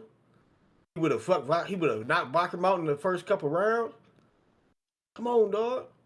Y'all gotta see the shit for what it is. These niggas' skills ain't really like that at 54. And the best at 47 always go up to 54 and dominate. Everybody did it. Sugar Ray Leonard, Hearns, nigga Floyd went up there, was unified champion while keeping the welterweight belts. You know what I'm saying? This the way this shit is. You know what I'm saying? The only 54 is a division where it's one nigga, like Winky Wright stayed at 54 the whole time and held it down. It was undisputed. And he the only nigga that did that, I think. Besides Charlo. Charlo, it was undisputed too. So, you know, it's Boots Ennis time, dog. These niggas, that's why they hating on him, because he the next great. You know what I'm saying? Haney better stay away. He better keep on ducking Rolly or some shit at 47 and wait till Boots move up to 60, dog, because he don't want that smoking Boots. Your boy Haney go to sleep. It'd be over. It'd be bad for Haney going against Boots. Better tell them niggas to stay away. Don't even look at a pair of Timberlands. Put that shit in the box. Keep it in the closet. Don't even look at no Boots. You understand me? We taking this shit, nigga. It's Boots in this time. We not playing with these niggas no more. They talk too much shit. Vergil did too much disrespect. Let the duck and shit go. He go put hands. Vergil is getting fucked up. Roman Villa, he packing his ass up. You know what I'm saying? I'm tired of these niggas talking this bullshit. Talking about Xander this, Xander that. Man, fuck Xander Zayas. Nigga, Boots Ennis is the phenom. Boots Ennis the one doing Michael Jackson moves on niggas in slow motion. They can't even hit this nigga. He coming with motherfucking uppercuts like fucking. He ain't do that shit in a minute. You capping. Think he did that shit against his last fight? Did he hit that nigga with a tiger uppercut out of nowhere? He ain't do no Michael Jackson moves since motherfucking Sergey. The showbox joint. Sergey Lipinets. Yeah, that against somebody. That was Sergey COVID fight. That because can't nobody. He ain't had to. He just was beating the hell out of these niggas. He been beat. He like a Punisher, dog. He like they talk about the Karen fight, but Karen got fucked up. Even Karen said like, damn, Boots hit harder than motherfucker. Then nigga had the damn ice on his eye. I'm like, damn, nigga, I ain't fucking with this. I'm like, nigga, this shit was a bad. He was like, man, that shit was a bad situation being in there with Boots. And y'all still want to. They say Boots get hit too much, but he ain't never been marked up. He ain't never been bloodied up. Vergil be looking like Rocky Balboa every time he fight, dog. And nobody say Vergil get hit too much. This nigga always getting cut open, always bleeding and shit. What you think Boots gonna do to this nigga? We gonna have that nigga looking like Leatherface, Texas Chainsaw Massacre this nigga. You know what I'm saying? It's over with, bro. Y'all gonna have to pay homage to Boots, and sooner or later, you might as well get on the train now. We about to style You may feel like it's your time, but it's not your time. More athletic at 54. Ain't wagering no more. That is the bell, player, Himalaya. We got J-Mac, counterpunch, courtesy of Jonathan Sims. Yo, can you hear me? Yeah, we can hear Can you you. hear We me? can hear you, Mr. J-Mac.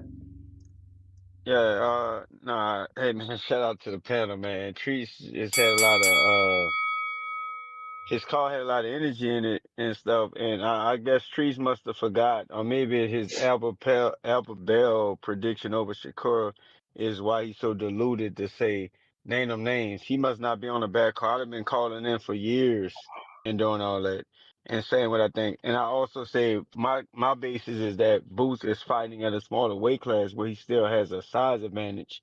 But I say any elite boxer and moving. Then another part, we got to see him get in there and actually take those fights too, because to me, he's been picking and choosing, and he's been having an advantage against smaller guys. So I say this to say, man, I'm not about to call in and do a breakdown of something that I've been talking for years just because you feel some type of way, you mad that Albert Bell not as good as you think he is. It's very delusional for you to be thinking he'll beat a fighter like Shakur. He's not even on that fucking level. But man, look. Hey, Tree, shout out to you, man. You doing that shit again. Tree's always doing that shit around this motherfucker and stuff like that, man. I don't have the energy to match it today. Boots getting in there with an elite boxer that has a jab that he's not bigger than and does not have the size advantage over. Can't use his speed and his athleticism. He get cooked and he lose a boxing match. I said what I said, nigga. Argue with your fucking Okay. self. Did you hear what I said before, Mr. J Mac, when I broke after you got off the call? Did you hear when I broke down, like, yeah, I agree with you on certain way, but you probably didn't hear when I said X, Y, and Z about getting to that point, him getting hit in certain shots that he should get hit with, and that anybody that has a good jab, you can offset anybody that's athletic or has a lot of speed, just as Vernon Boris said when he beat Shane Mosley. I put that all out there. I heard So, that. but No, yeah, bro, I don't know. I hope you just saying that to add on to my what I just said, because that was for no, Treese. Ness petty no, no, ass. no. Ness Oh, petty. oh, oh, oh, Ness oh, oh. petty ass shit. Say them names. Cause we be shooting shots around here that be having blanks on it. But if you've been listening long enough, you know who the person talking to and shit like that. So that's why Ness made Treese jump out there head first, man. But Treese just he must be a little lit off his vitamin, the vitamins he takes or some shit like that, because this shit must be going to his head today, man. But look, I ain't got no response from Trees. I don't want no smoke. That's my call. All right. I don't know. Are they questioning it, Star? I thought I gave Yeah, Bobby Cuts 3 calls. His free call, then the counterpunch from Dr. Obi, and then the counterpunch from Kerry okay. G. So But if Dr. the Obi, chat, so if you if guys he feel got like it, I didn't give him 3 calls, let me know. We'll bring him back. No harm, no foul. You may feel like it's your time, What you was trying to say, Star? but it's not your no, time. I was saying you asked a question, so he'll let us know. But he said that he didn't get his counterpunch. Dr. Obi, yeah, I'm about to go to my second bottle. So yes, sir. I appreciate How that. many ounces are those little weak-ass bottles, though? 1 liter. This one's a liter, so I'm about to get on my Nice. second liter. All right, I shout should out be to on you. I should have been on the second bottle by now, so Me I need to too. pick it up. I gotta hurry up. Junior, I have a question for you. It's a personal question, Yes, if I ma'am. may ask. Just tell Yes, me if I ma'am. shouldn't ask. Are you married? No, ma'am. I'll be married Okay. soon. The woman I'm with now, I'm gonna marry her. Our anniversary is in a week, so yeah, I'm gonna marry that woman. Can't have no anniversary Awesome. without being married. No, this Yeah, they this can will have a be date 4 years. anniversary. Yeah, What? we have a day of We've been wedding. Yeah, dating Yeah, you, 7 this will yeah, be years 4 yeah, years. anniversary? yeah, Y'all you can really have a know date. how to make a woman feel bad. That she like, oh, we celebrating that No, I've been no, no, with no, you no, no. year after year and you ain't put a ring on it? If you like it, Listen, then they you need might to have, put a ring on it. we Come on, we y'all don't gotta know what step the Let up, you process man. finish. has been. Junior, do you call her Miss Lady or Miss or Ma'am or any? No, he might be a Miss So, Lady. He might be a Miss Lady type of guy because he call everybody ma'am and sir. I'm just asking, like, do you call nah, her? No. Okay. no, but I will Okay. tell you this, like, let's say me and her have a serious conversation, like let's say my health or something like that, and she's telling me, babe, we got to try to do this. I need you to look at this. It's just like when I'm looking at my coach, like they being serious with you at that point, and I'm like, yes, man, I got you. I hear you. Okay. I figured that would come into play because you just have that so naturally. So it will either be like a Miss Lady, but like a respect level is still gonna be spoken even when it comes to your significant other. So that was my question. I got But Chill, congratulations. Will, Bobby sound like Roscoe off Martin. Laugh out loud. And it looks like, according to Obi, he says, I mentioned the counter, didn't go to him because I got distracted with another caller. So, Bobby Cuts, it looks like you got another call. If you want to call back in. Happy. Dr. Jermaine, I see you. Did you send that counter? Because I see your hand up. It says here, Jermaine, counterpunch, $5. The good doctor. It's the Nest. Yo. Have I now it's no phone no more. Have you noticed there's no phone no more? Everything now is two lights. Yeah, When you nah, have you me pick looking up. good, man. All you gotta do All now is right. get a little light so they don't call you a vampire no more. But yeah, we almost there. We almost Recognize the there. upgrade. Recognize the It's upgrade. all good, bro. Listen, one step at a time. What's the most important is that you know you're boxing, man. Dr. Jermaine, what up? What up, Dr. So Jermaine? this is why. Hey, how y'all doing? So this is why I want to say. So I'm not a hater. I'm the last.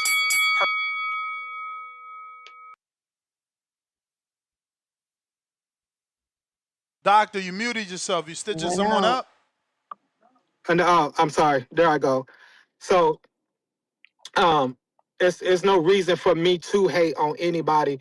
I gave Xander the praise. I said at the beginning of my call that it's a shame that Boots, Vergil, even Fandor is letting this younger guy coming in and rule the division. So I gave him his praise, but at the same, you could give somebody a praise and also criticize them at the same time. That he need to establish his resume much better than what he's doing now instead of collecting belts. Nobody, if we look if he retired today and say he's a two-time unification world champion, we're gonna say, okay, what is his resume? Of course, the Bob's guy, great. I mean, it was an upset, of course, and we only knew from that one fight. Josh Taylor, Bachram. When I called and said Josh Taylor was gonna win, I didn't give Bachram no praise because I said his last fight before the Australian guy that it was lackluster. So everybody gave Bachram that praise because that crucial knockout he did towards the Australian guy. But at the same time, Xander still need to establish his name and establish his resume so we can remember him. Like, damn, I remember that Xander fight when he went against Vergil Ortiz. It was a slugfest, man. But he was going back and forth if he win or lose. But we can remember by the fight, by the boxer that he fought. Mayweather, we remember by his fights, not by his titles. Every Hall of Fame fighter, we can remember them by the fight that they fought, not by the titles they received, but by the fight they fought. And that's what I'm saying about Xander. Hater is far beyond him. I'm proud of him as him collecting these belts, but he needs to establish his resume. So when he goes down in the boxing history, like the other Puerto Ricans, we remember him by his fights, not by his titles. That's my call. All right. Listen, don't forget we have our Border Wars show this evening at 7 p.m. Eastern. We have our Border Wars amateur fight March 21st at the School of Hard Knocks. Omari Jones will be in the building. His coach, Jason Galarza, will be in the building. We're going to have 30 fantastic fights, 60 fighters, people coming in from around the world. We got some really good fights set up. So we got the link as well if you want to purchase tickets. I talked to the coach. He's going to make sure anybody that buys tickets via the link, make sure they get a seat We're going to go for 300 chairs. Make sure you get your chairs in advance. It's going to be a nice, warm, spring day here in Orlando, Florida. The Eventbrite link is out. Do not have your family standing up, especially if you're a fighter, man. The link is in the live chat as well. Border Wars show today at 7 p.m. Also, we got a great link that you can use to book your hotel room and get discounted hotels. I'm staying there. My room is booked. Tone's room is booked. We're going to be at the Bonita Suites. That is the sister hotel of the Caribbean Royale Resort. We get access to the resort, so we get to use the Stadium Club. It's unfortunate that the Thurman fight is on the 28th and not the 21st, because we would be able to watch that fight. But now we just got to hope that we get a decent DAZN level March 21st fight. We will have a March 20th fight in Orlando at the Caribbean Royale.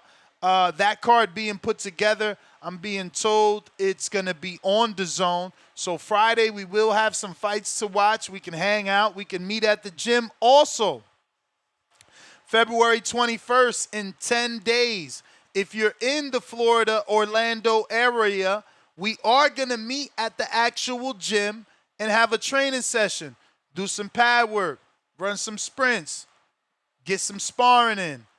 Omari's going to be there. Coach is going to be there. We're going to, make sure that nobody's overmatched, no hard sparring, nobody over there to get beat up. This is for you to get familiar with the show, familiar with the venue, get to know that ring, those ropes, having an advantage on your opponent who might not live in the area. So, take advantage. We're going to have a lot of people there you could get work with, guys in the community that are going to work with you, not beat on you. This is about getting better. So, That's a big deal, Ness. That's dope. Hey, Ness, speaking of the Border Wars thing, we had something similar up here with Thump Yard with that promotion when they do the amateur fights. There's so many guys coming from everywhere, and it's at the Copacabana, which has a lot of families that come up there. Maybe one day if y'all want to come up here and do that show, I'd love to have y'all up there, and I'll try to help set everything up, get you in touch with the right people, because that would be beautiful. Yeah, man, shout out to you, man, because Tip has been talking about that for a long time. He never really made it happen. He put me in, he gave me some phone numbers, but didn't really put me in connect. But maybe the two of you guys together can make it happen. I know Star is trying to bring it to Virginia. We also are looking at Wisconsin today, but my goal is to sell out here in Orlando. I want us to, have a home base. So you Floridians, I need you to come out. If you need the link to buy your tickets, let me know. We need to sell this out. We need to make a home base. This way we can make sure we get a Border Wars every quarter. It makes it easier for you. Maybe you can't fight the first 3 shows, but in December, there's a show every year, and it's locked in. We got Tip Bellis with the counterpunch, courtesy of the community. Let's go, Tip. Man, this nigga be capping, man. This nigga Ness, man. This nigga Ness be capping. Bro, Junior, I'll put this man in touch with Jonathan, man. We've been supposed to do this. We can still probably do it this year. You know what I'm saying? Probably spring or summer. You know what I'm saying? We still probably do it. Because that's when Jonathan usually throw them joints. How he throw it through after the Golden Gloves. Cause I know his main complaint is, oh man, this DC is gonna be cold. Oh well, man, listen, y'all having it in Florida where it's warm weather. Let's do it out here where it's gonna be warm weather. You know what I'm saying? You still got the contact. Just message the group chat, Ness, and then we can set it up. We just add Junior to the combo. Good thing. And yeah, man. If we was to bring you up here, it will be because now the gloves is happening just now. They just started. Once that's over, it's going to start warming up. That's when he's going to throw the first show, and then he throws another one like 8 weeks later. So it's going to be warm. So you'll be fine. We shut the gym down, so I don't know what we're doing. I gotta call him. I ain't spoke to him in like a month. Okay. Why y'all shut the gym down? No. They who we was renting the gym from. They went up on the rent. So. Oh, so y'all looking for a new location? Yeah, they was looking for a new location. Damn.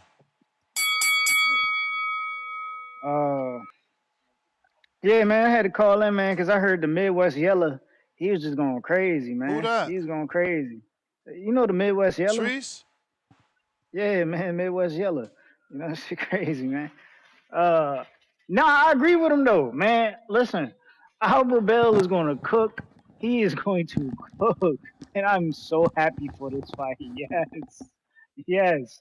He's going to cook Lucas' body. We could finally get rid of Lucas' body, bro. We could finally bring some excitement back to the sport of boxing, man.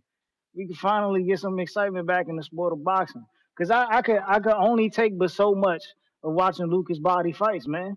You know what I'm saying? I can only take but so much.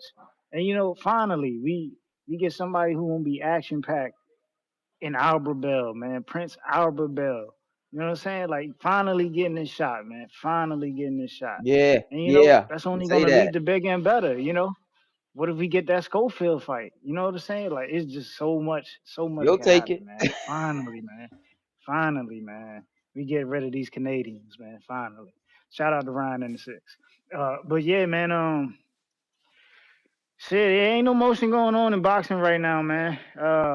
Sport moving real slow. F.A. Ajagba this weekend, you know what I'm saying? Fighting Charles Martin. That's an interesting fight, I ain't gonna lie. Yeah. Charles Martin not really a dude, like he only been knocked out twice, and that was by Luis King Kong Ortiz and Anthony Joshua. So the question is, you know what I'm saying, like will FA have the power to stop Charles Martin? You know what I'm saying? Does he have the ability to stop Charles Martin, who's been a durable fighter in the past? You know what I'm saying? Yeah, I believe so. That's a real question, man. So yeah, we got that this weekend. That's actually a lot of them Zuffa fights is 50-50 this weekend. Some good prospect fights. Some good prospect fights. So yeah, man. Betting show, Ness? What's up, man? Betting show? Hey, so you got you have my number? Okay. Nah. Shoot, hit me on Instagram. Hit my Instagram. Yeah, you have my Instagram too, right? What is it? I'll get it right now. The same thing, JR the Golden Boy. Go pop right up, and then we could go ahead. That way you always be in touch. But to your question about the F.A. Ajagba Charles Martin fight, I believe so because F.A. Ajagba, even since the amateurs, has always had a good 1-2, which is a big basis for being his height, his body type, his length. With being a heavyweight, the way he throws his 1-2 is no matter if he not even throwing it, he could throw it to set it up and still hurt you. So I believe if he gets the proper extension on it, I believe he'll hurt him. I believe he could hurt Charles Martin. But it's up to Charles Martin to use, okay, kid, I'm going to use my experience against you. Okay, kid, now I'm going to show you. Because we've all been wanting F.A. Ajagba to be where he should be, where we felt he should be. And it kind of like slow. And I think the thing that messed up was that loss. Because it was how he lost. Because everyone said once he gets in there with someone with the right heavyweight who can move, and people threw out Andy Ruiz, people threw out Sanders, then he gets that fight, and it turned out to be exactly that problem. I mean, keep him turning, then frustrate him, and it'll change everything. And so now it's kind of like hit a derailment. Now it's Goldman gets back on track, but Charles Martin got to use his experience. All right, that was Tip Bellis. Right, appreciate you. We got Keem, I think. Yo. What up, King? What up? What's going on, Star? What up? I love the topic, man. 154. I just called in the other day and talked about how I was in the building when Xander unified the division in Puerto Rico, and how exciting it is that he's the unified champion 154 because there's so much talent at that division. There's so many fights that could be made. And then I was reading something today on Boxing Scene about how they're closing in on the Vergil and Boots fight in April, like late April. I think it was like April 24th or something like that. They're targeting that date. So although that is a fight that has no belts, that is a fight that the people want. You know, that's one of them rare fights where the belts don't matter. You know, I know there was a debate on here about do belts matter and whatnot, and you know, I think it really does depend. And we're at a time where the belts don't matter as much, but they still do matter. But that fight is one of those ones that nobody cares about the belts, right? We just want to see that scrap. We just want to see that fight. Vergil and Boots is a really good fight. And then, you know, Xander and Josh Kelly, that's not a that's a good fight. Um, and it's more the belts matter for that fight. That's why we need that fight to happen. That's another unification. And the winner of that will hold 3 out of the 4 belts. So that's more of a fight that, you know, the belts do matter. I like the fight. I think I just don't like hearing, you know, 50, what the hell they said, 45,000. Somebody, some clip you played earlier, somebody said, oh, we know Josh could do 45,000. No, you don't. That man ain't never done anything close to that. Like, I don't know where they get that from. And it sounds to me like, you know, they already, yeah, hopefully that's just talk. You know, they're not doing that in a business setting when they're actually talking about the fight. Because that's just not true. You can't say we know he could do 45,000 somewhere when he's never done anything close to that, you know? That's already talking like you're not trying to do that fight. You know, when you're saying stuff like that, similar to, you know, outpricing yourself or whatever. You know, I remember Josh Kelly versus was it Ishmael Davies? That place was dead. I don't even know where it was at. It didn't even look like an arena. It looked like just a gym somewhere. And it wasn't packed. He doesn't seem to be some big star. You know, the Bachman fight had some people there, but it didn't look like no 40,000 people in there to me. I didn't see the numbers, but I'd be willing to bet money there were no 45,000 people, no 40,000 people in there. He don't seem to be this huge draw, you know. And I give Bachman credit. You know, I was there when he beat Tim Tszyu. That was in Orlando. I was there when he knocked out Tim Tszyu, and he was already champ because he beat Cool Clay the fight before that to become champ. And I didn't think he looked very good in the Cool Clay fight. So I didn't consider him a boogeyman just because he knocked out Tim Tszyu. You know, he was coming off of not looking good versus Cool Clay, got the win, said that it was because it was during Ramadan and he was weak. Fights Tim Tszyu, you know, gets the big knockout. And then he takes his long layoff, and he himself kept saying, or his people on behalf of him kept saying that he was turning down fights because he wanted a big name. You know, people were trying to fight him. He just didn't want to fight the You people that may were trying to feel fight like it's him. He your wanted time, big names. but He it's not wanted, your so time. I can't call him a boogeyman when he's turning down fights. Still a good win for Josh, but oh shit, that was my time. But yeah, I appreciate it, man. Either way, Xander Zayas, I want to see that. And I'm gonna try to tune into the Border War show tonight. I'm gonna be at the gym at 7, but y'all are still rocking and rolling when I get out. I'll definitely tune in, man. Appreciate All it. right. Appreciate your All call. right. We got H-Town Counterpunch, courtesy of Tavon Burns. And we got H-Town. Hey, shout out Tavon, man. Appreciate it, man. H-Town, baby.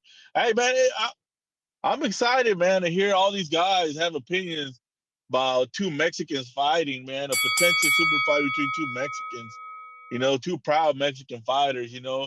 Jaron, Botas Inés, and Vergil Ortiz, you know. Because, I mean, the last time I checked, when Canelo was fighting Bud, they said Boots was a sellout and he could stay on that side. So, now he's on that side over here, you know. So I don't know where all these guys, you know, that are Boots fans are coming from, because last time I checked, they said, you know, he was out of here, you know. Send him to Mexico. Well, he's at Mexico now, you know, head on. Hey, Botas, I hope these two young Mexican prospects, these two Mexican killers, you know, when they get it on, they're gonna, you know, ain't nothing better than a Mexican versus Mexican fight, and as you know that, action packed. We're gonna get all the action we need from these two Mexican guys, you know? Because, you know, Boots is as much Mexican as David Benavidez is, you know? So, you know, we got to show him some love, you know? Hey, I want all my Mexicans out there, all my Latinos, support Botas, support this fight between two Mexican warriors, and we're going to get the best fight possible for boxing this. And that's what Mexicans do. We give you the best fight possible. You know, we might have the face of boxing there for this one, supporting these two Mexican stars. You know, Canelo might show up, be there supporting these guys. You know, they're the future of Mexican boxing. You know, what can I say, man? I'm proud. I'm a proud man from Mexican heritage today, hearing us talk about these two guys and how they're dominating the division. And we got young Puerto Rican star coming up. Hey, Latinos dominating 154. This I'm out, H-Town. Shout out H-Town. You got another counterpunch courtesy of Darian the Targaryen. Sean, the UK. What up? What up, JT, I see you. Sean? How's my audio-ness? Straight. Good. How you doing, Ness? Star Junior? What's up? It's good. Check out, brother. Yeah. Yeah. So regarding the Josh Kelly and the Xander fight, the fight should be whoever's gonna pay the most money. That's how it's always been in boxing. Wherever the money goes is where the fight goes. And for all those people that say that, you're gonna get robbed in the UK, that's not necessarily true, because we saw on the weekend that Figueroa, he was ahead on the cards against Nick Ball. So Nick Ball Figueroa didn't need the knockout to win. So that just shows that the UK is a fair commission with fair judges. So people that saying Xander's gonna get robbed, that's not necessarily true. And I think that's for the number 1 and number 2 in the division. And I will decide that belts do matter. Boots is a big name. And like I said to you a few weeks ago, I said to you, Eddie shouldn't be trying to press Vergil so much. He'd be trying to get a belt because now Xander's the top dog in the division. So, but that's a good fight between Boots and Vergil. And yeah, I'm rooting for Spence as well. He might be the dark horse in the division when it's all said and done, because I think he's probably the most talented out of everybody. Because Boots, Bud is a special fighter. So just because Bud done it, don't mean anyone else can.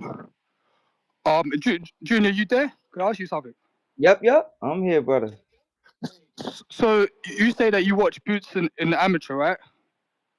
Oh yeah. You saw him. Mm-hmm. Did you see his fights with the Russell brother? The reason why I say that, do you think Vergil can replicate that?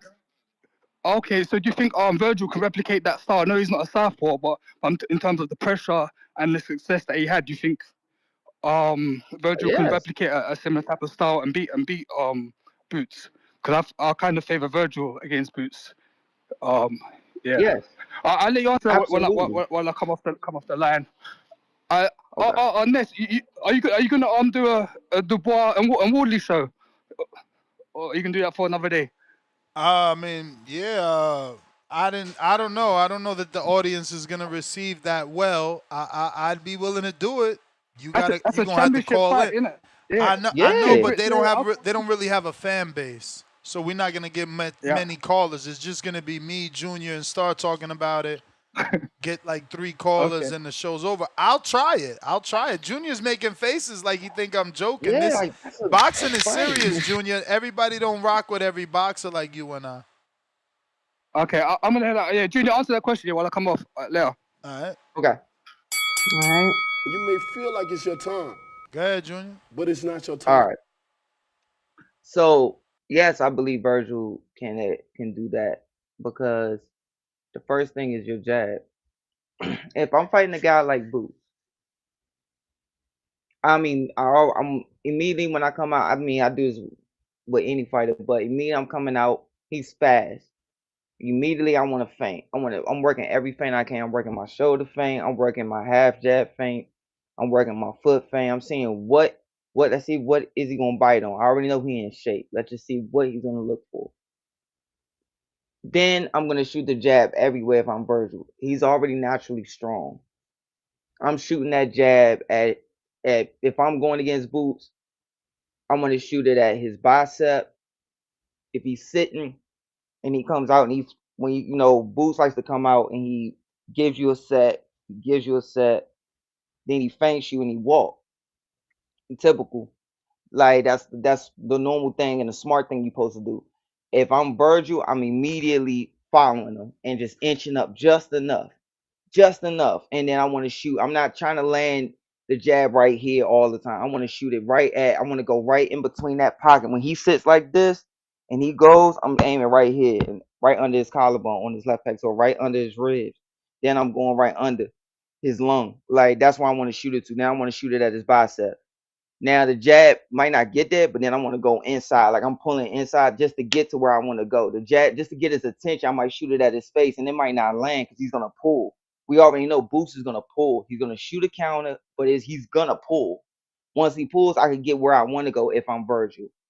That's if he establishes that, especially if he works that shotgun jab like I know he can, and make Boots have to go pick, and then walk.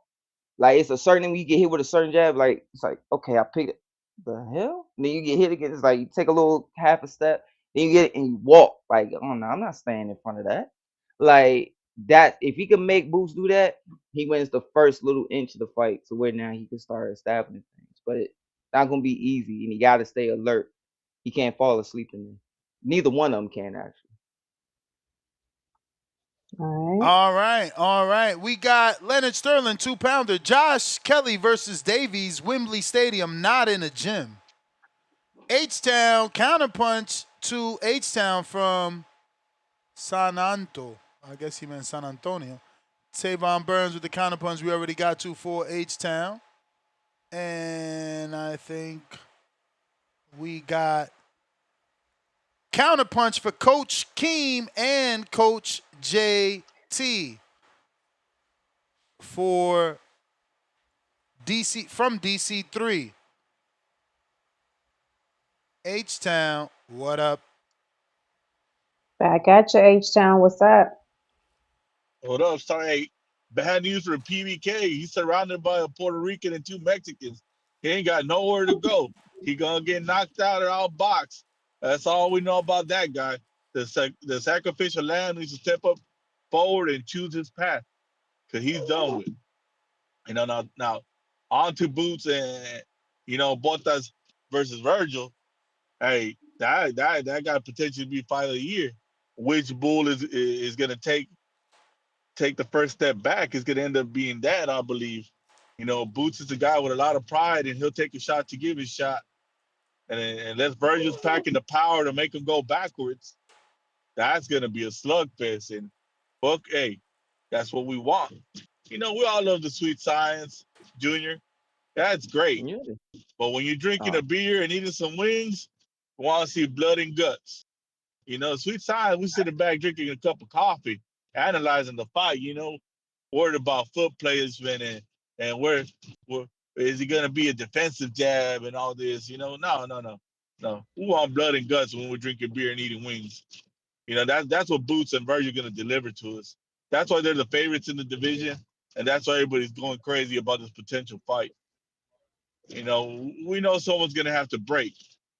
We've seen Vergil go down and get back up, so he's got the grit. Now, we haven't seen Boots go down and come back up yet. So, we've seen those guys with all that bravado, like AB, they had all that bravado, but when he went down, all that bravado went nowhere, and he looked like a lost lamb against Madonna, against Madonna. Yeah. So, yeah. I don't think Boots is going to get out the game. He gets knocked down. I think they come back and fight, but we still got to see it. We still got to see it. There's a lot of questions with both guys, and I hate that this will be for no belt. I don't care what Tone says this, man, because this should be for undisputed if the world was perfect. It should be the biggest boxing match of the year with accolades, And the sad thing is these guys are going to take something away from each other, and the next guy to fight either guy is not going to get the 100% man. He's going to get a guy that's been battered. Because this is gonna be a war, man. I don't see no other way. I don't. I know you're trying to break it down with keeping it boxing, Junior, but I don't see no other outcome than a war. This is gonna change these two guys' career. So. I agree. Man, I'm getting goosebumps thinking about it, man. Cause I know it's gonna be a hell of a fight. And these guys Vergil's got that goddamn pride people don't think he has. he ain't gonna fold. You're gonna have to put him to sleep. You know. So man, I can't wait for this fight, man. I can't wait for this fight, and I can't wait for my boy Brian Norman Jr. to come back and put somebody to sleep. Because like I said, Devin Haney said boxing back 10 years, 10 years when they set my boy up. They set my boy up, Junior. They had him out there 8 days before the fight. He wasn't acclimated. The man had no legs. They said he was sleeping before the fight via Bill Haney. So man, hey, we need Brian Norman Jr. back. We need to start getting excitement in boxing, man. H-Town, I saw some rumors about him and Tio. Have you seen that? About the comeback fight, him and Man, Tio? hell no, I don't want that for Tio, man. Junior's gonna come trying to murder somebody. He might kill Tio. You know, I don't want that fight for Tio right now. Tio ain't psychologically right now. He go there against Junior. Junior gonna murder him. I mean, straight to sleep. We might never see Tio again if he fights Junior right now. You see, Junior want blood. People, man, man, y'all got my boy Junior fucked up, bro. But it's You know what I'm not your saying? He time. coming back for blood, bro. Y'all gonna see. I can see that. All right. Yeah, to your point, H-Town, like, yes, don't get me wrong. Like, yeah, I'm saying all this tactical stuff, but I'm also saying it because when you get, I remember how my dad broke down when seeing Mr. Ray get ready for Tommy Hearns, and he knew, or getting ready for Duran, like, he knew piece of himself, you're not getting that back. Like, I could see both of them, because you're gonna come up. I remember, like, you always told in this sport, it's gonna come a time where you're gonna have to show what your last name is and where you from at a certain point. And them two can wind up where Boots might be like, okay, I can't. Mr. Bosey might tell him, all right, we done boxing now. Now let's take it to this kid and push him.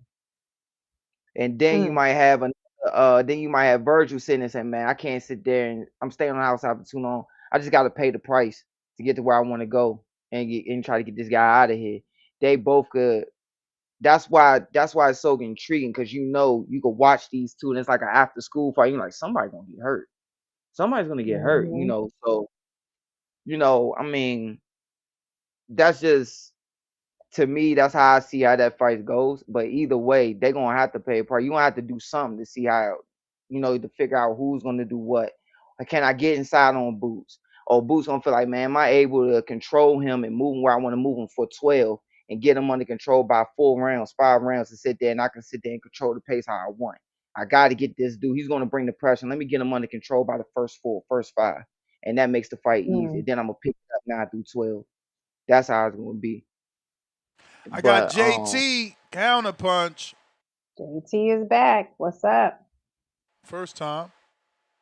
Right? That was J-Mac. Yo. Yes, come on, man. JT You this gotta time. turn the light on. JT this time. I'm sorry. What up, You JT? gotta turn the Forgive light on, me. man. Y'all bad. Y'all been doing bad with that, man. Y'all been doing bad with that. Forgive me. I'm sorry. So Junior, you got Vergil in this fight? What, against Boots? Yeah. No. So I was You just asked. break it No. down. So, yeah, I was asked, what can Vergil do? And I'm like, he has to establish his shotgun jab immediately. He has to establish but making see, the Boots thing have about to that pull and get shotgun jab somewhere. against Boost though, thing about that shotgun jab, Boost are kind of that easy. Like, I mean, he'll counter that. He'll go underneath that jab. I don't see Yeah, of course. I'm good not saying fight. he won't. Good fight. But you know what though, bro? I wanted to see that Errol Spence, because Errol Spence and Vergil fight. I just hope when Boots beat him, that still fight is still big enough to make in Dallas, between Spence and Vergil Ortiz. So I hope that don't mess up after Spence take care of Tim Zoo. I still want to see that big fight in Dallas. That's a good fight down here. But I got Boots beating Vergil, man. Vergil is a good guy. He's a real good rounded fighter. Come forward. I just see him sitting in front of Boots and getting picked apart. Might get stopped. Might get stopped. Yeah, I and to just that think Boots point, got different levels. Go ahead. yeah, like, I want to agree with you. Like, to the point, you might sit there, somebody might look at Vergil and be like, hey, it might just be like Trinidad, where he only fights one way. And if you could sit there and get this under control by the first 4 rounds, like, okay, you're gonna bring the pressure, get them under control, you're gonna wind up doing what you want with them. And I think that's what Boots go. I think that's what Boots gonna do. Oh, shout out to also shout out to DC3 for the counter punch. I heard him give me and my assistant a counter punch. Coach King, my assistant. That's my assistant coach, y'all. Nah, but I got Boots definitely in that fight. Virgil, that's a good fight though, man. That's a good fight. We know Virgil gonna come to fight, and all I just see Boots breaking him down and walking him down in the second inning of that fight after he break him down. So Boots gonna be able to mix it up a little bit with him. Um, that was the topic though. I forgot the last thing what I wanted else to talk about. So it's official with the Errol Spence fight though, right? Ness? Cause I keep hearing Not officially announced by promoters, but it's official. The guy that was working on him, JYD, came out and said something after the news broke. I You know, now we got 2 dates. We know it's in Australia. You may feel like it's your time. Yeah, it looks more real than any other Errol Spence news. And that's where Rico at.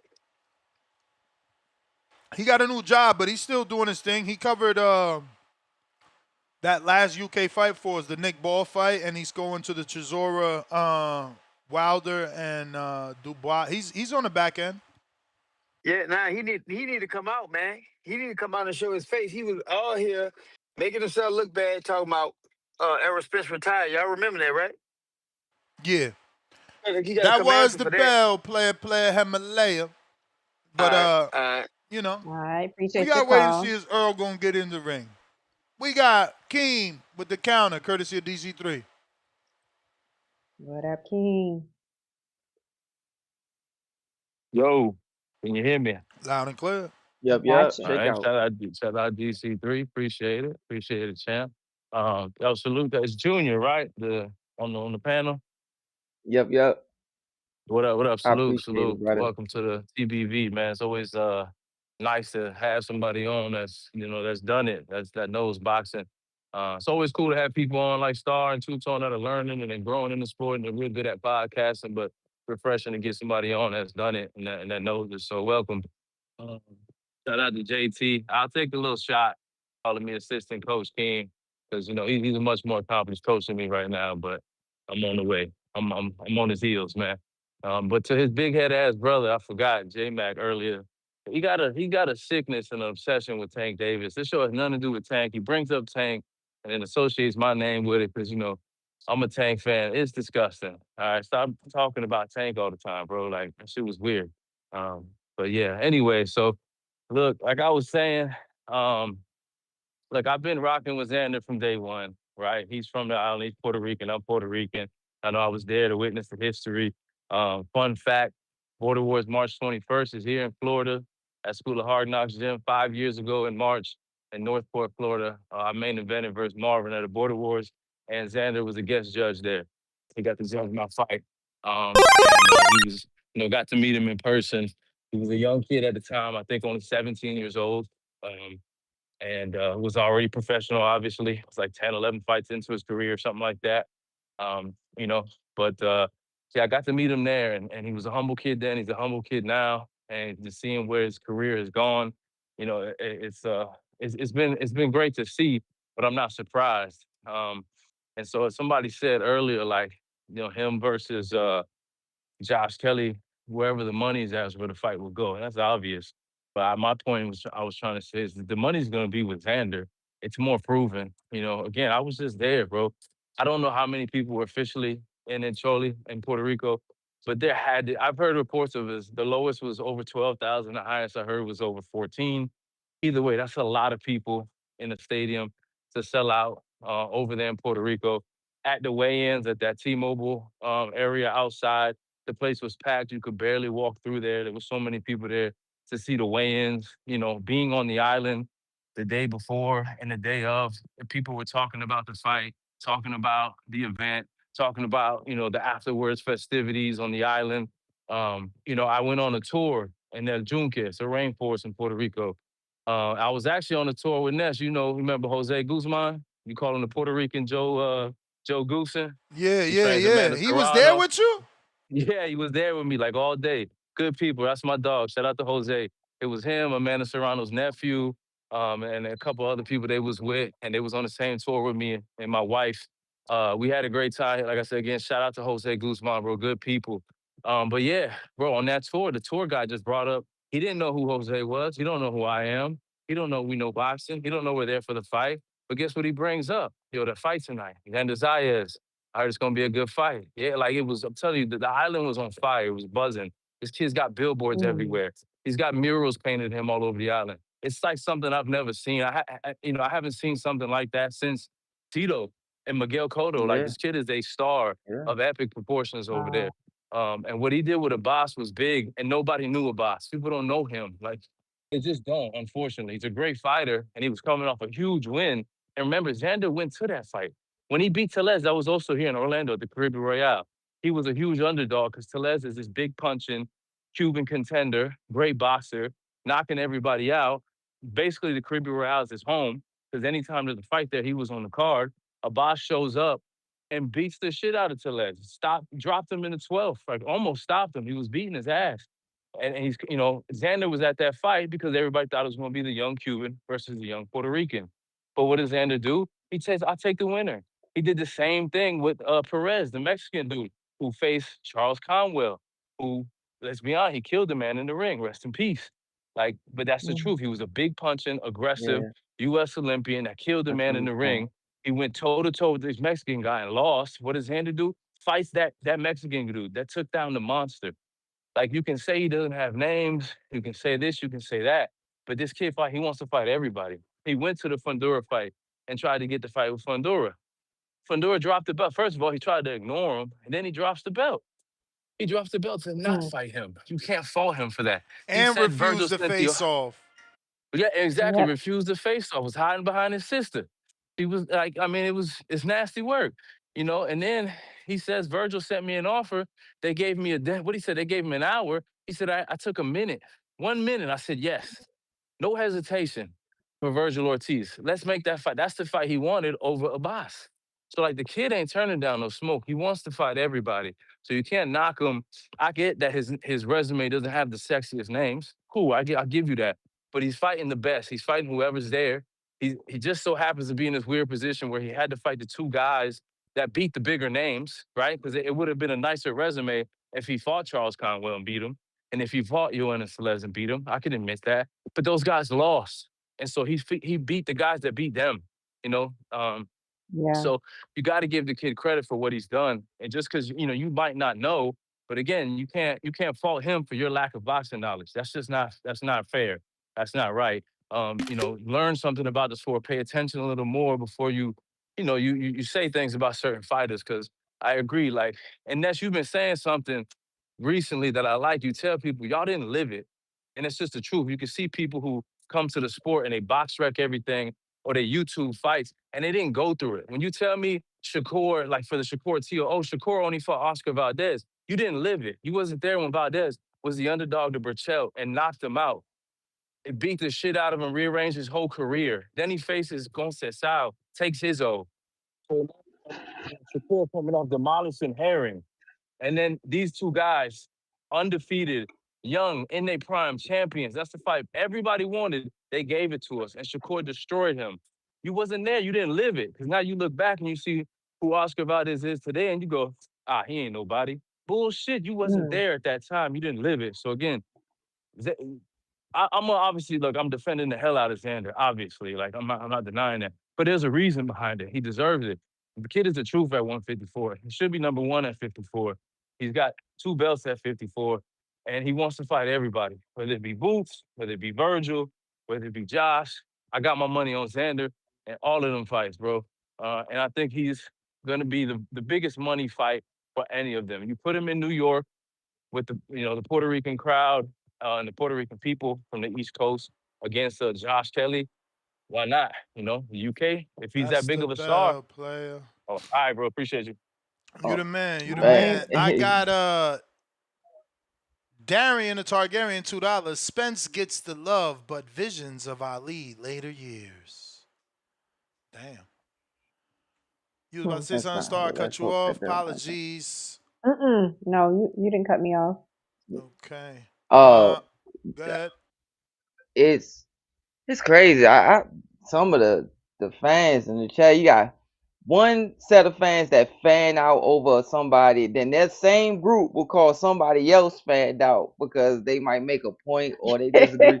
Then I have a dude sitting there saying, I didn't know what I was talking about because he wasn't in the chat when I was being asked to break down what Vergil would have to do against Boots. So he thinks I hate Boots. So you got him, you got somebody else that Junior ain't gonna last or Junior's trash. I bet y'all last longer than your last relationship. Give me the same chance you gave that mom who cheated on you. Give me that same rub. Man. Oh. Come on, give me that same love. I get off my job. All right, let's move on. Okay. All right, Junior, way to fight back. We got Mike Omaha. Mike, what up? Boys. What up? What's What's going happening with on? the squad?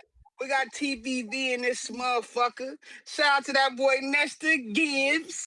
First name great, last name Ness. Shout out to Miss Star. If y'all didn't know, we call her Miss Star because she shine like one. And shout out to the new co-host, the Maryville I Nightmare. haven't been called Coming that in yet. I like haven't got the a job yet. I appreciate it, brother. yes, sir. What's happening, my boy Junior? So is it JR or Junior, bro? I ain't trying to disrespect. Are you Either one. Junior or is it JR? All right, Yeah, I cool, am a cool, junior, cool. but either one, whatever you comfortable with. All right, my boy, what's happening? You know we here. We had to come step with the fucking big dogs right quick. My boy, hey, Junior. Hey, can you What's hear me? up? Yes, sir. No more of Shoot. that Check yes out. sir and shit. I see you just cussed the nigga out the last call, so no more yes sir. And you talk your shit on this motherfucker. Hey, Julia, have you seen the Central Park Five, bro? Hell Since yeah. you said, yeah. You seen that? You look like that Hey. dude on there, bro. You know what I'm talking about? You know, you probably done got that shit before. I know you have. You got that or you got that little black dude from Mighty Ducks. Which one, nigga? I know you got both of them before, man. What's happening, You man? stupid. So You what ain't we got no sense, man. But you know, you know you got that. Yeah. You got that shit before. I know you have. I know you have. But what I'm about to say, man. So we got this black versus Mexican shit again, huh? Jaron Ennis versus Vergil Ortiz, huh? They putting all their grapes Mm. in one basket again, all their eggs in one basket again, huh? Haven't they learned by now? You know what I'm saying? They got a better chance with this boost, motherfucker. Y'all know. Y'all know he hyped up like a motherfucker. He gotta prove himself. We gonna see what happening though. But it's gonna be a tough task for Xander and fucking Vergil to get past Boost. Boost got that rhythm. Y'all know that rhythm I'm talking about. That, you know what I'm saying? When you can step your, you know what I'm saying? Snap your feet and tap your toes at the same time. You got that rhythm. You know what I'm saying? All of us ain't got that shit. Y'all better watch out fucking with Boost. And I ain't even a Boost fan. But Boost got some other shit in it. I'm fucking so mad my nigga Bud fucked the game up, man. I heard somebody here. Somebody just called a couple calls ago said Vergil ain't never turned down nothing. That's a damn lie. He turned down Crawford, nigga. The fuck you talking about? Everybody know that. Everybody know that. We ain't gotta talk about that no more. And we ain't gonna keep pumping up this Xander guy. He doing this thing. I'm giving him all the credit. He doing his fucking thing. But he gotta do it against somebody we all familiar with. You know what I'm saying? It would have been dope if you would have got in with a Charlo. Let him get in there with a You may feel Charlo. We like want to it's see your the time, damn but it's out the not your fastest time. 3 minutes ever. That was the That's 3 3 minutes. minutes, This man. That was that man, keep tree. me running. Keep me running. Keep me running, man. That's you done fast forward the time on me and shit. I only talked to my nigga I ain't Junior for did like 30 nothing. seconds. Yeah, you did. I ain't You did sped up the nothing. time on me. I I see ain't what you did on. it. Yeah, you did. I I see you over didn't, there. man. Yeah, you did. I Yeah, didn't. you did. I No, I seen you, bro. didn't. No, I didn't. No, hey, keep me running, though. Y'all know what the fuck going on. I've been here listening to this bullshit they be talking about, man. Boxing is fucked up, but everything gonna be okay. Believe that. Y'all know what the fuck going on, man. They talk about this boosting this Virgil shit, and fuck, guess we gotta deal with it. You know what I'm saying? We got a couple more weeks. You know what I'm saying? We got a couple good fights coming up in this motherfucker. But I'm ready for that big news to come down the motherfucking pipeline. Y'all know it's coming. Y'all know it's coming. I ain't gonna say too much about it, but when it comes, say I told you, nigga. Cause y'all know the face of boxing ain't done yet. You know what I'm saying? Have y'all fucking fuck with that T-Bug Crawford and that Shakur Stevenson shit yet?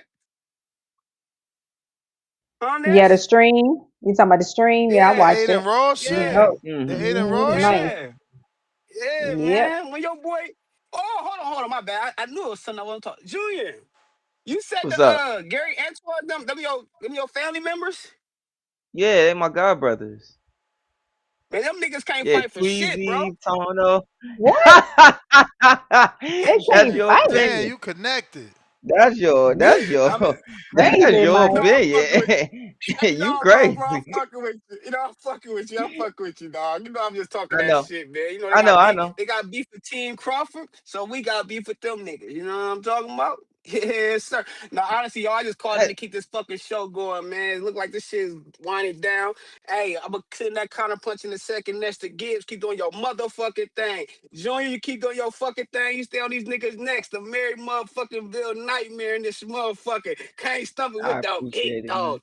And star, you keep shining like a star, Miss Lady, and keep erasing That's that right. motherfucking waste. And that's the Let's gift. go. You keep doing your motherfucking thing, boy. TBV on this motherfucker. Y'all know we locked and loaded. And Junior, I just followed you on the IG too, my boy. I see you doing your fucking thing over there. Y'all keep doing your I thing, squad. appreciate it, man.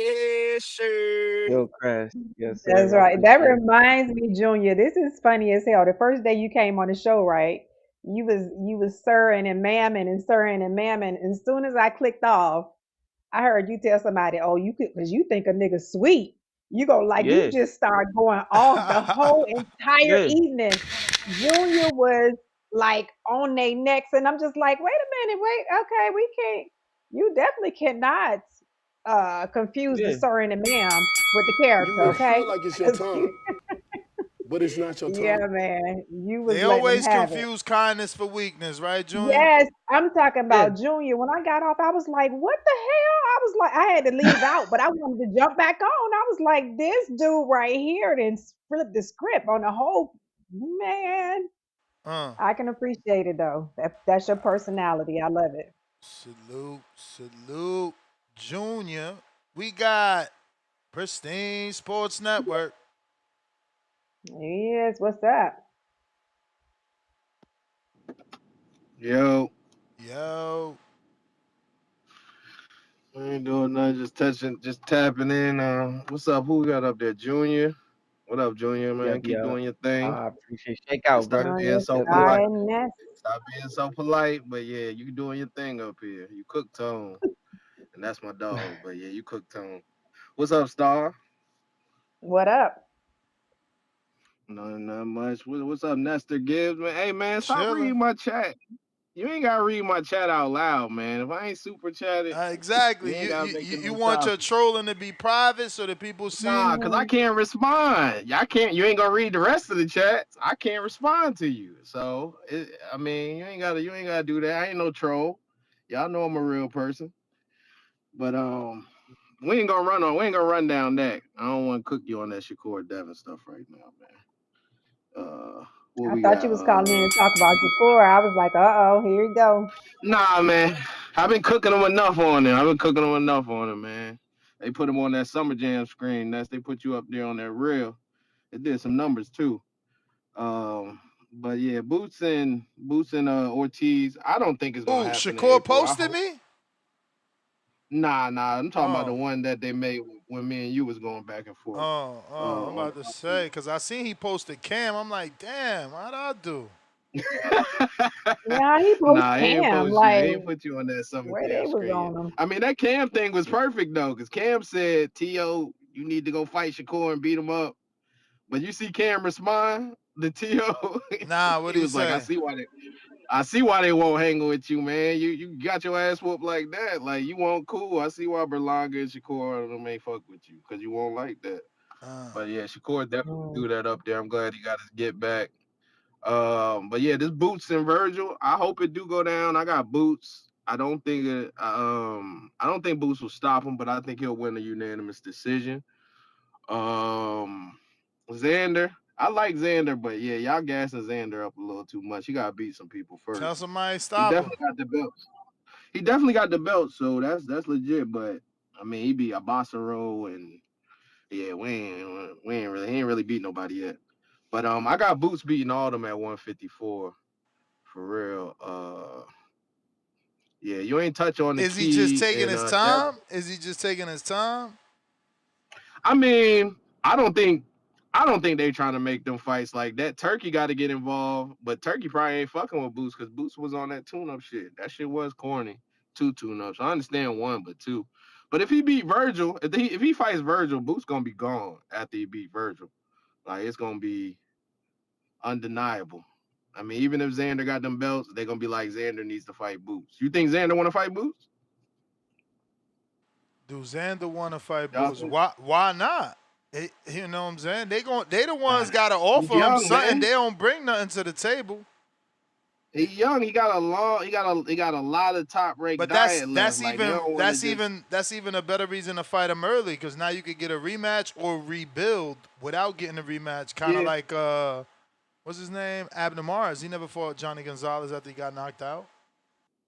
yeah, that's true. I mean, right now is the time to get the money too. So that's what I think everybody, because who knows how long Turkey gonna keep paying out like this.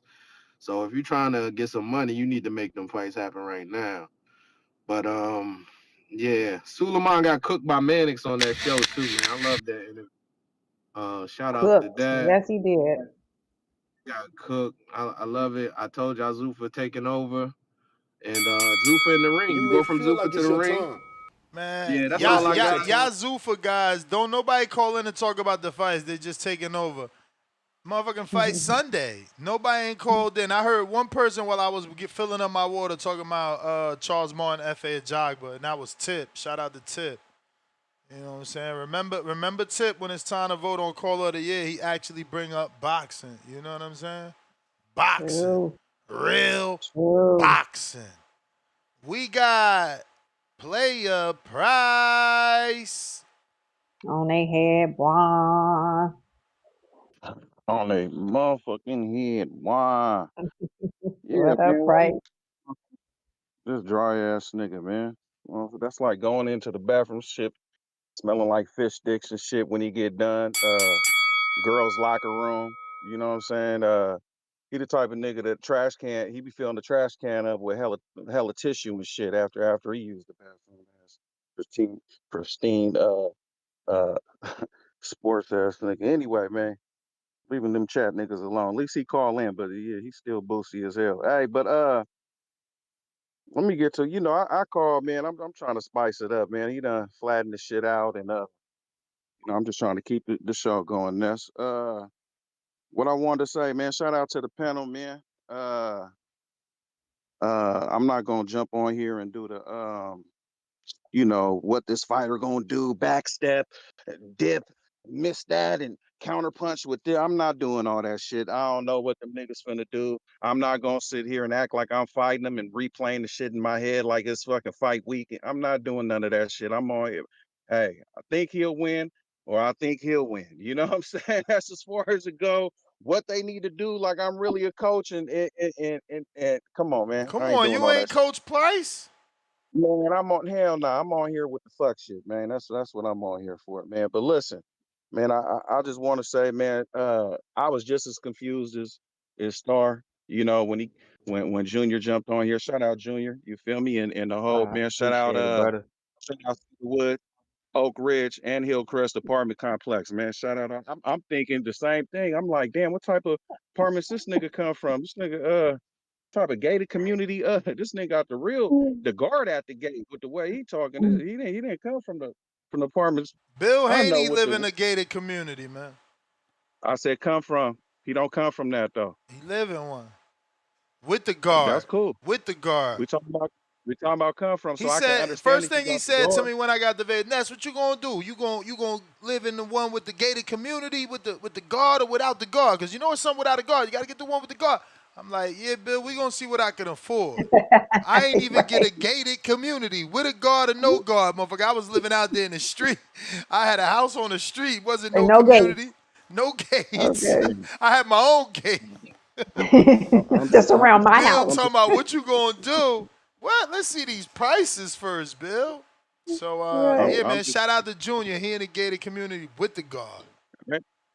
I Hey, I'm know. just talking about, I was confused because, Hillcrest I know ain't got the guard in the front. But it's good, man. Shout out to the Hillcrest apartment complex out there. And You sound like a um little hater. Why you hating on Junior? You trying to make it? who hating, man? You What got you to talking purposely about? make it tough on So, Junior because he knew. whoa, what do you mean take it tough? So Star can come on here because she's a female and be like, I was confused, but I can't say I was confused either Bruh, as this a your second day with the Hillcrest community, Joe. I'm I'm finna on al- you.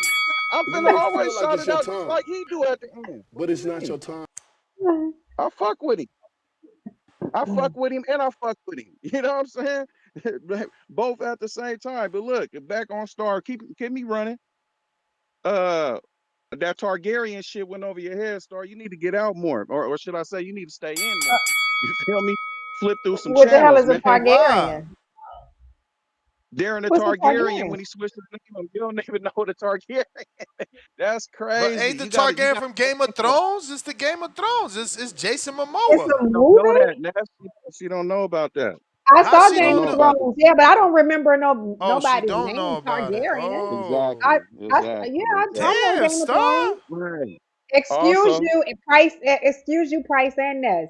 So you gonna just jump back on me, Price? Okay, but anyway, I do know Game of Thrones. I just did not remember the name of the person. Targaryen. It used to be okay, Barbarian.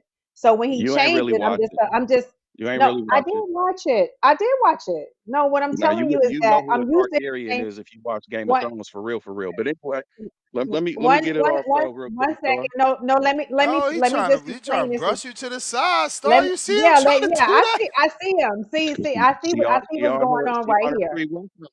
Okay, She on her free okay. workout, man. So Ness got on you about jumping on Junior 2 days in a row. So you like, okay, I'm gonna jump on the easy target, but it's not the easy target. Oh, ain't It's that Star. easy about Okay. Star? So let me just say this, Price. His name has been Darian Barbarian for so long. I thought Ness was mispronouncing it. So I was trying to Which say, I do is it did often, he so I change get it. it? So that's all. Not Hey, that I didn't know what it was or where I didn't put it you together don't know though. what I it mean, is. Oh, he's You don't still know what it taking is. okay.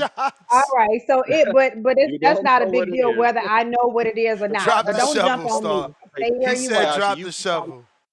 You got it. You exactly. You got to start. Come on. Anyway, back on Star though. Ness, I sent you something check what I sent you, man, because she took a couple days off, right? You know what I'm saying? She over there uh eating fucking McDonald's apples and shit. You feel me? Uh not coming on here doing her job, right? So check it out, man. I sent you something. Show her that what I sent you, man, because that just goes to the conversation that we had about Debo, why he Debo Dev, man. If you notice in that picture, the Oh security God. guard got on the same clothing, right? When he pulled the shirt over the nigga head, he got on the same clothing that Debo had on, that Craig had on. And if you look on the other side of that picture, Ness, his daddy got his shirt just like the two females that Craig was getting at. What was It's all about Debo though? finding. Debo Yeah, ain't but never we sent gotta nobody move to do on. We his gotta work. get to a new fight, man. We done with Yeah, that. Debo ain't never We sent gonna get nobody to there, do but his job. That wasn't Debo. I gotta Debo was show her, somewhere backed up. I gotta show her where how all this shit say Debo, and she don't never come with how someone No, else could be. no, Debo ain't sent nobody to do his work. Debo ain't have no bodyguard. What you talking about? Yeah, he do. Yeah, he do. What you mean? Come No, on, man. Listen, hey, Debo I'm didn't gonna have be no You may honest. feel like bodyguard. it's your time, Debo Hey, handled his but it's own not light your work. time. hey, man. Listen, listen, and he doing the ring. Okay, you No, seen it. but You seen it I that happening before reference y'all. is a know you But is seen a look, it. bad reference. That reference is a let bad me go. reference. Let me go Star, past you that, know man. I you wanted team to. Haney now after he posted you. I like Yeah, Haney. I don't dislike him. Shakur is just my guy, but I like Haney too. keep it going. Look, man. I also Ness talking. You want to try to play security guard for your boy over there? You see the nigga aching his shoulder over there, fucked up. He icing it. Won't give him the plug for the stemmies. Might need that STEMI pack. If he ready, he gonna ask. Yeah, he need that STEMI Is pack, that he bro. Send work you out over there every with that. day? He probably just doing that because he work out Hey, every day. Every time he hit me, he like, I'm coming back from training and shit. So he's still Let's working go, out. Junior. hey, Junior be in speaking that of, speaking gym. of, How much you weigh, Junior? You look a little thin though. Right now, I'm done cut from 164 back down to 149. I knew it. I knew it. Cause I was trying to match you up with Price. All that talking he doing. come on, man. Hey, I was gonna just say that. Not the matchup, you know what I'm saying? Because I could tell you a little dude, but I think, everybody jumping on here giving you your props. I think you'd be good in the corner though. You know what I'm saying? Oh, you got your Man and a corners couple book? fighters. You got your corners book for USA Boxing? Coach's Oh book? no, not for USA. Oh Not for nah. USA boxing. But It ain't I've nothing been to in the get it. pro You know what corners. I'm saying? Yeah. We need that high level live shit. You know what I'm Yeah. saying? That Yeah. you Hell Under know the all yeah. the great people coach. do that. You can tell the border war same shit. Hell yeah. You feel me? Hmm. Yeah, and then, I take appreciate some, that. bring some partners with you. You feel me? Get them niggas out the complex. You know what I'm saying? Fly them niggas out with you and Yeah. shit. Let them see life. You know Why what you I'm saying? They over hating there. on my mans, B? Not at all. Not at all.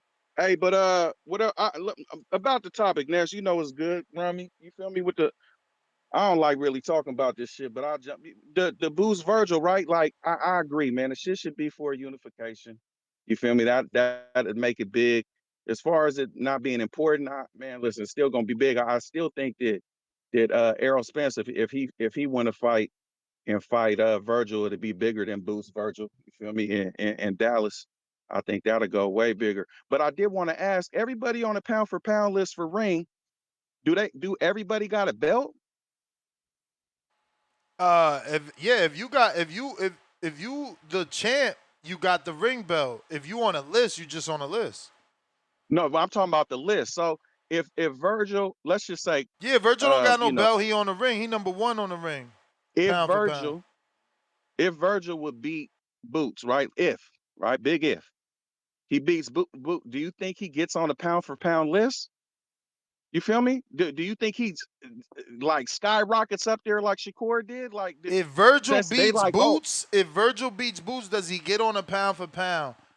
I don't and know. and I does don't he get know. There's high? not even a belt on the line. I don't know. I don't know. I don't know. I don't know. That That's what would I'm be saying. But interesting. You may in their feel like it's mind, your time, let me go but on. it's This not just your take time. count. In their mind, they be saying like part of that pound for pound is who can beat who if we was the same size Yeah. and all that. If either way, even if Virgil is a big dog, so even if Boots beats Virgil, people gonna be looking at Boots, especially if it's in the fashion he do it in. If he do him like he did Lubin, like Virgil did Lubin, either one of them do each other like that, they gonna skyrocket. I mean, as far as like who gonna beat them, you know what I'm saying? Like, and if people was going off that shit, how the fuck David ain't on the list? I don't understand. Like, who thinks if they was David's size that they beating David? Like, David is on the it, list. He like oh, I number didn't know. 8. He like number 8. Oh, okay, but still, that's even who the fuck is on that list that if David was their size that, and he doing what he doing, he not running through that shit crazy, man. Devin I don't Haney, understand it. man. A jab take you around the world. Shakur just showed you Okay, that. If you punch we got somebody in the that, man. face, all that My King Kong my shit point goes out the window, man. Your Mm-hmm. my eyes point is start all the watering, your niggas. nose Mm-hmm. start bleeding. It's hard for you to breathe. They stab jab Hey, you listen, now. Now they going upstairs, downstairs. They keep Hmm. I turning get it. you. Hey, I ain't gonna fight against Dev. I get you, Ness. That was a good one. But look, last thing before I get up out of here, Ness, man, I seen how this your turn. You feel What? me? I seen how you was doing that bullshit yesterday. What? You did that weak ass dog pulled out my internet, my audio fucked. You knew this Marsupio shit. Marsupio.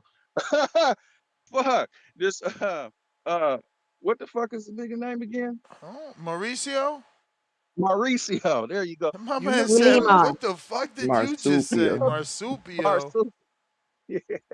Hey, I've told you I'm bad with names, man. Listen, you know that shit was gonna come up, and you wanted to act like your audio was out and shit, so you wouldn't catch Nah, the bro. heat, You man. And think I you, wanted? You think I wanted my shit to be out? That's bad man, I podcasting. think you didn't want to Secondly, have that se- conversation. we can I'm have it over right here. now. We can have it right now. You act like the You gonna do news it is dead. right now?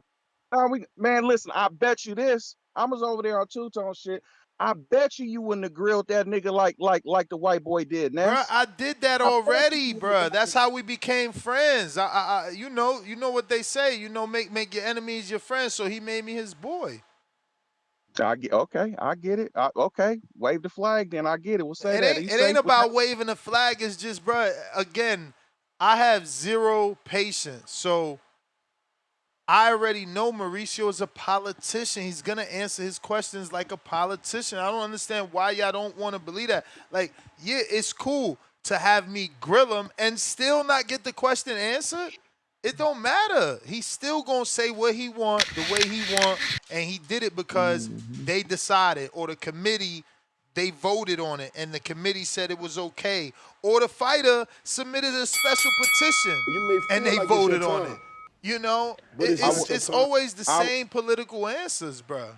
I would have took it a step further than both of y'all would have, man. You and the white boy. I would have told the nigga, look, man, you want 120 bands from me. I mean, I know niggas that done kill for way less. So it's like I feel like I'm having mental issues. I might kill myself if I got to give you this much money and see if the nigga was going, let me slide on that one like he He did ain't gonna with let you these niggas to slide go on fight for that a belt. because you making 10 million, bro. Come It on. don't it don't matter shit by the time he gets to me, man. Hey, listen, this shit was already spent.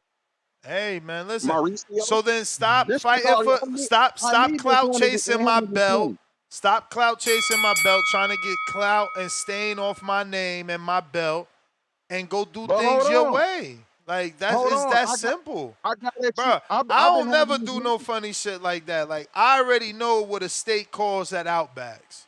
Like, if I'm not willing to pay that, I'm not going over there. These dudes that keep doing shit, knowing what the price is, and then don't want to be called thieves and robbers, what the fuck else is that? You made an agreement. You petitioned. The WBC didn't go to Shakur and say, hey, you want to fight Tio? We'll charge you this so you can keep your belt. No, he said, yo, what is going to take for me to fight Tio and not lose my belt? And they said, this is what it's going to take. He said, all right, fuck it, do it. And the time came to Hey, pay, he ain't paid. Like, Ness, I Ness, frankly don't give a fuck. But y'all Ness. care. Them niggas knew the risk of losing that WBC belt when they fought who they was fighting. They knew the risk before going in. They trained for it and they lost. So it should be the same shit about knowing how much it costs. You feel me? Hey, you knew the risk. You lost your belt. You don't get to say I'm finna unalive myself. So and I let you slide and put you in position for some Well, more they didn't bread. lose But their belt, though. The people you talking about were just going through shit outside of the ring. They man, didn't what I'm lose talking their about is belt. like, hey, what I'm That's what they talking was about is, asking the president not to do. Don't kick me when I'm down, when I'm at my lowest, when I'm drinking alcohol, when I'm acting a fool live on Instagram. Don't also strip me. What the fuck? Don't y'all hey, see? Y'all act like he's Mauricio's Godzilla because he stood by some dude that was going through alcoholism. My man hey, was check it not out. paying his bills, arguing with waitresses, arguing with his wife, getting the cops called, seeing him drunk on Instagram lives. So on top of that, let's kick him while he's down. Let's strip him so he can't make no money. So when he come back, his pay grade different. Like, I don't get y'all. Y'all, Man, listen, he can't what it is, please everyone. what you don't get is that he bend the rules when it's beneficial to Yes, I him. get that. That's what I'm telling you. That's what a He's saying he politician gets both fucking sides. do.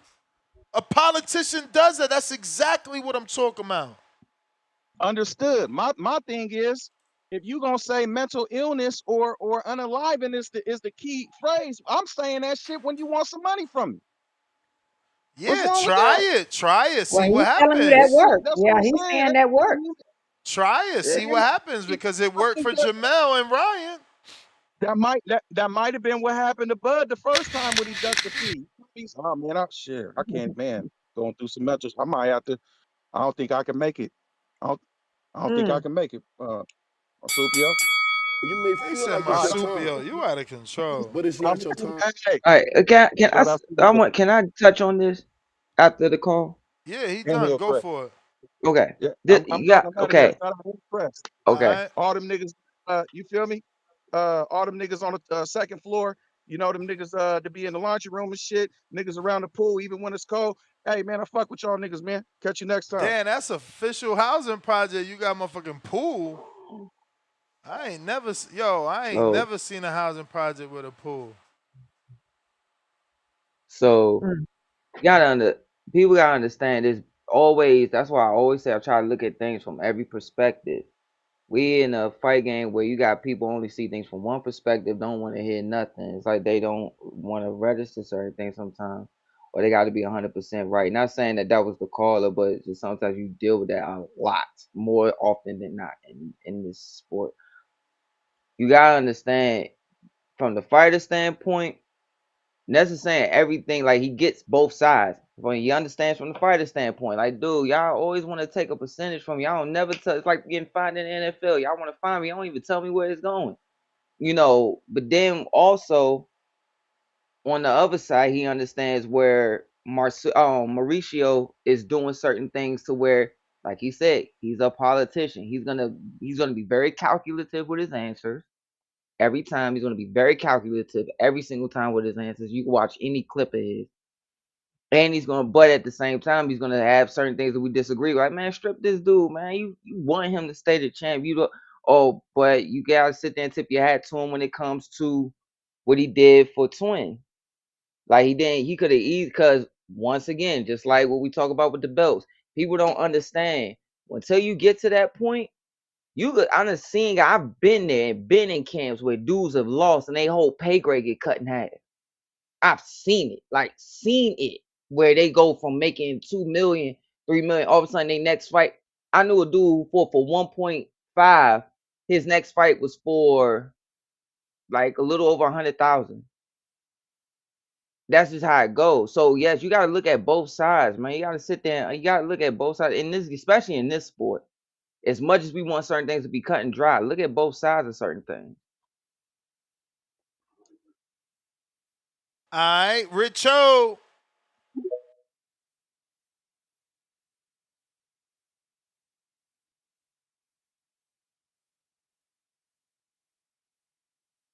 What up, Richo. Richo?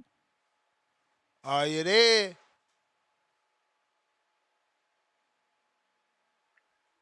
They Okay. well, real quick before the next one, he's saying, why should they tell you where the fine going? My God, if I'm sitting there I'm fighting on your card. You want me to be your champion. You've moved me up to your rank.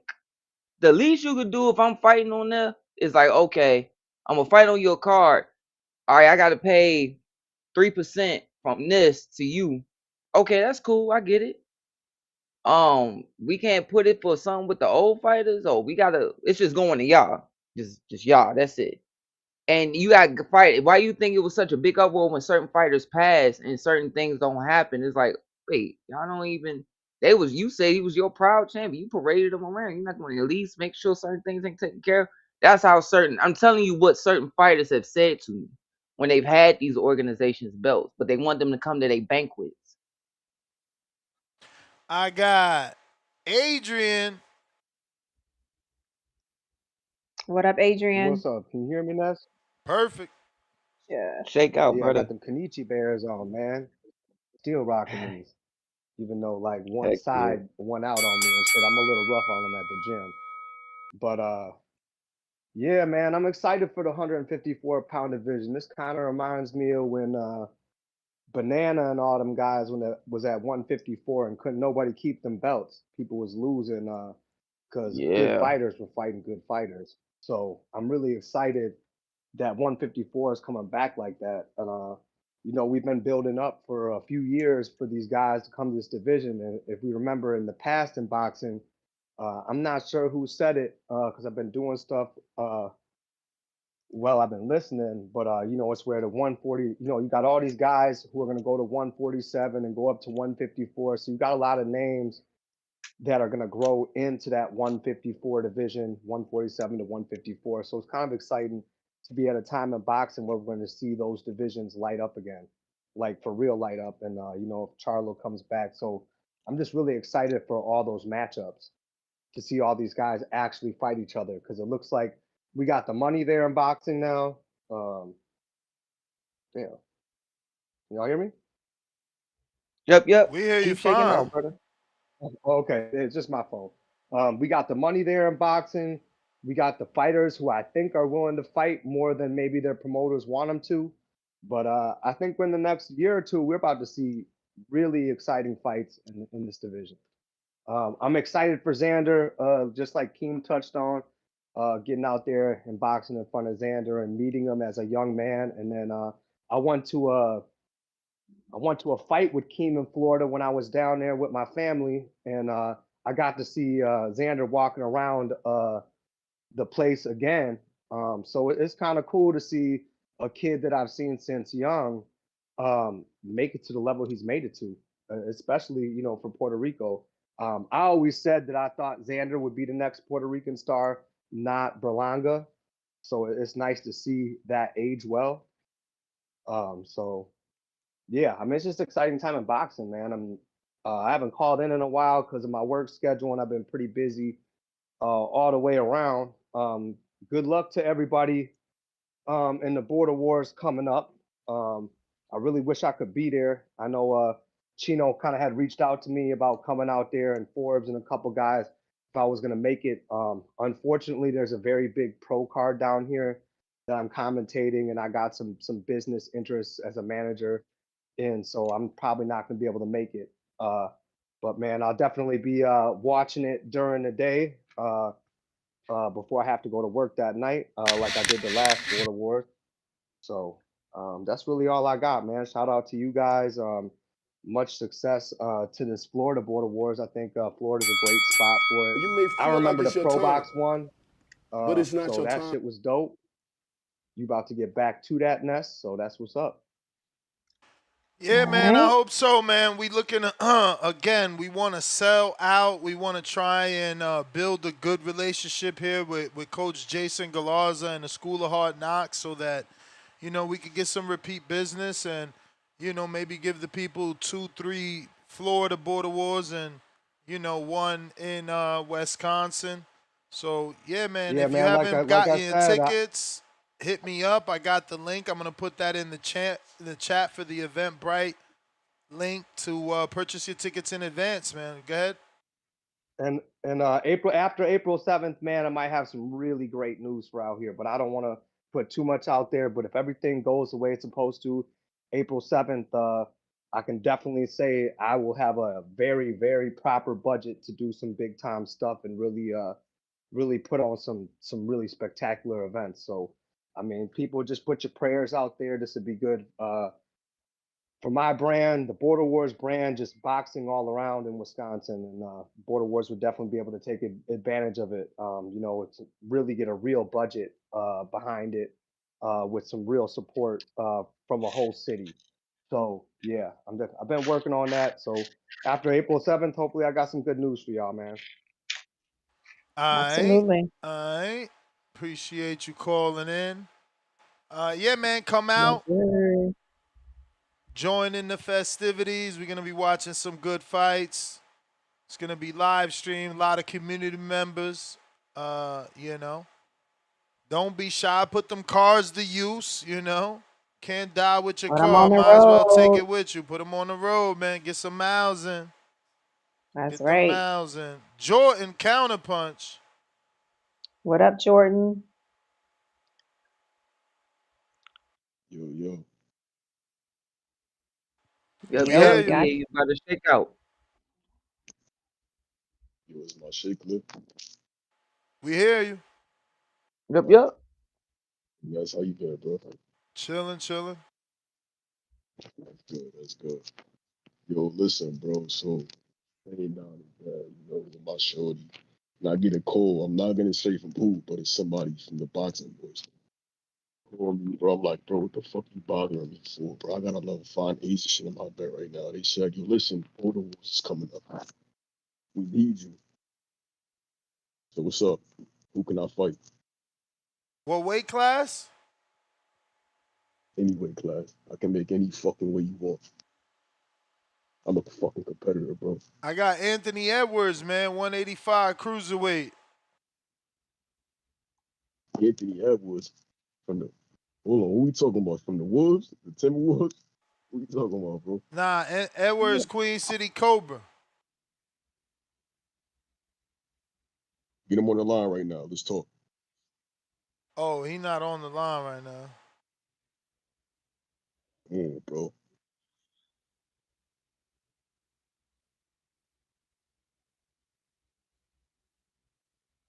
Yo.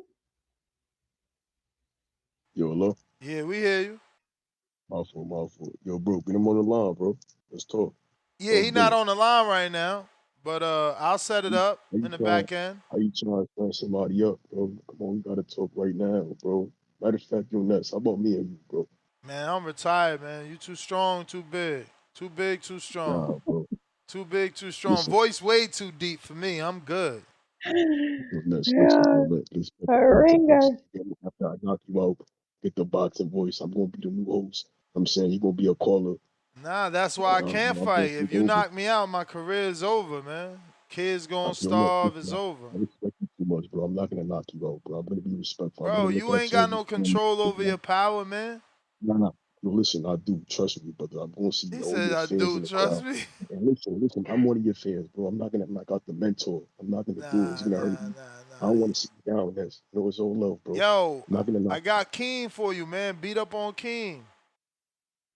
Yo, hold on. We talking about King, the Dream. Which one? Which King? Yeah, Keem the Dream. Keemachenko. Listen, bro. Listen. All I got to say is, bro, I'm too big, too strong, too fast, too smart. You know, you put anybody in front. Keem I be really want to sparring see why. I 250 really want pound to see why. I heavyweights. don't give a listen. I don't give a fuck who you spar. He ain't spar me. He ain't fight me. What you talking about spar? That got nothing to do with me, my mess. Come on, bro. We talking about a different type Bro, level guy. We talking about a guy who can Keem hold beat on. CYP before you. Well, that's listen, hold on, bro. Listen, and I respect you for that. But at the same time, you have to understand, bro. I live boxing. I'm in shape every single day. I don't drink. I don't smoke. You know, I probably indulge in some, some ladies, but that's probably it. That's my only weakness. But I'm a fucking savant, bro. You put Damn, not the anybody in front of ladies, me, bro. I will I hope take you. you did you see that Benavidez interview? He said he don't have sex for 4 months every camp. Listen, bro. I ain't gonna lie. I respect Benavidez. He's probably one of my favorite fighters, but I don't give a fuck. I do what I want, bro. I make my own rules. I don't listen to nobody. I'm good at testing myself to see if it works. I don't got time. I'm a grown man, bro. I said my rules. I live by my rules. So if it work for him, it work for him. It don't work for me. I need that to operate. You know. But let's talk to King, bro. Get him on the line. What's up? Keem not on the line, man. Come You on, came man. on You late. sitting You up came late. on late. It's almost 3 o'clock on the east. I ain't come late. I came at the right time because it's my time, bro. It's not late. It's never Oh, late. Well, listen, bro. If you got True, somebody to fight true, me, true. listen. I know you in the chat right now, bro. Just call me, hit my line. I'll call back in like 20 minutes. But I need somebody. I need a formidable opponent. Somebody competitive as me. Somebody Oh, with that's the Keem the will to Dream, win. bro. Nobody better than That's top Keem. of. I'm gonna. Hold on. Is he a southpaw or is he orthodox? Bro, he's switching. He's not, bro. Is What's he a your weight? southpaw What's or is your he an age? What's orthodox? your age, Jordan? Price said he want a piece too. 24. You listen, get You Price said in here. 44? Anybody in here? Not no, he 24. said 24. Oh, 24. 24. You too young for Yeah. Price. He was about to get at you. Wait, hold on. Man, I'm a grown man, brother. But Get that's him what in I'm here. saying. He more grown. He 40 years. He 44.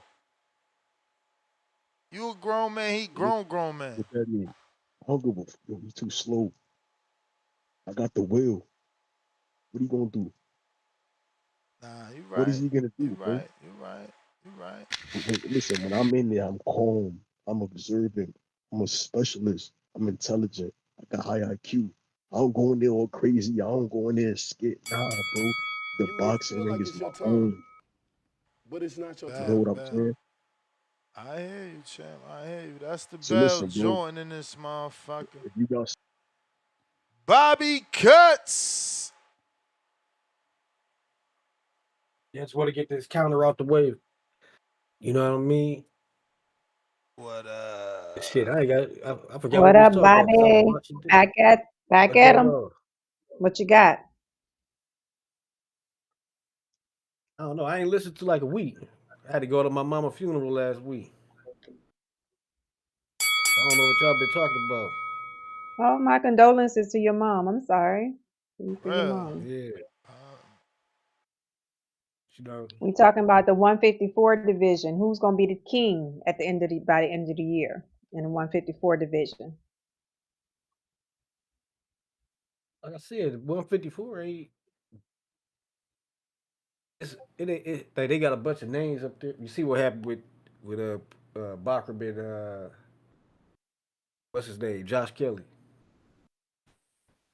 You know, Bachram was hyped up to be some guy that was a force to be reckoned with, but he was easy work. I mean, he do got power, but Josh Hmm. Kelly he got knocked out by amnesia, didn't he?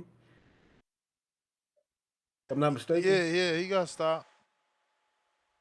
Yeah, so Bachram almost stopped him too. He was getting beat up the whole fight, but when he hit him with a couple times, he dropped. Then he hurt Josh Kelly, right? He dropped him too, right?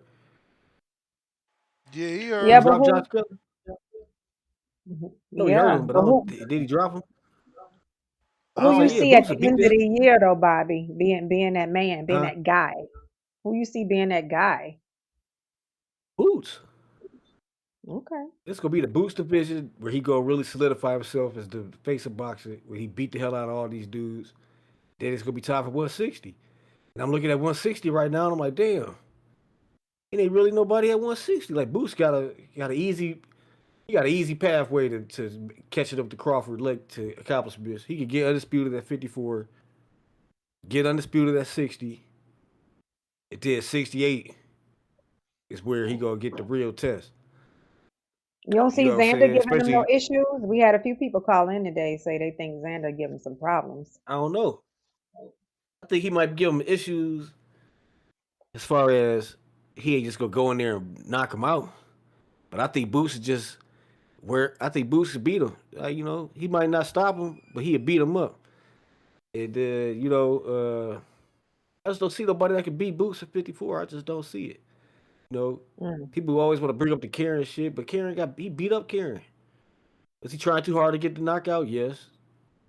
Was he trying to impress the crowd too much? Yes. Did he make mistakes in this fight? Yes. But Karen was a crafty guy. I don't see like these guys ain't crafty like Karen. Like I don't see nobody that fight like Karen up in them other divisions. Like they had somebody up there that with a similar style, and they was knocking people out. That I'd be like, all right, Boots got a real challenge on his head. But I don't see nobody up there that got them type of characteristics. You know what I'm saying? You know, and Karen was a tough. The only person Karen lost to besides Boots was the guy that fight at 68 now. Another one of them Eastern Europeans. So it's like I don't. A lot of people can't beat Karen, but they've been ducking Karen. But what to act like Karen was a bum because he was on some You may no feel like budget it's your ad time, promotion. You know what I'm saying? but it's But so not was your time. Crawford once That upon a time. is the bell. Bobby All cuts. right, We Bobby. got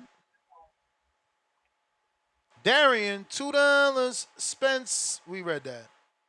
Jordan, Counterpunch, we got you. Javier Oliveira's $2. Bell beats Bodie. Jadir beats Bell. Unification. Jonathan Sims, $5. Stop sign, it. RJ, it's on the bosses, aka the fighters, to read the bylaws and know where the money is going. Everyone wants to be a boss until it's time to actually be one. Uh-oh. Phone lines open, Discord available, X Spaces available. Rich O back at you. What up, Richo? Yo, yo, what up, what up, what up? What up? Yo. What's the topic for today? We talking Boots. Vergil almost done. It should be announced. They saying the end of this week. The date is April 25th, Las Vegas. And Zayas Kelly are in negotiations. Top Rank reached out to Matchroom. Damn, Matchroom, huh? I was saying Josh Kelly. I don't know about that fight, man. They probably not. They trying to hold on to them championships. They seen that Nick Ball shit. They like, man, we running low on championship fighters right now. Yeah, but Nick We Ball's gotta with hold Frank on to them Warren, whole belts. different promoter. Nah, it's that UK pride though. It's that UK pride. But I'm saying though, with this boot shit, I'm looking at boots and shit. Virgil, they like some underachiever niggas to me, like underachiever fighters to me, like. When they moved to 54, they didn't try to do nothing. They try to make moves and fight each other, but it's not for no belts. It's not for no accolades. Really, it's just a pointless fight for me. Like just for me as a fan, like it's It's nothing. It's crazy, nothing yo. involved. Every day the narrative changes, right? Like one day belts don't Nah, matter by certain callers. I ain't nah, saying I you that. was I ain't nah. saying you that. I'm Yeah, yeah, just yeah. saying All today, right, man, it's now clear though, people 'cause saying like, yo, always for the Virgil belt. Boots ain't got no belts. Virgil Boots ain't got no belts. I've been saying this. I've been burying this fight. Like, bro, it's a pointless fight. They gonna get into a fight, and one of them or both of them, they're probably not gonna be the same. Like it's a pointless fight. Like you're not getting it for no. It's no like accolades. It's not no. Yeah, y'all probably gonna make some money, but it's like, bro, go for the legacy type shit. Like that's why I fuck with a Xander, and I fuck with a David Benavidez. I fuck with Devin Haney, Shakur, and niggas like that because they want to give you the glory, and they want to chase the glory, and they want to chase the legacy and go after the championship fights. When Boots moved up, Yeah. he fought Lima. You feel me? He was the WBA champ, IBF champ. Why didn't you move up and fight Bachman? Same shit that what Devin Haney did it at 140. He was the undisputed champ at 135. Moved up and Hmm. challenged the WBC champion Regis. That's how you gotta move in Hmm. this era. Like you can't be trying to like make these little pointless fights happen. And like Boots right now, he really at square one in his career again. Like you at 54, yeah, you were just a unified champion at 147. But you ain't you moved to 54 now. You ain't got shit. And they trying Yeah, to and really then play him now. It's like, yeah, go it's ahead, like sir. if yeah, like he don't have no other choice. So that's my thing is like, why not get you some leverage? I don't get why, Yeah, why they just, that's clamoring for this one fight with Virgil. I don't get it. yeah, that's always been Boots his whole career. He when it was at 47, he was trying to chase the Bud fight. Oh, I just want that fight. I just want that fight. Like, bro, get active. You got the Yeah. IBF belt at 47. He could have fought Tim Tszyu back in like 2023. Like, move up and fight a champion. Stop trying to clout chase niggas' careers. Like, it's like niggas gotta find their own identity, and that's always been my critique about Boots, and that's why I big up a Xander, and that's why Xander right now he's on my pound for pound list, even though he just beat he unified he beat a boss, even though a boss not nobody, but he's a champion. This is why belts matter because we can move you. It's Hmm. easy for me to move you along the ranks if you chasing belts. That's like in basketball. You gotta we only judge you off the MVPs and the championships that you got, the finals MVPs and shit like that. You gotta chase the belts. It don't matter about the names. Go get a belt. How you get your name established. That's why Yeah. I'm looking at Shakur like, bro, why you trying to fight Conor Ben? Nigga, go after Haney or go get a belt. Go like keep chasing that status of pound for pound. Like stop settling and trying to go get money. Like nigga, you are the money now. You the big dog. So put on them fights and force people to fuck with you. Kind of like Canelo did. Like he was putting on them shitty fights, but people still supporting him. Nah, I can't even say that. I can't even say that because he did some bullshit. But yeah, bro, you gotta go after them belts, bro. You gotta go after them belts. That's just me. You gotta chase the glory. And that's why sometimes I don't really bag too much on Ryan Garcia because he always shown willingness to try to fight the best niggas. You feel me? And that's the only thing I fuck with. Go get them belts, get them belts, get them belts, and get them belts. That's all my call. That's all I got today, man. Shout out to y'all. You may Appreciate y'all. feel like it's your time, Malcolm. Right. but it's not your time. What up, Malcolm? Yo, what up? What up? What up? Hey, I gotta ask this question going back to the Mauricio shit with Shakur. Um, if Shakur hadn't fought at all, would he still be champ? Hmm. Yeah, of course. Because the fee was not to be stripped. It's part of their laws. As a champion, you ain't supposed to fight for another belt in another division. You got to get an exemption. So he can't. You saying he can't fight at all without paying the fee? No, you listen, Malcolm. There's a duty. You win a title, you have to defend that belt. You're asking not to defend the belt and instead move up in weight and challenge for a rival sanctioning body belt. But I just defended my belt. I'm under no obligation to defend my belt at this point in time. Yes, there was no mandatory due. Yes, there was no mandatory due. But now you're having a fight and you are our champion. You do notice that, right? Like it's like you and I. But I'm not representing you in this fight. I'm not. But that's a choice. But that's a choice. That's a choice that you don't have. You're supposed to represent. A choice that I don't have. No, of course not. You're the world champion. You're our world champion.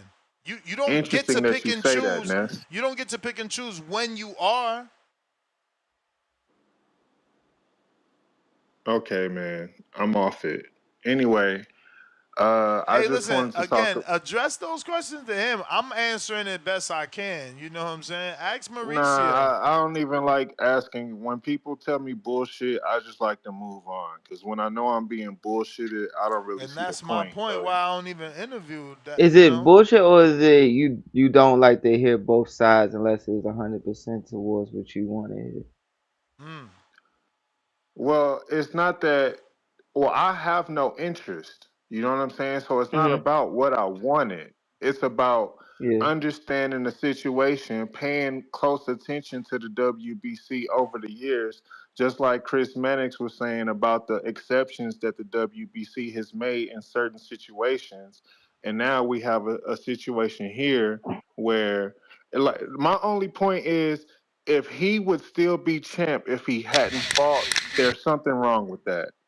But anyway, I just wanted to talk about. But there isn't anything wrong with that because that's the whole reason that he lost his belt is because he's fighting for another sanctioning body but it's not in another division.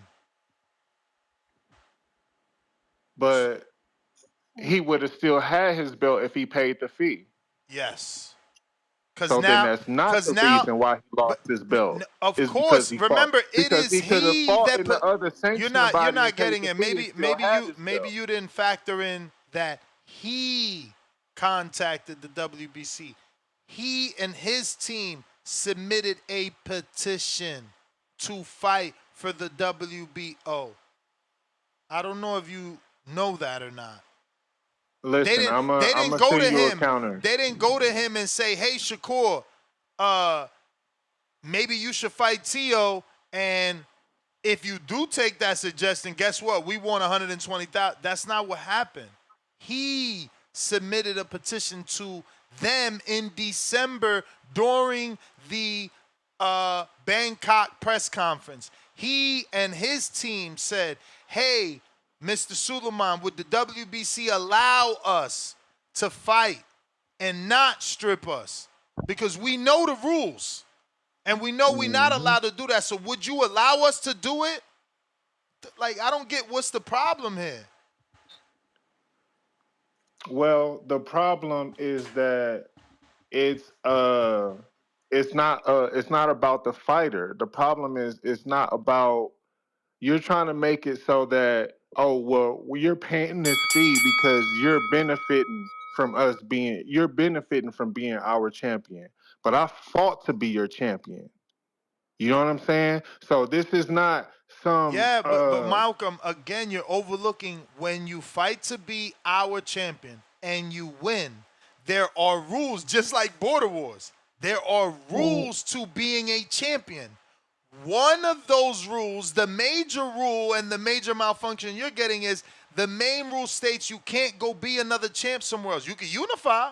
You can't just go be a champ and not represent our belt. You're about to go out on a date and leave our belt. The girl don't see our belt. No, that's not how we Ness, do our look. I champs. want to get to something else, so let me just clarify this real quick. There is no malfunction. I understand the rule.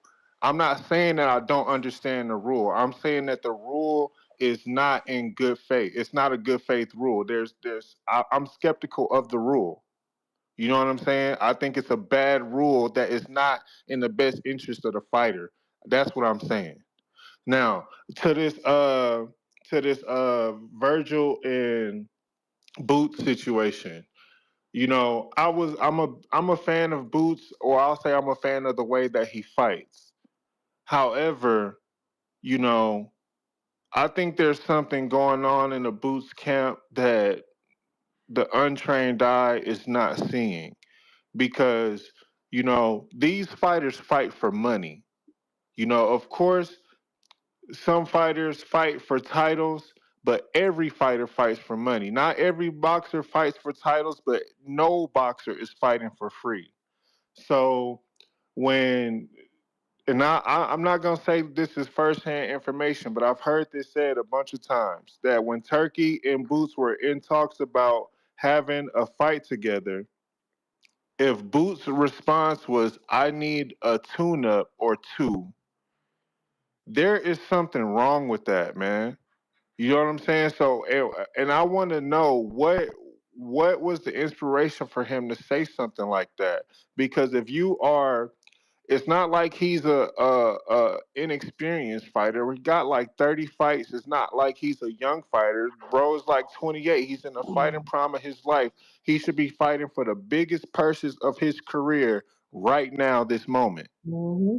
So to turn the biggest purses down in an athlete career, athletes aren't accountants. They're not gonna, make more money when they're 60. This is the time to make the money right now. So for you to turn down the person handing out all the bags talking about you need tune-ups, am I crazy to say he might have been trying to wait for Zayas You may to feel get like up it's your out of time, 154 and go to 60? but it's Because not your Zayas is time. a big boy. So I don't know. Maybe I he was think just you would be crazy because I don't think that was the fight Turkey was trying to make for Boots. It was always the Virgil fight, so Virgil, Zayas had yeah. nothing to do with it. okay. Well, all right. Shout out TBV. That's my call. Y'all have a good morning. I'll send that rent next. All Be the right. man, And that's champ. and to your Yes, point, sir. Malcolm, that's why when people, you have a lot of people that say Boost is the truth. He's the truth. He's a phenom. So when you hear that and when that offer came to him to say you needed two tune-ups, that just don't match up for me. So I agree with Malcolm in that. What's really going on? Because he had to sit out a while. I think he was his manager Yeah, I mean, passed away or something like that. I think we're all So shocked, right? That he didn't jump in the division and fight a champion. That's it. That's yeah, so what it you would think when is. it was time to get busy, he would have been ready. That's what I would have thought, because of the way people talk about him. With a name But that big, he should have been able to get a champion the way Devin did, the way that Crawford did, the way that Shakur did. hmm You know, I agree. um, Yeah. All right, I'm gonna go ahead get ready to go train.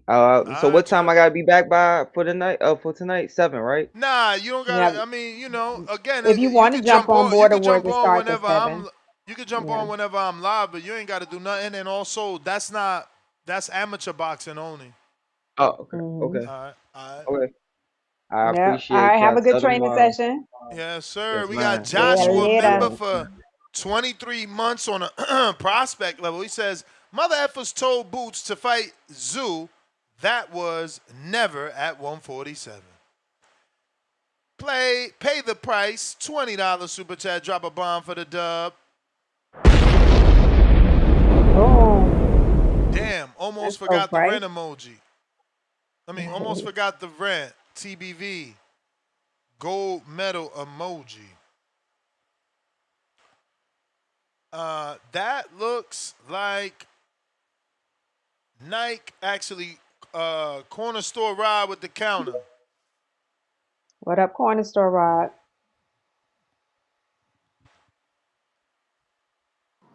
Yo, y'all can hear me? We got you. Yes, Yes, sir. sir. Yeah, damn, Ness. I've been trying to call in for so long, man, and I just missed him, man. I was gonna tell little Junior, man, stop letting Payless Price talk to you like that. But what I was gonna say, this is what's the problem about boxing right now, though. And I heard you saying Star. Shout out to Star. Shout out to you, Ness. Um, we can't keep delaying these fights just because they don't have a belt. Like that's the problem with boxing right now. Boxing is sinking just because, as casuals, as outside people looking in, we waiting too damn long to watch people fight. Listen, Ortiz and Jaron Ennis boots is a must see. Like they don't. It's already they're two of the hottest prospects without a belt. Allow them to fight. We can't just it'll be magnified if they both have a belt or one of them have a belt. Bro, nobody cares. We just want to see the fight. We just want to see a good action. Last fight we seen with Ortiz and Lubin was a wash. He whooped Lubin, and that was just a wash. Last fight we seen with Jaron in his boots, this nigga beat him in the first round. Like, y'all gotta stop. Like, as boxing, we gotta start giving out a bad product and produce product. These two fighters, they can bounce back. They still young and they're already damn near 30. Like, I don't know. They gotta get it right. And it's no like this is for the younger generation as well. Like, shit, y'all can fight without belts. Allow them to fight. So when the But see, time the belts comes, is not their issue. Their issue is they want a certain amount of money. So that's not us. Like it's like the money is the Well, hold it's up not for only them. the money, So it's also yeah, it's the not what is just belts it? too. Because look at Jahad Tucker. He said, "Give me 500,000 and I'll fight Yo-Yo." And he's like, "Look, y'all Hmm. don't want to give me the money. There's no belt on the table. We ain't got no fight." You know, But because neither if you one of ain't them gonna have a yeah. pay belt me, No, though. if you ain't I gonna do pay agree me with that. The belt gives you 500,000, at leverage. least have a belt so the next fight I can make 1 million. You know? Yeah, I do agree. The belt gives you leverage, but I'm just saying, like, if they just want to continue to grow the sport, though, like, cause think about it like this: some of the championship fights that we get be boring as hell, and the undercard be more exciting than them. So, Yeah, so what I'm just saying rarely is, ever is the undercard more exciting. you said rarely. Rarely, yeah. Rarely. I Come on, mean, man. I mean, I, Don't do that. Don't do So that. was Jermaine and Keyshawn more exciting than T.O. Shakur? I'm a Shakur fan, so I'm biased, so I'm All gonna right, always say well, Shakur. end the story. I But let win. me, but no. That's just one instant. I said rarely. Think about this: was Devin Haney and Brian Norman more exciting than Benavidez versus what's the dude To that he some, no. To some, they He said may Devin feel was like it's your hugging all time, night, holding all night, or but it's not Norman your was time. holding and hugging. They called it a huggy bear fight. They thought what Benavidez did to Yard was better. He had blood. He no got a knockout. yeah, but I'm asking you, Ness, personally, do you feel like what you feel like? Which one do you feel like was better, the main event or the undercard? I mean, I'm invested in Dev, bro. Like, so the co-main was the shit to me. Okay, like that's what I'm saying. But now, ultimately though, I just like at the end of the day, let's just make this fight, man. This is for the casual. This for the community. Like everybody wants to see this fight. It's no delaying. Like stop. Like I don't want to delay. And then oh yeah, the Puerto Rican princess Zayas or however you say it. Like he better he better go ahead and get that undisputed and then move up because I feel like either Ortiz and Boots can beat him. But I mean, he young still. He only 23, so I feel like you should learn from people like Brian Norman and don't really go for the people with the experience, if that makes sense. That's that Like, Bell player Himalaya. okay, All okay. right, I Shout got out connoisseur. TVV. Nike. Nike, what's up? Yo, got me. I got you. Yo, we got you. Shouts out to the boxing voice. Shouts out Ned Star. You know, good show, man. Boots and Ortiz. Oh man, that's yeah. It's beating a dead horse. If it happen, it happen. It don't. It don't. I like Zayas though, man. I don't know why everybody writing him off. I mean, ain't he? Yeah. Ain't he the? Ain't he the what's the name? The lineal champion? Or no?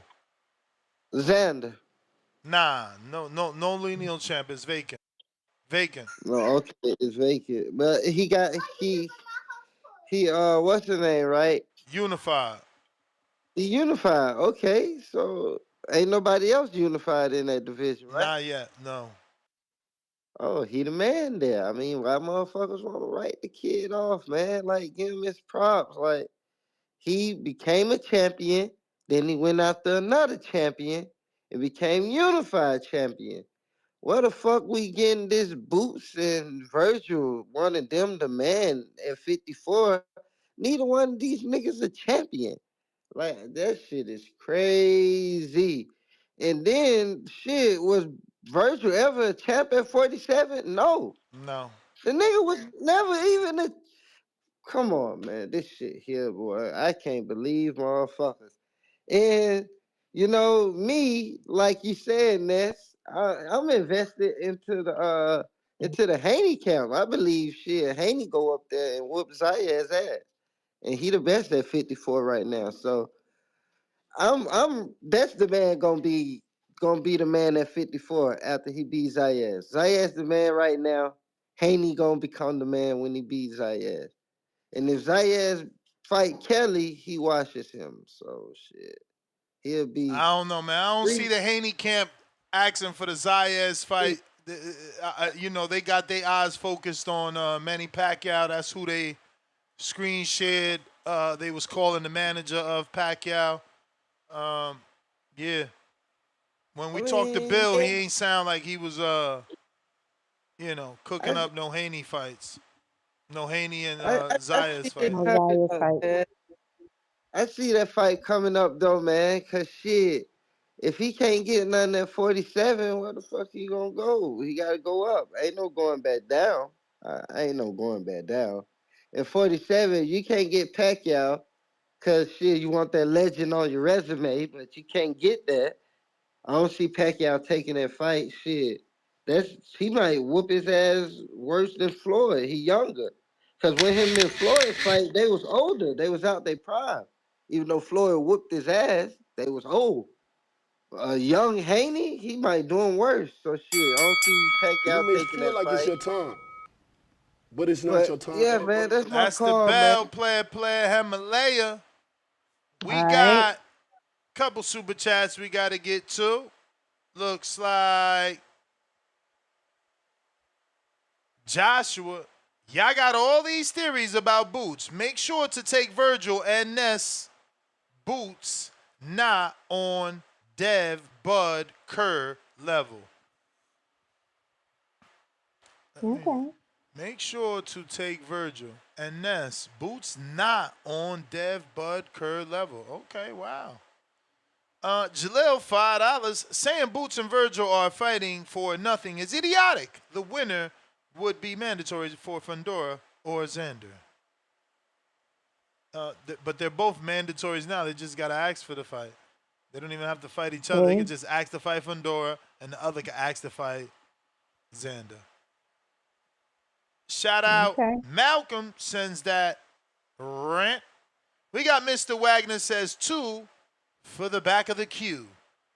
But I don't see you in the queue. Wagner, don't see you in the queue, man. Jordan with the free call. Yeah.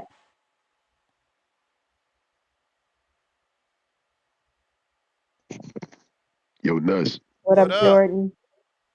Wait, hold on. Is my shit clear? Perfect. Bet. Yo, listen. Yo, where Shushu go? Shoo. Oh, Junior, he had to go train. Nah, cause listen, bro. I went back at the call, right? And while I'm talking, Shushu was sleeping.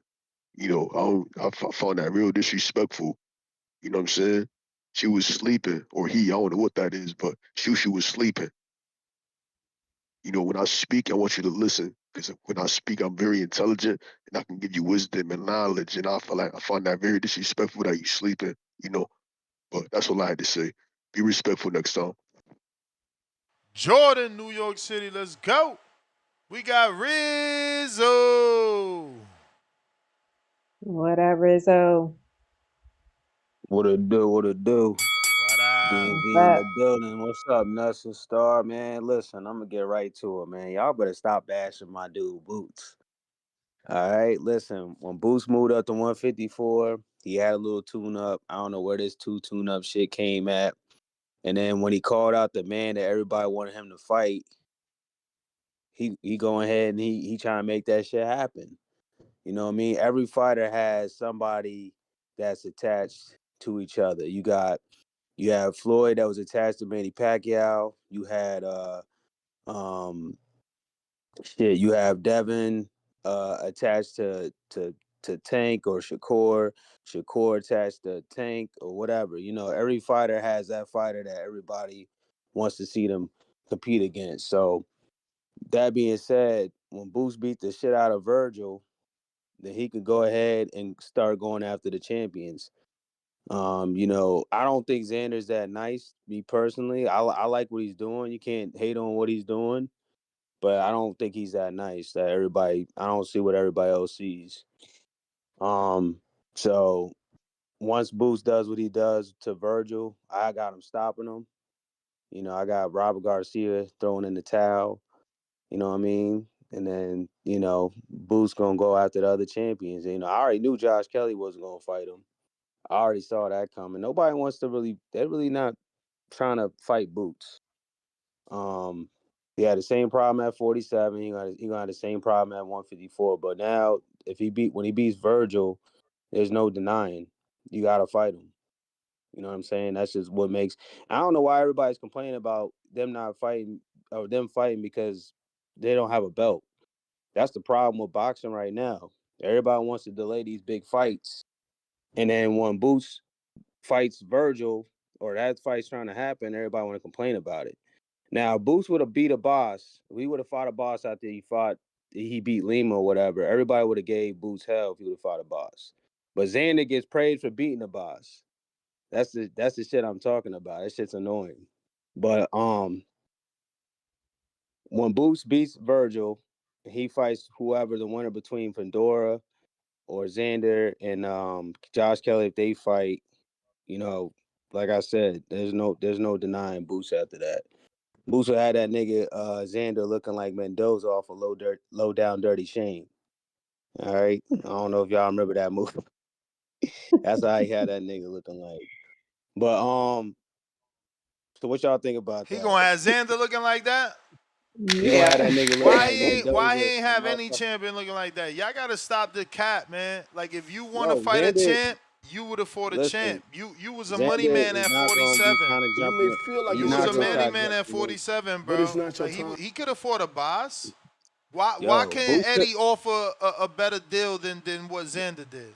Yo, Brian Norman and all them fools turned that shit down. Sergey Boacek turned it down. Josh Kelly turned it Bro, down none of before he them fought. dudes is Xander. None of them dudes is a champ. He talking about Brian Man, Norman. Dinesh, I Xander is gotta not go, fucking with man. Boots. I You know gotta he go. not fucking with Boots. I gotta go, Rizzo. You out here wilding for respect. Yo, Uh, if you're trying to call in, now is the time. Last call for Price them stop. callers. Last call for them callers. Mr. PBC, Price. Seattle, Washington. Go ahead, Let me sir. see that. Let me say this. Price. Stop doing what you accuse those chat guys of doing. You doing that to me right now. Stop doing that because you hate when Wagner people do said you like those. that. I'm sorry. I thought you was done. My Go bad. My ahead. bad. Nah, you good. Mr. PBC, what up? What Yo, up, can you Mr. hear me? PBC? Yes, sir. Um, man, my AirPods is acting a fool, but yeah, man, I can't wait to see this fight. So it's official. Which one? The Jerron Boots and They supposed Vergil to be Ortiz. closing the deal by the end of this week, and they got a date, April 24th, 5th. 5th, 5th, Okay, 5th, 5th. okay, but quick question, like, so did Virgil leave Oscar De La Hoya to make this fight? Nah, man. Nah. Oh, okay, so he Remember, stuck with him all the way. Oscar put a lawsuit on Virgil's manager too. So you know how that works. You sue me, I sue you, Oh and shit. then we agree to drop the lawsuits to do the business that we need to do. Yeah, that Mm-hmm. sounded like Don't Be a Menace when what's his name was in the house, a party, and aimed a gun at the girl and says I want her number, and she aimed at him, said she want his number. That shit crazy. Um, Yeah, man, I'm glad this fight gonna get made. It shows you know these motherfuckers are on the same side. It was a hard time, so I think that money comes into play, and I definitely can't wait to see this fight. Boots needs this fight just as much as Vergil. This is the indicator, but sadly, there's no belt involved, right? So I'm a little thrown off about that, but respect. It's still the name, and Vergil is undefeated, so was Boots. I got Boots definitely in this fight. I think Vergil, he's good, but Boots is gonna outclass him a little bit, show him stuff he ain't never seen in a while. And that's how the game goes. That's my call. All right. We got a lot of movie references today. They trying to call me out. Ness, I can't hear you. You on mute?